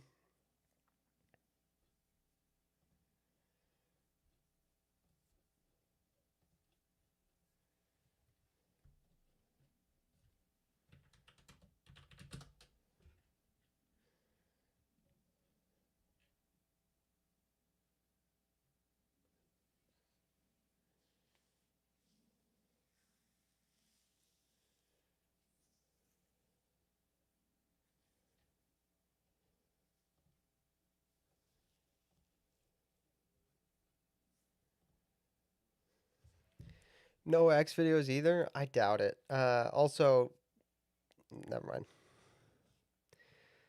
This is bait. You just want me to make archaeology YouTube videos. What do you want me to do about it, man? Look, there's no good videos on it.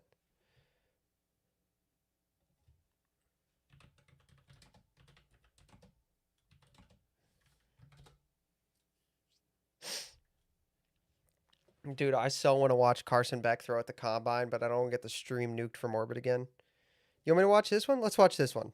Easter Sunday in Jerusalem is crowded, to say the least. Thousands of Christian pilgrims pack into the Church of the Holy Sepulchre, lining up to go inside the Edicule, a shrine that's believed to enclose the authentic tomb of Jesus itself.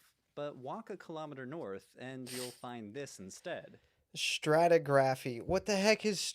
Bro, this is stratigraph? What is that? That's a word I've never heard before.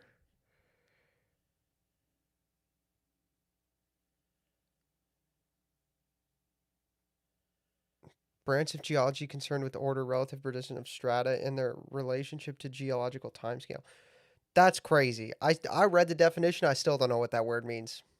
An evangelical praise band standing in front of a different tomb, playing contemporary worship music for an evangelical Easter Sunday. No, come on. What are we doing?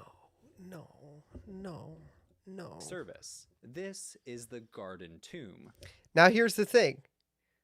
People who really believe this is the tomb of Jesus, I'm not going to fault them for reverencing it. Theory of mind. We were just talking about this. A rival site identified by 19th Jimmy Akin did a video on this, but it's long. I don't want to watch Jimmy Akin. century Protestant travelers as the real tomb of Jesus. Today, it's a serene garden run by the nonprofit called the Garden Tomb Association. And while no critical scholar accepts this site as authentic, the story of how the Garden Tomb became an occasional backdrop for evangelical worship services is a fascinating case study into how sacred sites are created. In this case, the Garden Tomb's identification was less about a historical debate over two rival sites, and more about how expectations, ritual styles, aesthetic preferences, and sectarian prejudices shape what individuals think what a sacred site should look like. Like so many sacred sites in the region, the Garden Tomb owes its fame to Holy Land tourism. Someone traveling to the region, pointing out a feature and saying, oh hey, this is probably that famous site mentioned in the Bible. There are a lot of examples. The Mount of the Beatitudes, where Jesus is said to have given his Sermon on the Mount. This site on the Jordan River, identified as the place where John the Baptist baptized Jesus. And even a small door supposedly called the Eye of the Needle, which, as the rumor goes, is what Jesus was referencing in his famous saying about a camel going through the eye of a needle. None of He was not. He was talking about a real eye of a needle. He's talking about a real eye of a needle. which have any historical or archaeological evidence to back up these identifications. In the late 1830s, European and American travelers began flocking to Jerusalem, thanks in part to faster travel by rail and steamships and relaxed access to the region under the Egyptian ruler Muhammad Ali. These Christian pilgrims came to experience biblical places firsthand, to walk where Jesus walked, and it was during this surge that we started to see the first glimmers of the academic field, biblical archaeology. If you were a Protestant theologian, member of the clergy, or a scholar, visiting the Holy Land and knowing something about the sacred geography of the region gave you street cred. Now, don't get me wrong, this was not the critical peer-reviewed approaches that we see today. Critical scholars today do not not assume the fundamental historical accuracy of the Bible. Rather, their approach was what the historian Sarah Kokov calls scientific Protestantism. As she says, this involved Protestant travelers, What? excavators, enthusiastic tourists, and armchair explorers examining the locations around the region under the guise of empiricism, trying to match the landscape, artifacts, and sites with what was in their Bibles. The Protestant explorer Charles Gordon, who we'll meet later, summarizes it best. The root principle for the right study of Jerusalem is that we should first know our Bibles, and with this knowledge, examine the localities. In other words, you should excavate with your archaeological trowel. I've never heard of this guy before, so I don't know if he's cringe or not. But this is the only video I could find on the subject that seemed to... Bergsma has some decent archaeological opinions. Bergsma has some banger archaeological opinions. Bergsma has some cool stuff. Wow. Look at this. What about things like Sodom and Gomorrah? Sodom and Gomorrah. That is one of the most sensational stories. Sum it up for those recent who, history. We should watch Yeah, this where video it at normal should be. speed. I bet Yes, whoever okay. edited this so video Sodom was and really Gomorrah, smart it and looks handsome. like one of those mythological stories out of the Bible, right? Oh yeah, sure. You know, fire comes from heaven. Yeah, tell me another one. And I'll be honest with you, Matt. When I was growing up and reading Genesis 19 and stuff like that, it was a challenge to my faith. I'm like, okay, come on, really? This really happened? I want to talk about his headroom. For Look, those who, he's good. He's good, right? I framed him up for this. John, if you ever see this, I'm sorry.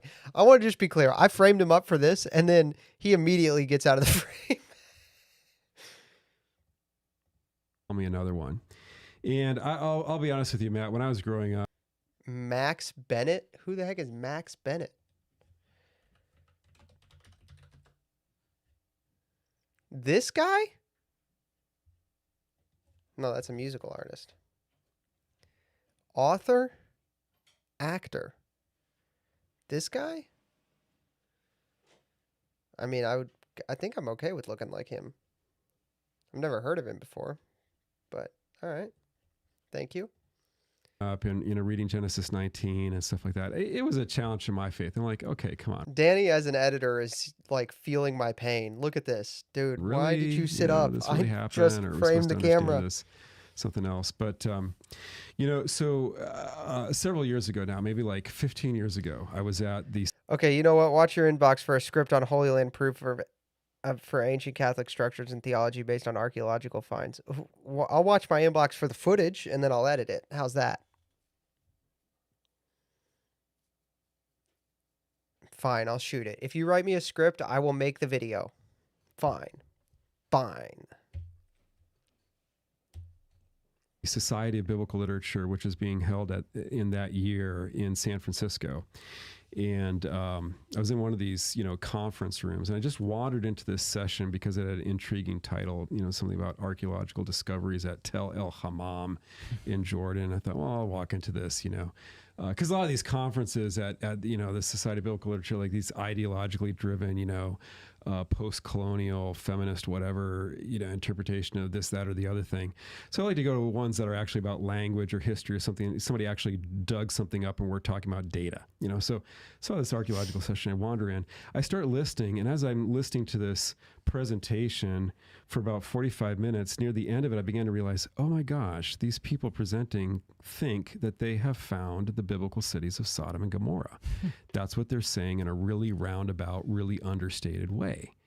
So at the end of the presentation, they stop the presentation and they open up for questions, and they describe these two city mounds that they had found on the Jordanian side of the Jordan River, and in this destruction layer and so on. And so I raised my hand. They did just prove massive earthquakes right during the, yeah.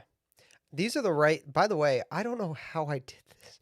Yo, I was on a generational run for a couple years, boys. I'm straight up fell off.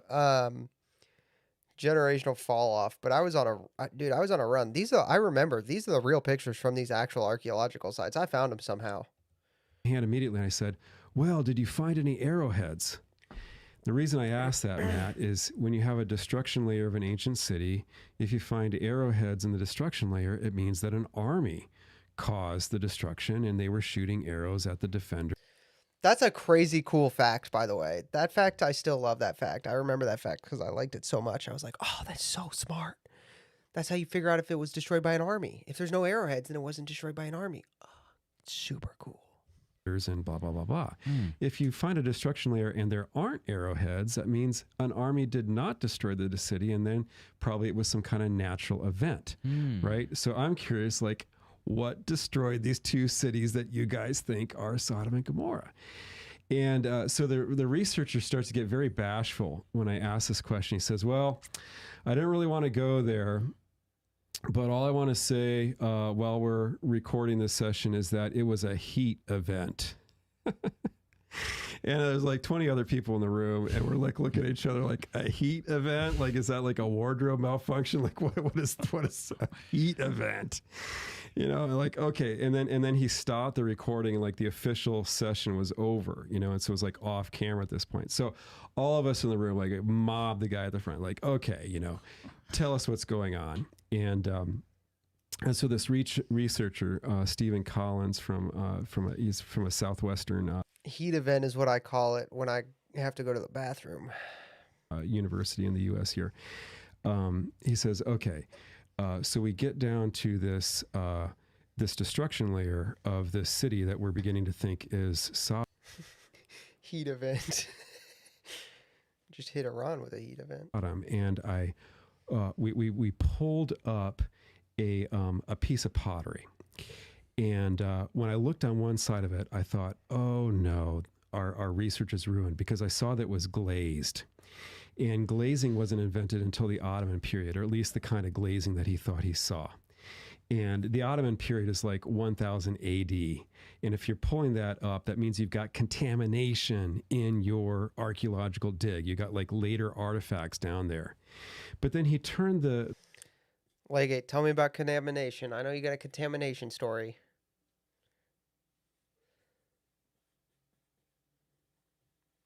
I know you got a contamination story, Legate. Come on.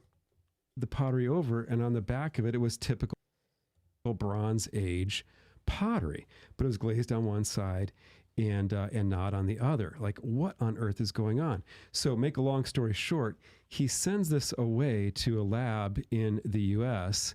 and for testing, and they come back and say, well, that glazing is trinitite. Okay, great. What's trinitite? Well, trinitite is that glass layer that you get when you basically set off an atomic bomb in the desert, and it melts the glass, and you get a kind of crystalline formation that's called trinitite. So this pottery was raised to over... They found it. The reason it's called that is because it was from the Trinity test sites. It was formed at the Trinity test sites.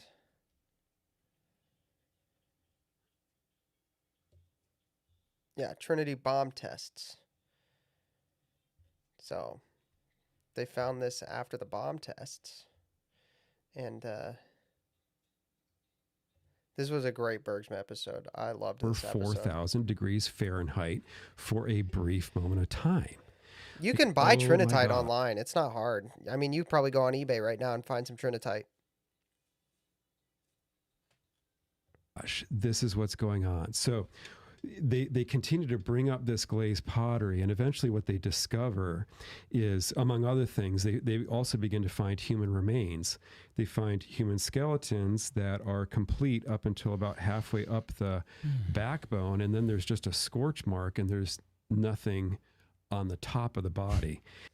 Yeah, you can't explain that. I mean, Legate will correct me, but there are no alternate explanations for that. Bronze Age just evaporated.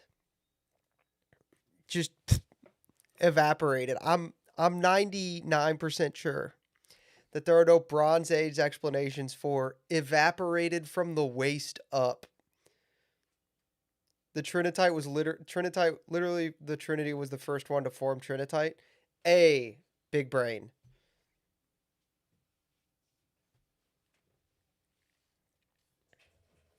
And they find the skeleton behind a wall that's about, 4 feet high, So what's going on here? Well, long story short, they find massive evidence that a huge heat blast from the sky at about 25 degrees above the horizon incinerated these twin cities on the Jordanian side of the river, just north of the Dead Sea. Yeah, and they have the artifacts to prove it. And again, The skeleton just did that on its own, dude.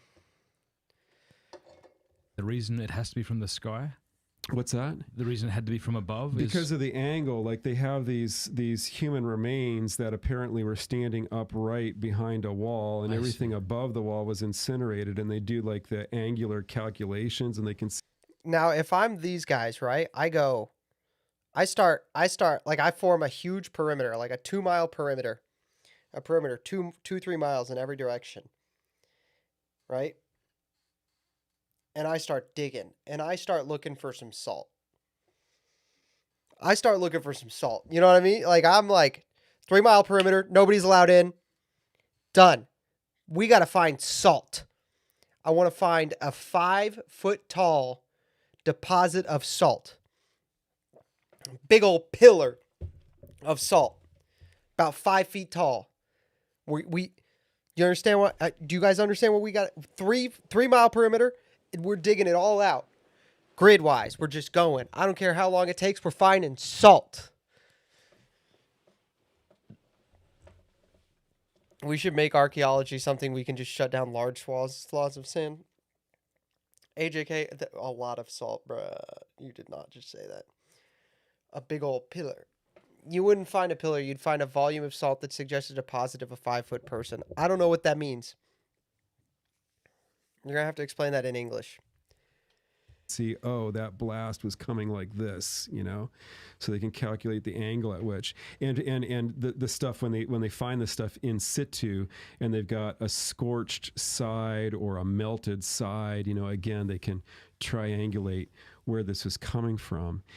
And so, long story short, from a natural material explanation, this looks like a meteor blast. okay. That's what I was about to ask. What was the naturalistic explanation? Like in Tunguska, I think it was called Siberia back in the 1800s. There was this massive meteor blast that flattened several hundred square miles of taiga, of northern Russian forest and so on. And when a meteor comes into the atmosphere, it heats up and then explodes, and it can be like an atomic blast. But again, the timing and the location and the cities all track with what is described of Abraham and Lot in Genesis 19 and the surrounding chapters. And then the Bible talks a lot about Sodom and Gomorrah for centuries thereafter, all the way into the prophets like Isaiah and Jeremiah continue to mention Sodom and Gomorrah. This stuck in the cultural memory because this is a major world historical traumatic event. The city just did that by itself, dude. It just happened by itself.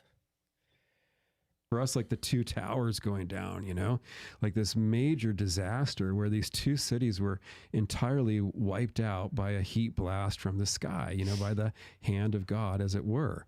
But no historical source records this, even though Sodom and Gomorrah were arguably the two most powerful cities in that entire region. They were at a trade route, from going from east to the west, from Egypt out to the Far East, and everything was passing through there. So very spontaneous powerful, very metropolitan combustion. Exactly. And, only the biblical record, has a historical account of this, meteorological, geological event that we can now attest that tracks with the time period and the description. And also that blast going up creates a great vacuum, which then recollapses and pulls all kinds of salt sediment from the Dead Sea, and then slams it on that location that was in the bullseye of, and that's where you get, the discussion of, became a pillar of salt, and all the hellfire, the brimstone, that was all torn up by the blast and redeposited over the cities. So it's absolutely fascinating. And folks can look this up. I'm not making this up. Danny, you got it. No. Danny. Steve Collins, a very reputable archaeologist from something like Southwestern Methodist University or something like this. You can look online. Just go to Dude, you know what happened is there was a fire in another place, okay? And some sparks got over, and then their wooden furniture caught on fire. And that caused trinitite. It got hot enough for trinitite.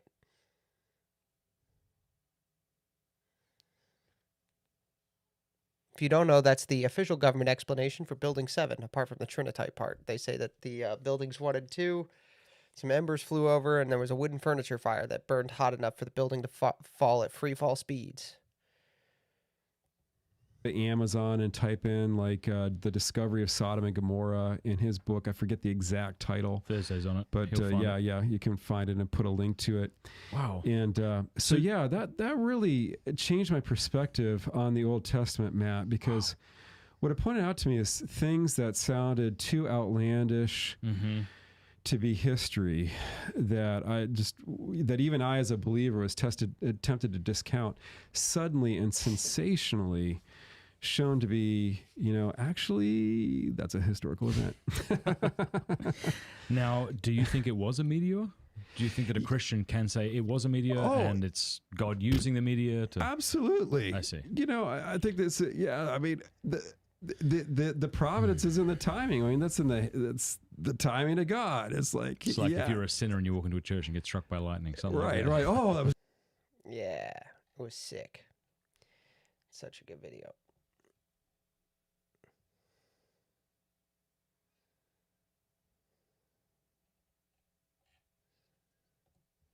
Such a good video.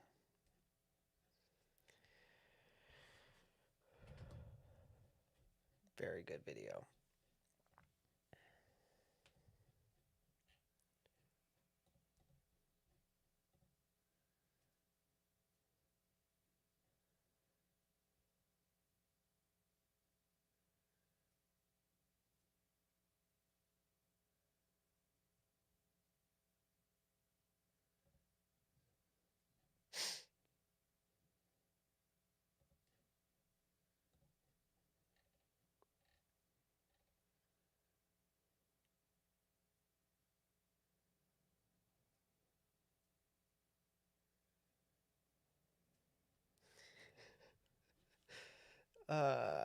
Crucifixion earthquake.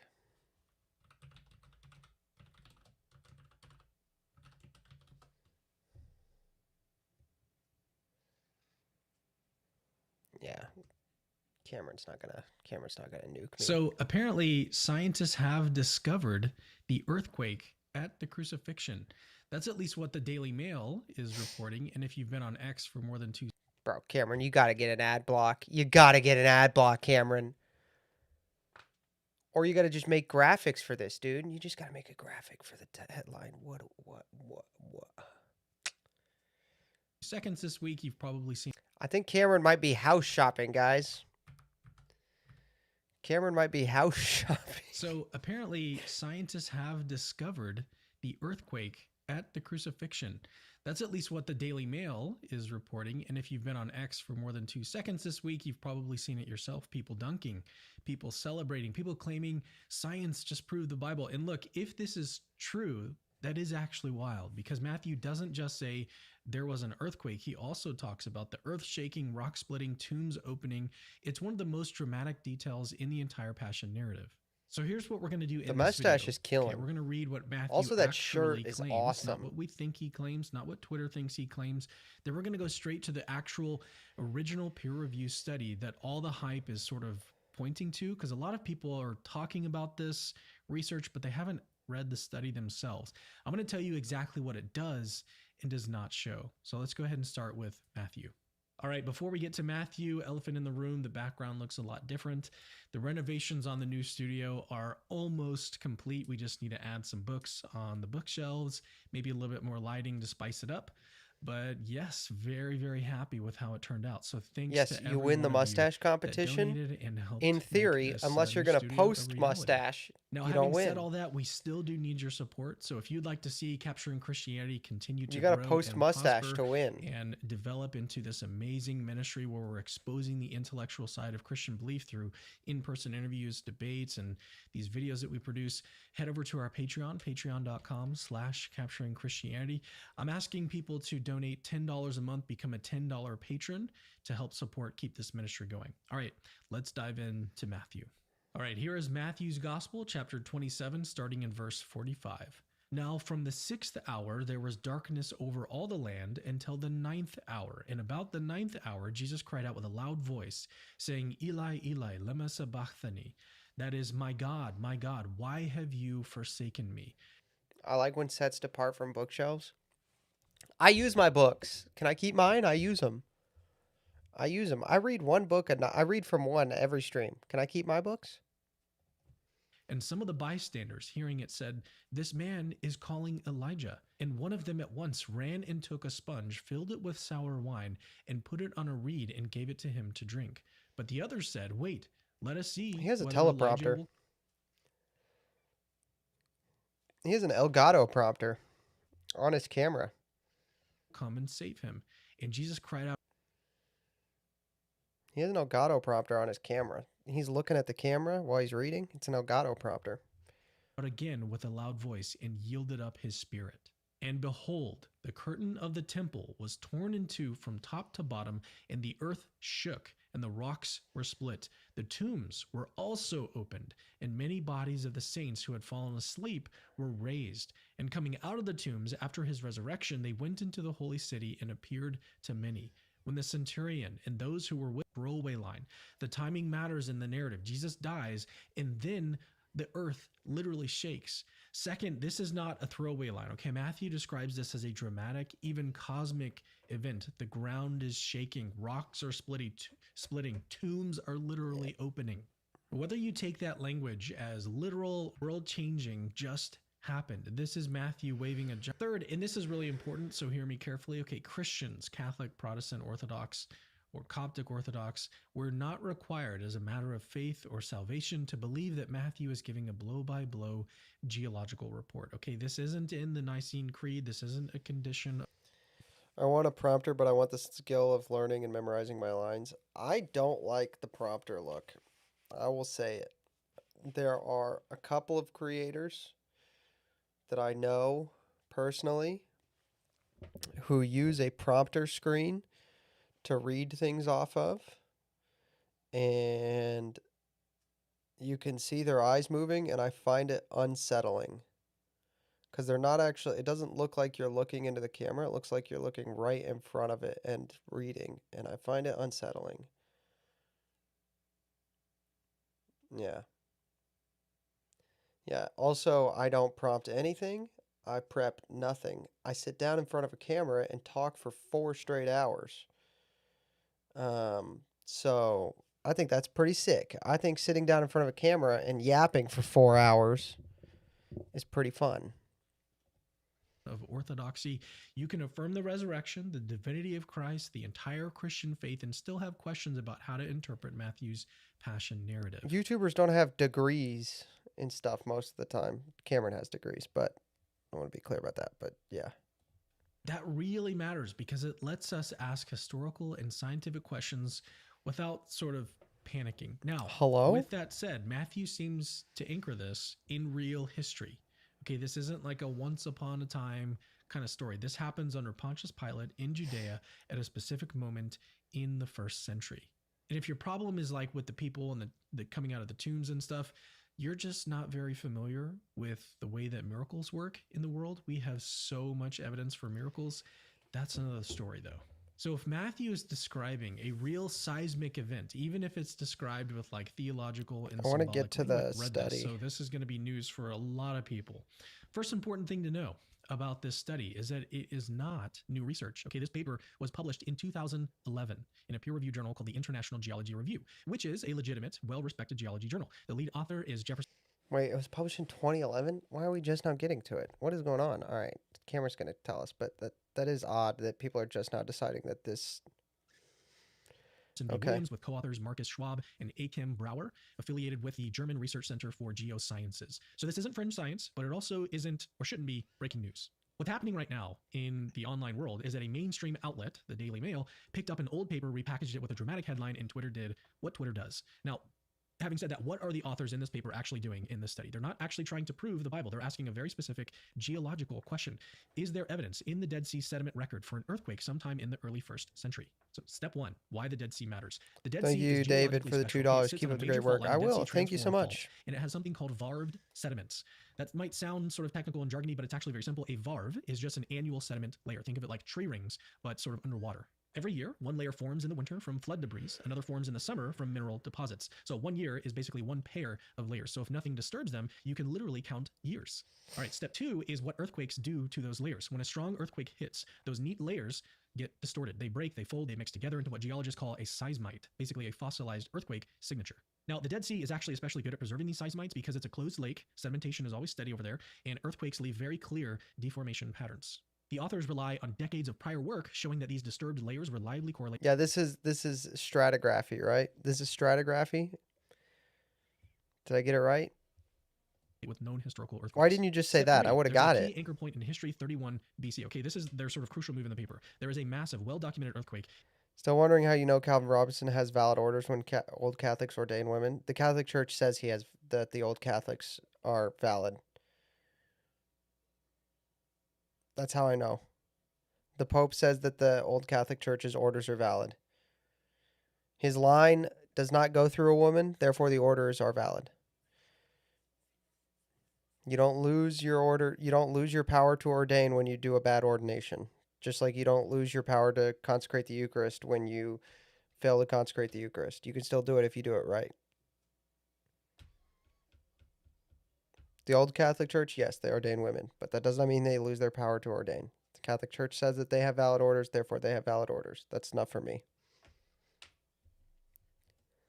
In 31 BC, roughly 60 years before Jesus' resurrection. It's mentioned by Josephus, shows up all over the Dead Sea Basin, and it leaves a very thick, unmistakable deformation layer. The authors use that earthquake as a chronological anchor. Okay, very important. Once they identify the 31 BC quake in the sediment core, they simply count upward year by year through the varves. Step 4, what they find. Now, when they do that, when they count upwards, they encounter another disturbed layer higher up in the core. Based on varve counting alone, they tentatively date the second earthquake to around 31 AD. But, and this is where people start getting sloppy, the authors are The Anglicans lost valid orders for less? No, they lost valid orders for more than that. And the church says that their orders are invalid. If you're Catholic, the church says that the church, if you're a Catholic, then you can't argue about this. I'm not the one you can argue with because I don't know the techniques of it, technical specifications. But the Catholic Church says that the Anglicans have invalid orders and that the old Catholics have valid orders. That's all there is to it. I don't know the technical specifications. You would have to go call Catholic Answers Live tomorrow or Monday. Call Catholic Answers Live on Monday night or whenever the next time Catholic Answers Live does an open forum questions, call them. But this isn't really, it's not a debate thing.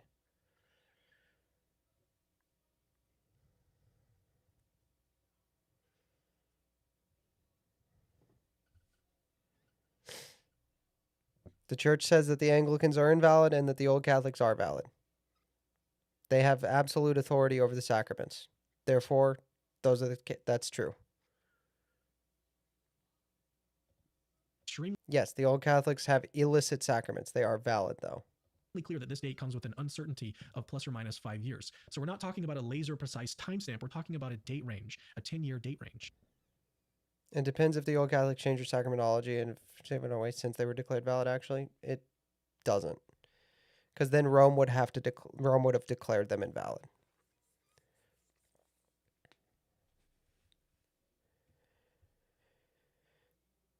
And also, that's not a decision for a layperson to make. That's a decision for Rome to make. Rome made an official declaration that their sacraments are valid, therefore their sacraments are valid. Until Rome says otherwise and gives you a date from which they're invalid, you are not Rome, so you have to believe those things.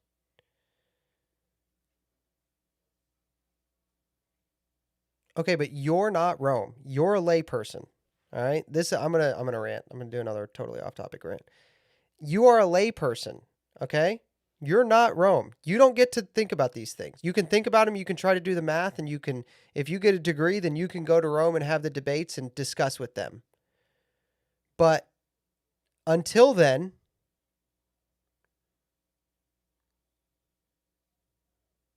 you are required to believe what the church says. I'm not talking to you. I'm not talking to you, Kathleen. I'm talking to David. He said Rome took centuries to decide on the Anglican orders. Rome has ruled on the old Catholic orders. Until they rule otherwise, you are required to believe what they say. They are valid but illicit.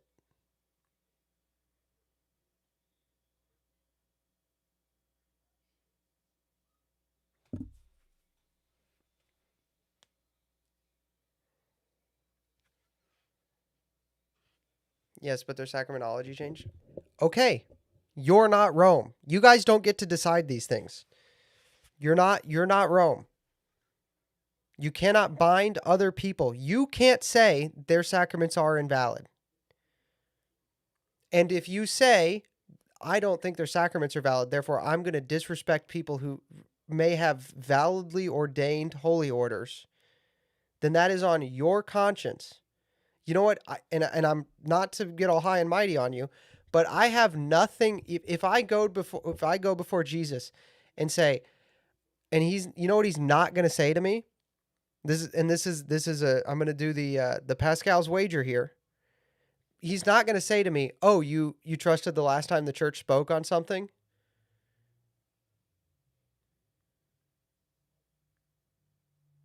I understand what you're saying. I don't think I understand what you're saying.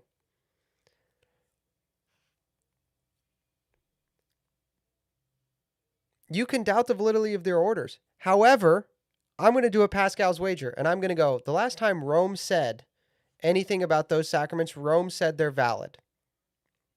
Therefore, I'm going to believe that they are valid but illicit, and I'm going to respect the sacrament of holy orders by respecting priests ordained in the old Catholic Church as if they have valid but illicit holy orders. They have valid holy orders. They have an indelible mark on their soul of valid holy orders.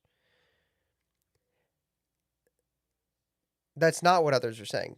David is saying that he does not think we should use the right term. We should address old Catholic priests as priests.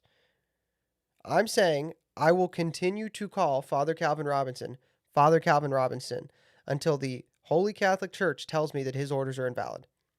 And when I go before Jesus, you know what he's not going to say to me? Oh, you just didn't want to, it was outside your wheelhouse, so you didn't think that you should make the decision yourself. He's not going to say that. He's not going to, I'm not going to be judged negatively for that. You know what he might judge negatively? You going about on your own of your own accord saying, well, I don't trust Rome, therefore those sacraments are probably invalid. I'm saying I think Christ might judge you for your position. So I'm saying out of concern for you, this is like I'm concerned for you. I'm saying I think Christ could judge you for your position. You are. Rome said the sacraments are valid. Unless you need to respect Father Calvin Robinson, treat Father Calvin Robinson with the respect that is warranted for holy orders because your church has told you so.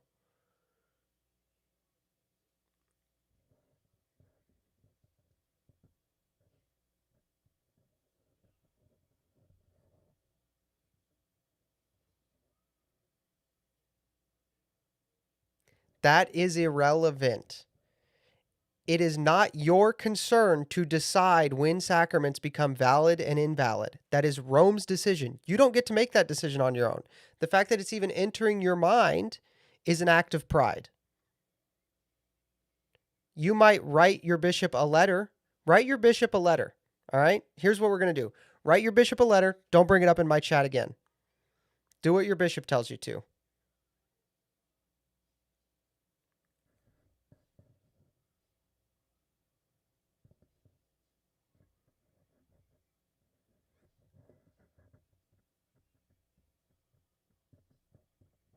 If you think that you are distrusting Rome, if you're saying that they're not acting fast enough, therefore they're putting me in a situation where I should be acting differently, you're distrusting them.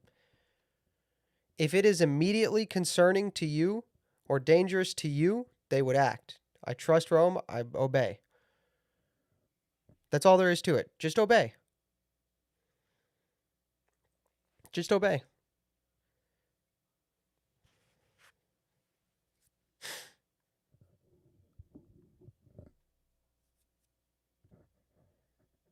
Write your bishop.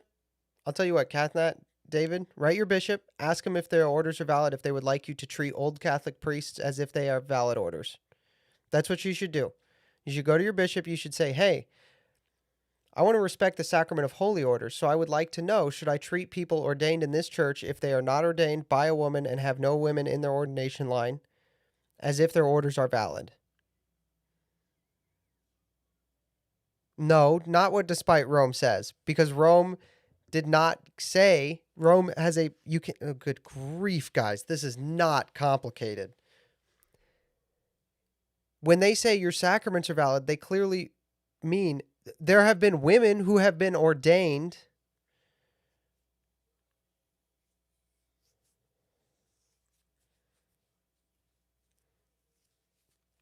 Yes, but there have been women who have been ordained by Catholic bishops. They don't lose their power of ordination.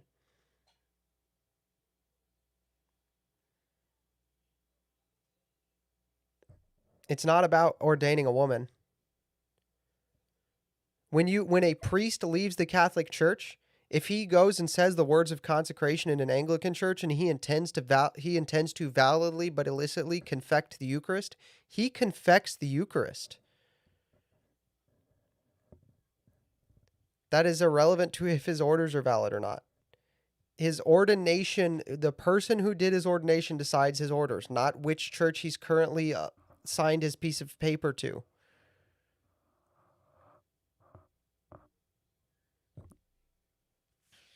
All right, I'm not talking about this anymore. You two write your bishops and ask them. Don't bring it up again. I'm serious. I will mute you both for the rest of the day if you bring it up again. I don't care. Don't bring it up again.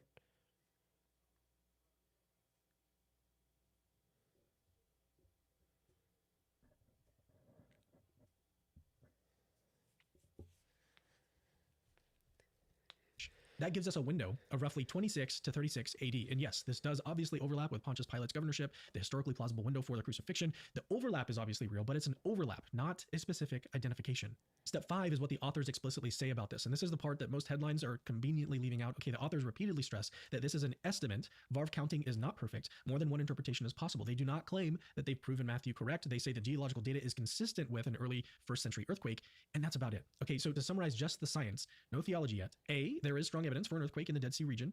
B, it likely occurred sometime between 26 and 36 AD. C, the dating method is careful but imprecise. And then D, the authors themselves treat the conclusion as very tentative. In a nutshell, that is the study. Okay, there's barely any hype, no science, just prove Christianity stuff, just very careful geology. Now, the real question, and probably the question why you're here, the one that everyone once answered, is does this earthquake have anything to do with Matthew's gospel? That's where interpretation begins and where we need to slow down once again. So backing up, we've already read Matthew, we read the science. So the obvious question at this point is, did scientists just discover the earthquake and the crucifixion? And the honest answer here is maybe, but not in the way that the headlines are suggesting. Okay, here's what Yeah, okay. So if I'm understanding this correctly, there was an earthquake at a time. There could have been an earthquake. We might have found some data that might have been this earthquake that might have happened when Jesus died. Okay. That's pretty cool, but it doesn't prove anything. I'm going to add it to my headcanon that that's what that is. I'm going to headcanon that that's what it is. I'm just going to say that's what it was.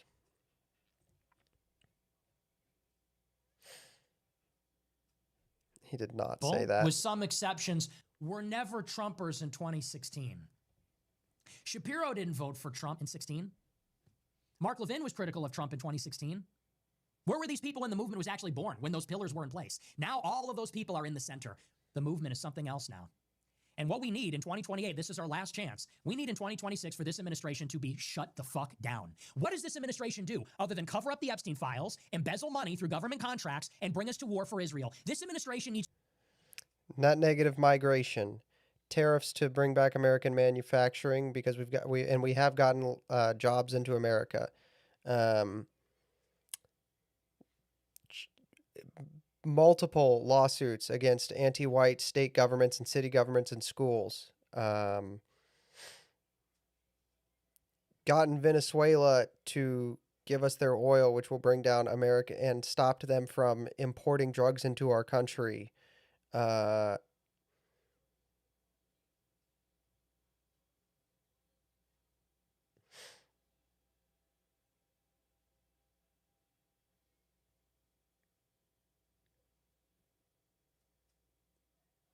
There's 4. How about passing voter ID? Yeah, no tax stamps on suppressors.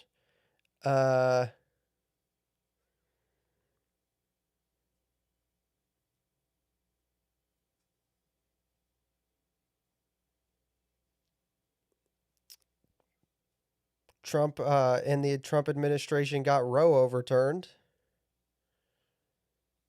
This is what I'm talking about, Cathnat. This is the exact thing I'm talking about. If you're watching people like this, who he has a vested, Nick Fuentes has a vested interest in you thinking that nothing is getting done, so he's not talking about the things getting done. He's listing things that happened that are bad and saying, but nothing good happened. I just listed 6 or 7 good things that have happened.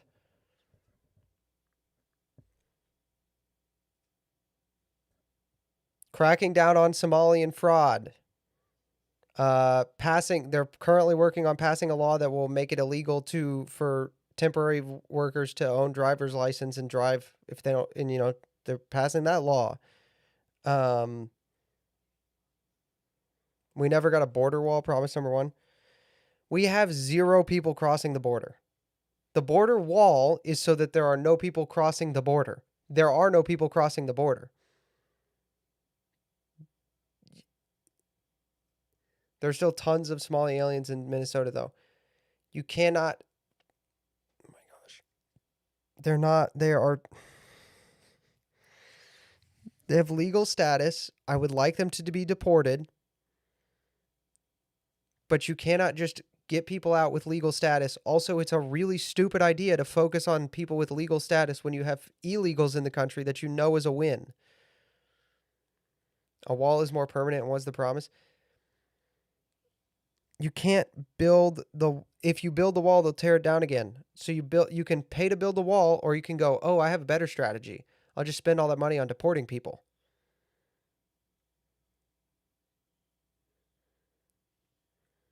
The purpose of the wall is to have nobody come in. Nobody is coming in.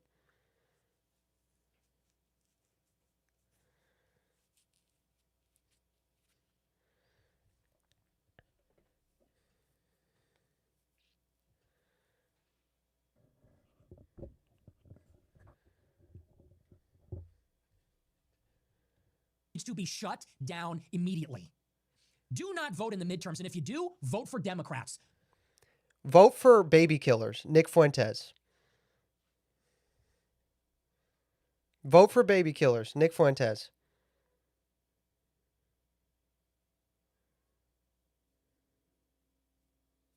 We have net zero migration. We have net negative migration.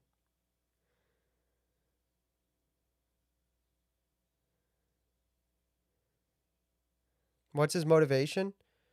Well, if he just says Trump's doing all these things and they're good, then his audience realizes that they don't he wasn't involved in the administration getting elected.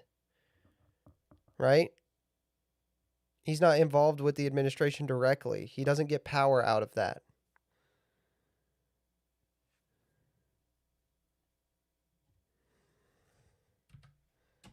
Do not vote in the midterms, and if you do, vote for Democrats. Fuck this. That is what the Republicans deliver. That is what our golden age looks like. The tariffs were refunded. The deportations, they have not been refunded. Were stopped. They wound down and withdrew the ICE from Minneapolis. What? They did not. They got all of the criminal illegals, which was the purpose of the operation, and got agreements from all of the sheriffs necessary so that they could arrest illegals in jails. meaning they didn't need to do the targeted operations.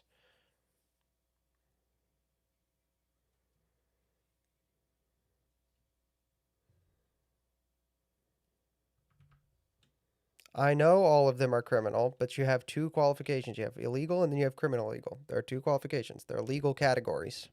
Stopped. They wound down and withdrew the ICE from Minneapolis. What does this administration do other than embezzle money, go to war with Iran, and bury the Epstein files? Oh, and blackmail Harvard so they police anti-Semitism and ban people who... They blackmailed Harvard so that they would police anti-white and anti-Semitic and anti-Asian things because it's illegal. Because they're enforcing the law. Criticize Israel from being in America. This administration needs to be shut down immediately. It has forfeited its mandate. They promise no new wars. They promise mass deportations in America first, and we're not getting any of it. We are getting mass deportations. We have net negative for the first time in 50 years. We have net negative for the first time in 50 years. That is getting a mass deportation. I already said the wars is a problem. I don't know what we're getting. Like the no new wars thing, I'm concerned about the Iran thing. I'll give him that. But the not getting mass deportations it's just not true. We have net negative migration. So shut it down. In 2026, shut it down. And our only hope is that in 2028, in the Republican primary, somebody will emerge who will actually put America first. I am not voting for the vice president and the secretary of state that brought us to war in Iran. I won't do it. 2026, shut it down. You got to burn the house down with them inside. Just saying somebody? You're saying to vote for baby killers and hopefully somebody. This is wildly irresponsible. You cannot tell your audience of millions of people who will do whatever you say they are, tell them to vote for baby killers and then not present any alternative. Zero alternative. It's disgusting.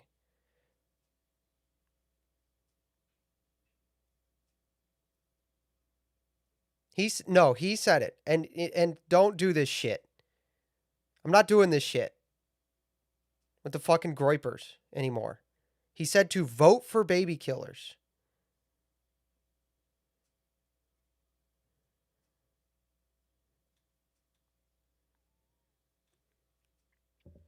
Vote for Democrats is vote for baby murder.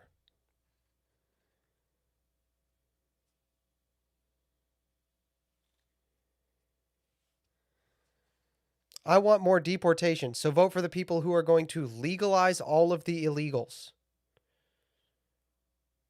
Give me a break.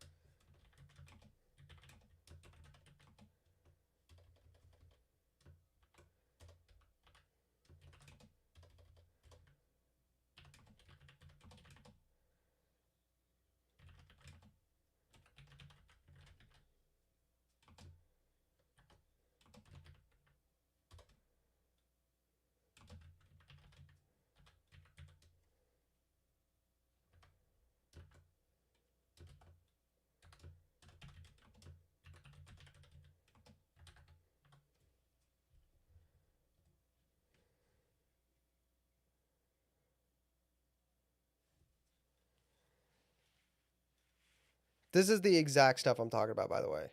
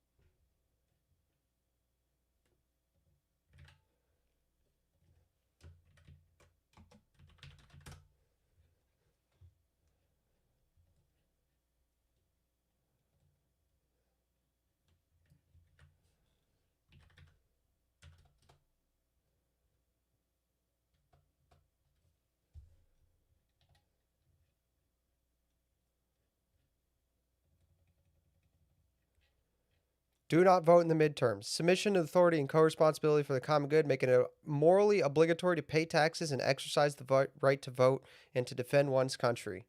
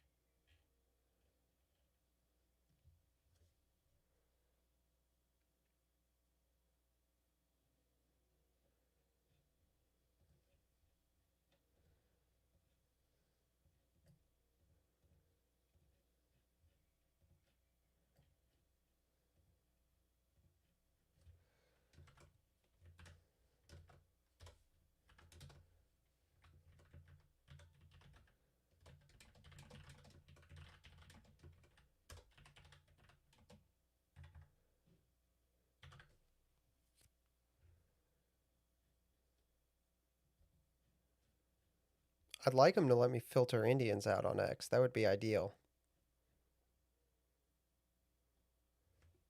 What if you don't believe in democracy on principle? Do they really cover that? Dude, come on. What are we doing? When you have the right to vote, you have to exercise. That's clearly what they're saying.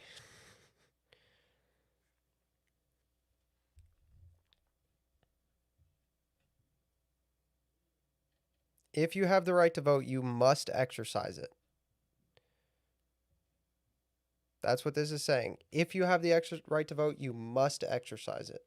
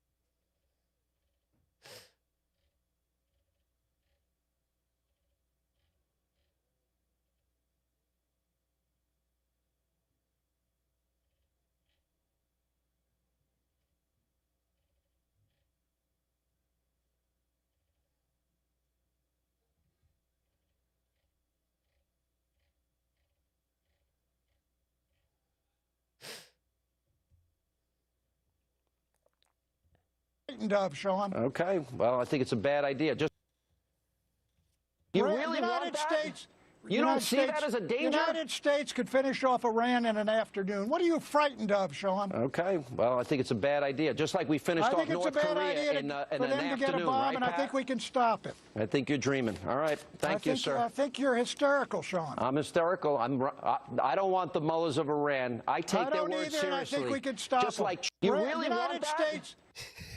Wait, is that full? Is this on YouTube somewhere? Is this full interview on YouTube somewhere?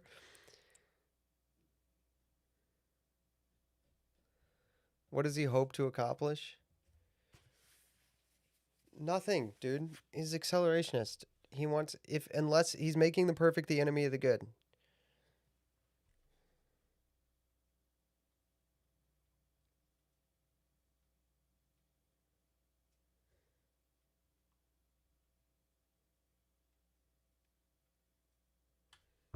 Does this mean I have to vote for dog catcher? If you can, then yeah. If you still live in a city where dog catcher is an elected office.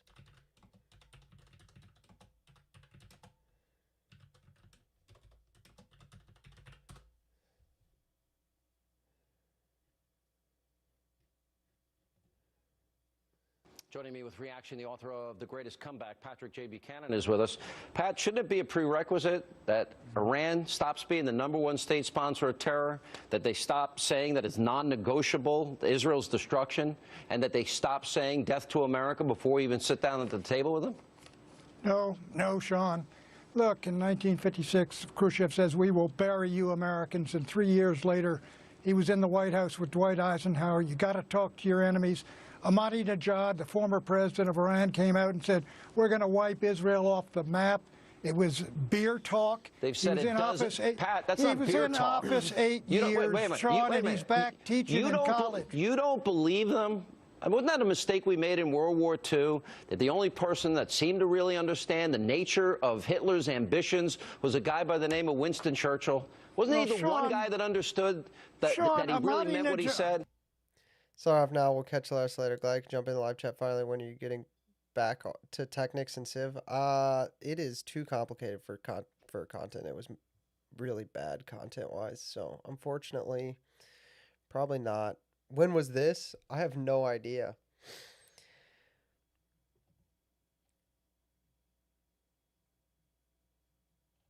It is not transformative in nature, bro. You just posted the whole interview. It's so funny. This guy's like, it's transformative. Another. He just posted the whole interview.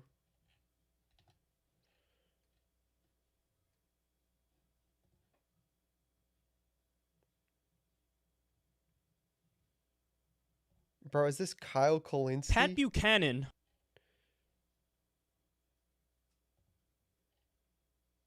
It must have been in April 2015, dude. Joining me with... No, Sean. No. He was in the White House with Wait a years, minute. Sean, and he's back teaching in college. Wasn't he the one guy that understood that he really meant what he said? Sean, Ahmadinejad was in power for 8 years. He did nothing. He was a blowhard. Are we going to be frightened by words from some character in Pat, Iran? what do you mean blowhard? The blowhard that supplied Hezbollah rockets and other terror groups rockets to fight a proxy war against Israel. They're fighting a proxy war now against Saudi Arabia and Yemen. This is all Iran, Pat. What part of this are you missing? I'll tell you what, Sean. In Iraq, Iran is fighting ISIS and al-Qaeda. In Syria, they're fighting ISIS on behalf of Assad. In Yemen, they're not involved there. You think that the Iranians are our friends? Sean, they're not. They're fighting our enemies. I'd rather have Iranians up there fighting in Tikrit and dying than American kids there. And the reason Iraq is in the camp now very much of So you Iran don't have any problem with the seal of Barack Hussein Obama ultimately being on an Iranian nuclear weapon with their history of being a state sponsor of terror, fighting proxy wars, threatening Israel to annihilate them and the United States. You have no problem with that. Listen to the American head of intelligence. He says Iran does not have a bomb program as of 2013. Secondly, if they start building a bomb, we will know it. Third, Iran has made some concessions that are not enough that makes them less able to get to a bomb. Go back to 2012, and we found out they were far more advanced in their nuclear production and program than we ever thought possible. That's what that's what Obama's own government said. Your friend Bibi has been talking about Iran getting a bomb since 1992. In 2006, he said they'll be building 25 bombs by the end of the decade. Why are they shouting? Pat Buchanan and Sean Hannity hate each other. They hate each other, dude. Patrick Buchanan, you don't have any concerns at all about sitting down. By the way, and there's a big difference between the Cold War and the Russians that had nuclear weapons and America paving the way for them to get nuclear weapons, considering, I would argue, that before any negotiations take place, Pat, I'm not against negotiations, but first you have to change your behavior. Stop being a state sponsor of terror. Stop fighting proxy wars. Stop funding groups like Hezbollah and other groups. How's that? Sean, in Syria, in Iraq, okay, the Iranians and their allies, Hezbollah, the Shiite militia, who are a dreadful bunch, Assad, are fighting ISIS. They are fighting Al-Qaeda. The Houthi rebels in Yemen are fighting ISIS And and how Al-Qaeda. ironic that we're serving as their air force in those instances, in large Who part are they because killing, Sean? They are large killing part, our enemies. They are killing our enemies. Okay, and then we're also fighting against them in Yemen with the Saudis. So explain that logic to me. How is that a listen, I'll tell you what the Saudis are going to do. The Saudis are making a terrible mistake. If they go in there on the ground, it'll be their Vietnam. When I was a young editorial writer, Egypt went down there. If the Saudis don't go in there, then they're going to be surrounded by the Iranians, which, by the way, wants to clearly build a huge power for themselves in the region, and that would be more dangerous, as the Jordanians and Egyptians believe. Sean, the reason there's going to be a power in the Gulf is because your president, George W. Bush,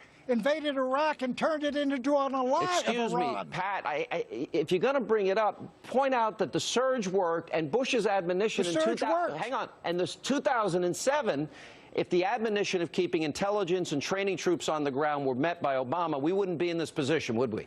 Sean, the reason we're in this position is because Saddam Hussein, a thug, was overthrown, his state was destroyed, his army was broken up, elections were held by Bush, democracy crusade, and the Shia won, we lost Iraq. You believe that we can make a deal with the Iranians. You believe peace with the Iranians in our time. Is that what you're saying? No, I'm not scared of Iran, for God's sakes. They don't have an atomic bomb. Now you sound like Obama. Iran is a tiny country. They're not a threat. You believe that?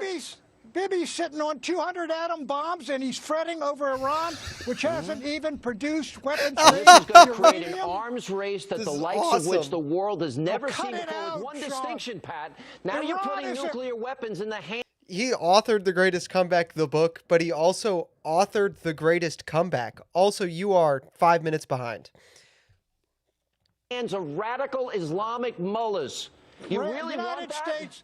You don't see that as a danger? The United States could finish off Iran in an afternoon. What are you frightened of, Sean? Okay. Well, I think it's a bad idea. Just like we finished off North Korea in an afternoon, for them to get a bomb, and I think we can stop it. I think you're dreaming. All right. Thank you, sir. I think you're hysterical, Sean. I'm hysterical. I don't want the mullahs of Iran. I take their words seriously. I think we can stop Just like Churchill took the words of Hitler seriously, and Chamberlain thought he could have peace in his time. How did Britain end up when it followed Churchill's advice? Well, when they actually won the war. That's how they did. Won the war? They wound up on American food stamps. Well, they lost the empire and what was their because option, of getting Pat, not to fight the Nazis? No, their option was to form an alliance with France and tell the Germans, if you cross it, you're at war, and they wouldn't have had a war. You're dreaming. You should read my book. You should read my Revisionist history, Mr. Buchanan. I like a lot of what you say, but you're dead wrong here. All right, joining me now with more foreign. I love that he's just like, you don't know what you're talking about. Oh, it's officially been more than an afternoon. Oh, it has. Read my book. What a guy. I do love the how did that end for them? That's so funny. That's so funny. How did that end for them, Sean? They won the war. They were on American food stamps. I love you, Pat. I love you, Pat. Author of The Greatest Comeback. Such an understatement. He authored The Greatest Comeback, and he literally was the guy writing the speeches, which were The Greatest Comeback. He is the greatest comeback personified. Pat Buchanan. Actually, I need to rephrase my earlier statement about the three best national political figures. It's Pat Buchanan, and then it's Nixon, and then it's the other three. Pat Buchanan is Sanity Revolt, Pat Buchanan interview win. That's never going to happen. I would have to go to California. I'm 100% sure. He doesn't do media anymore. I've talked to a couple people, and they told me to leave him alone. They told me he's retired, and he's happy, and I should just leave him alone. I shouldn't bug him. Although I would love to do it. But if he were to say yes to one, he would just get requested constantly. He just doesn't do them anymore. Buchanan was the GOAT, man. He was the GOAT. We could have been a contender, man. Could have been a contender. Man. Patrick Buchanan, dude. All right, guys. Well, that's 4.5 hours. So I'm going to go to bed. Everybody have a good night. say your prayers, go to church tomorrow, and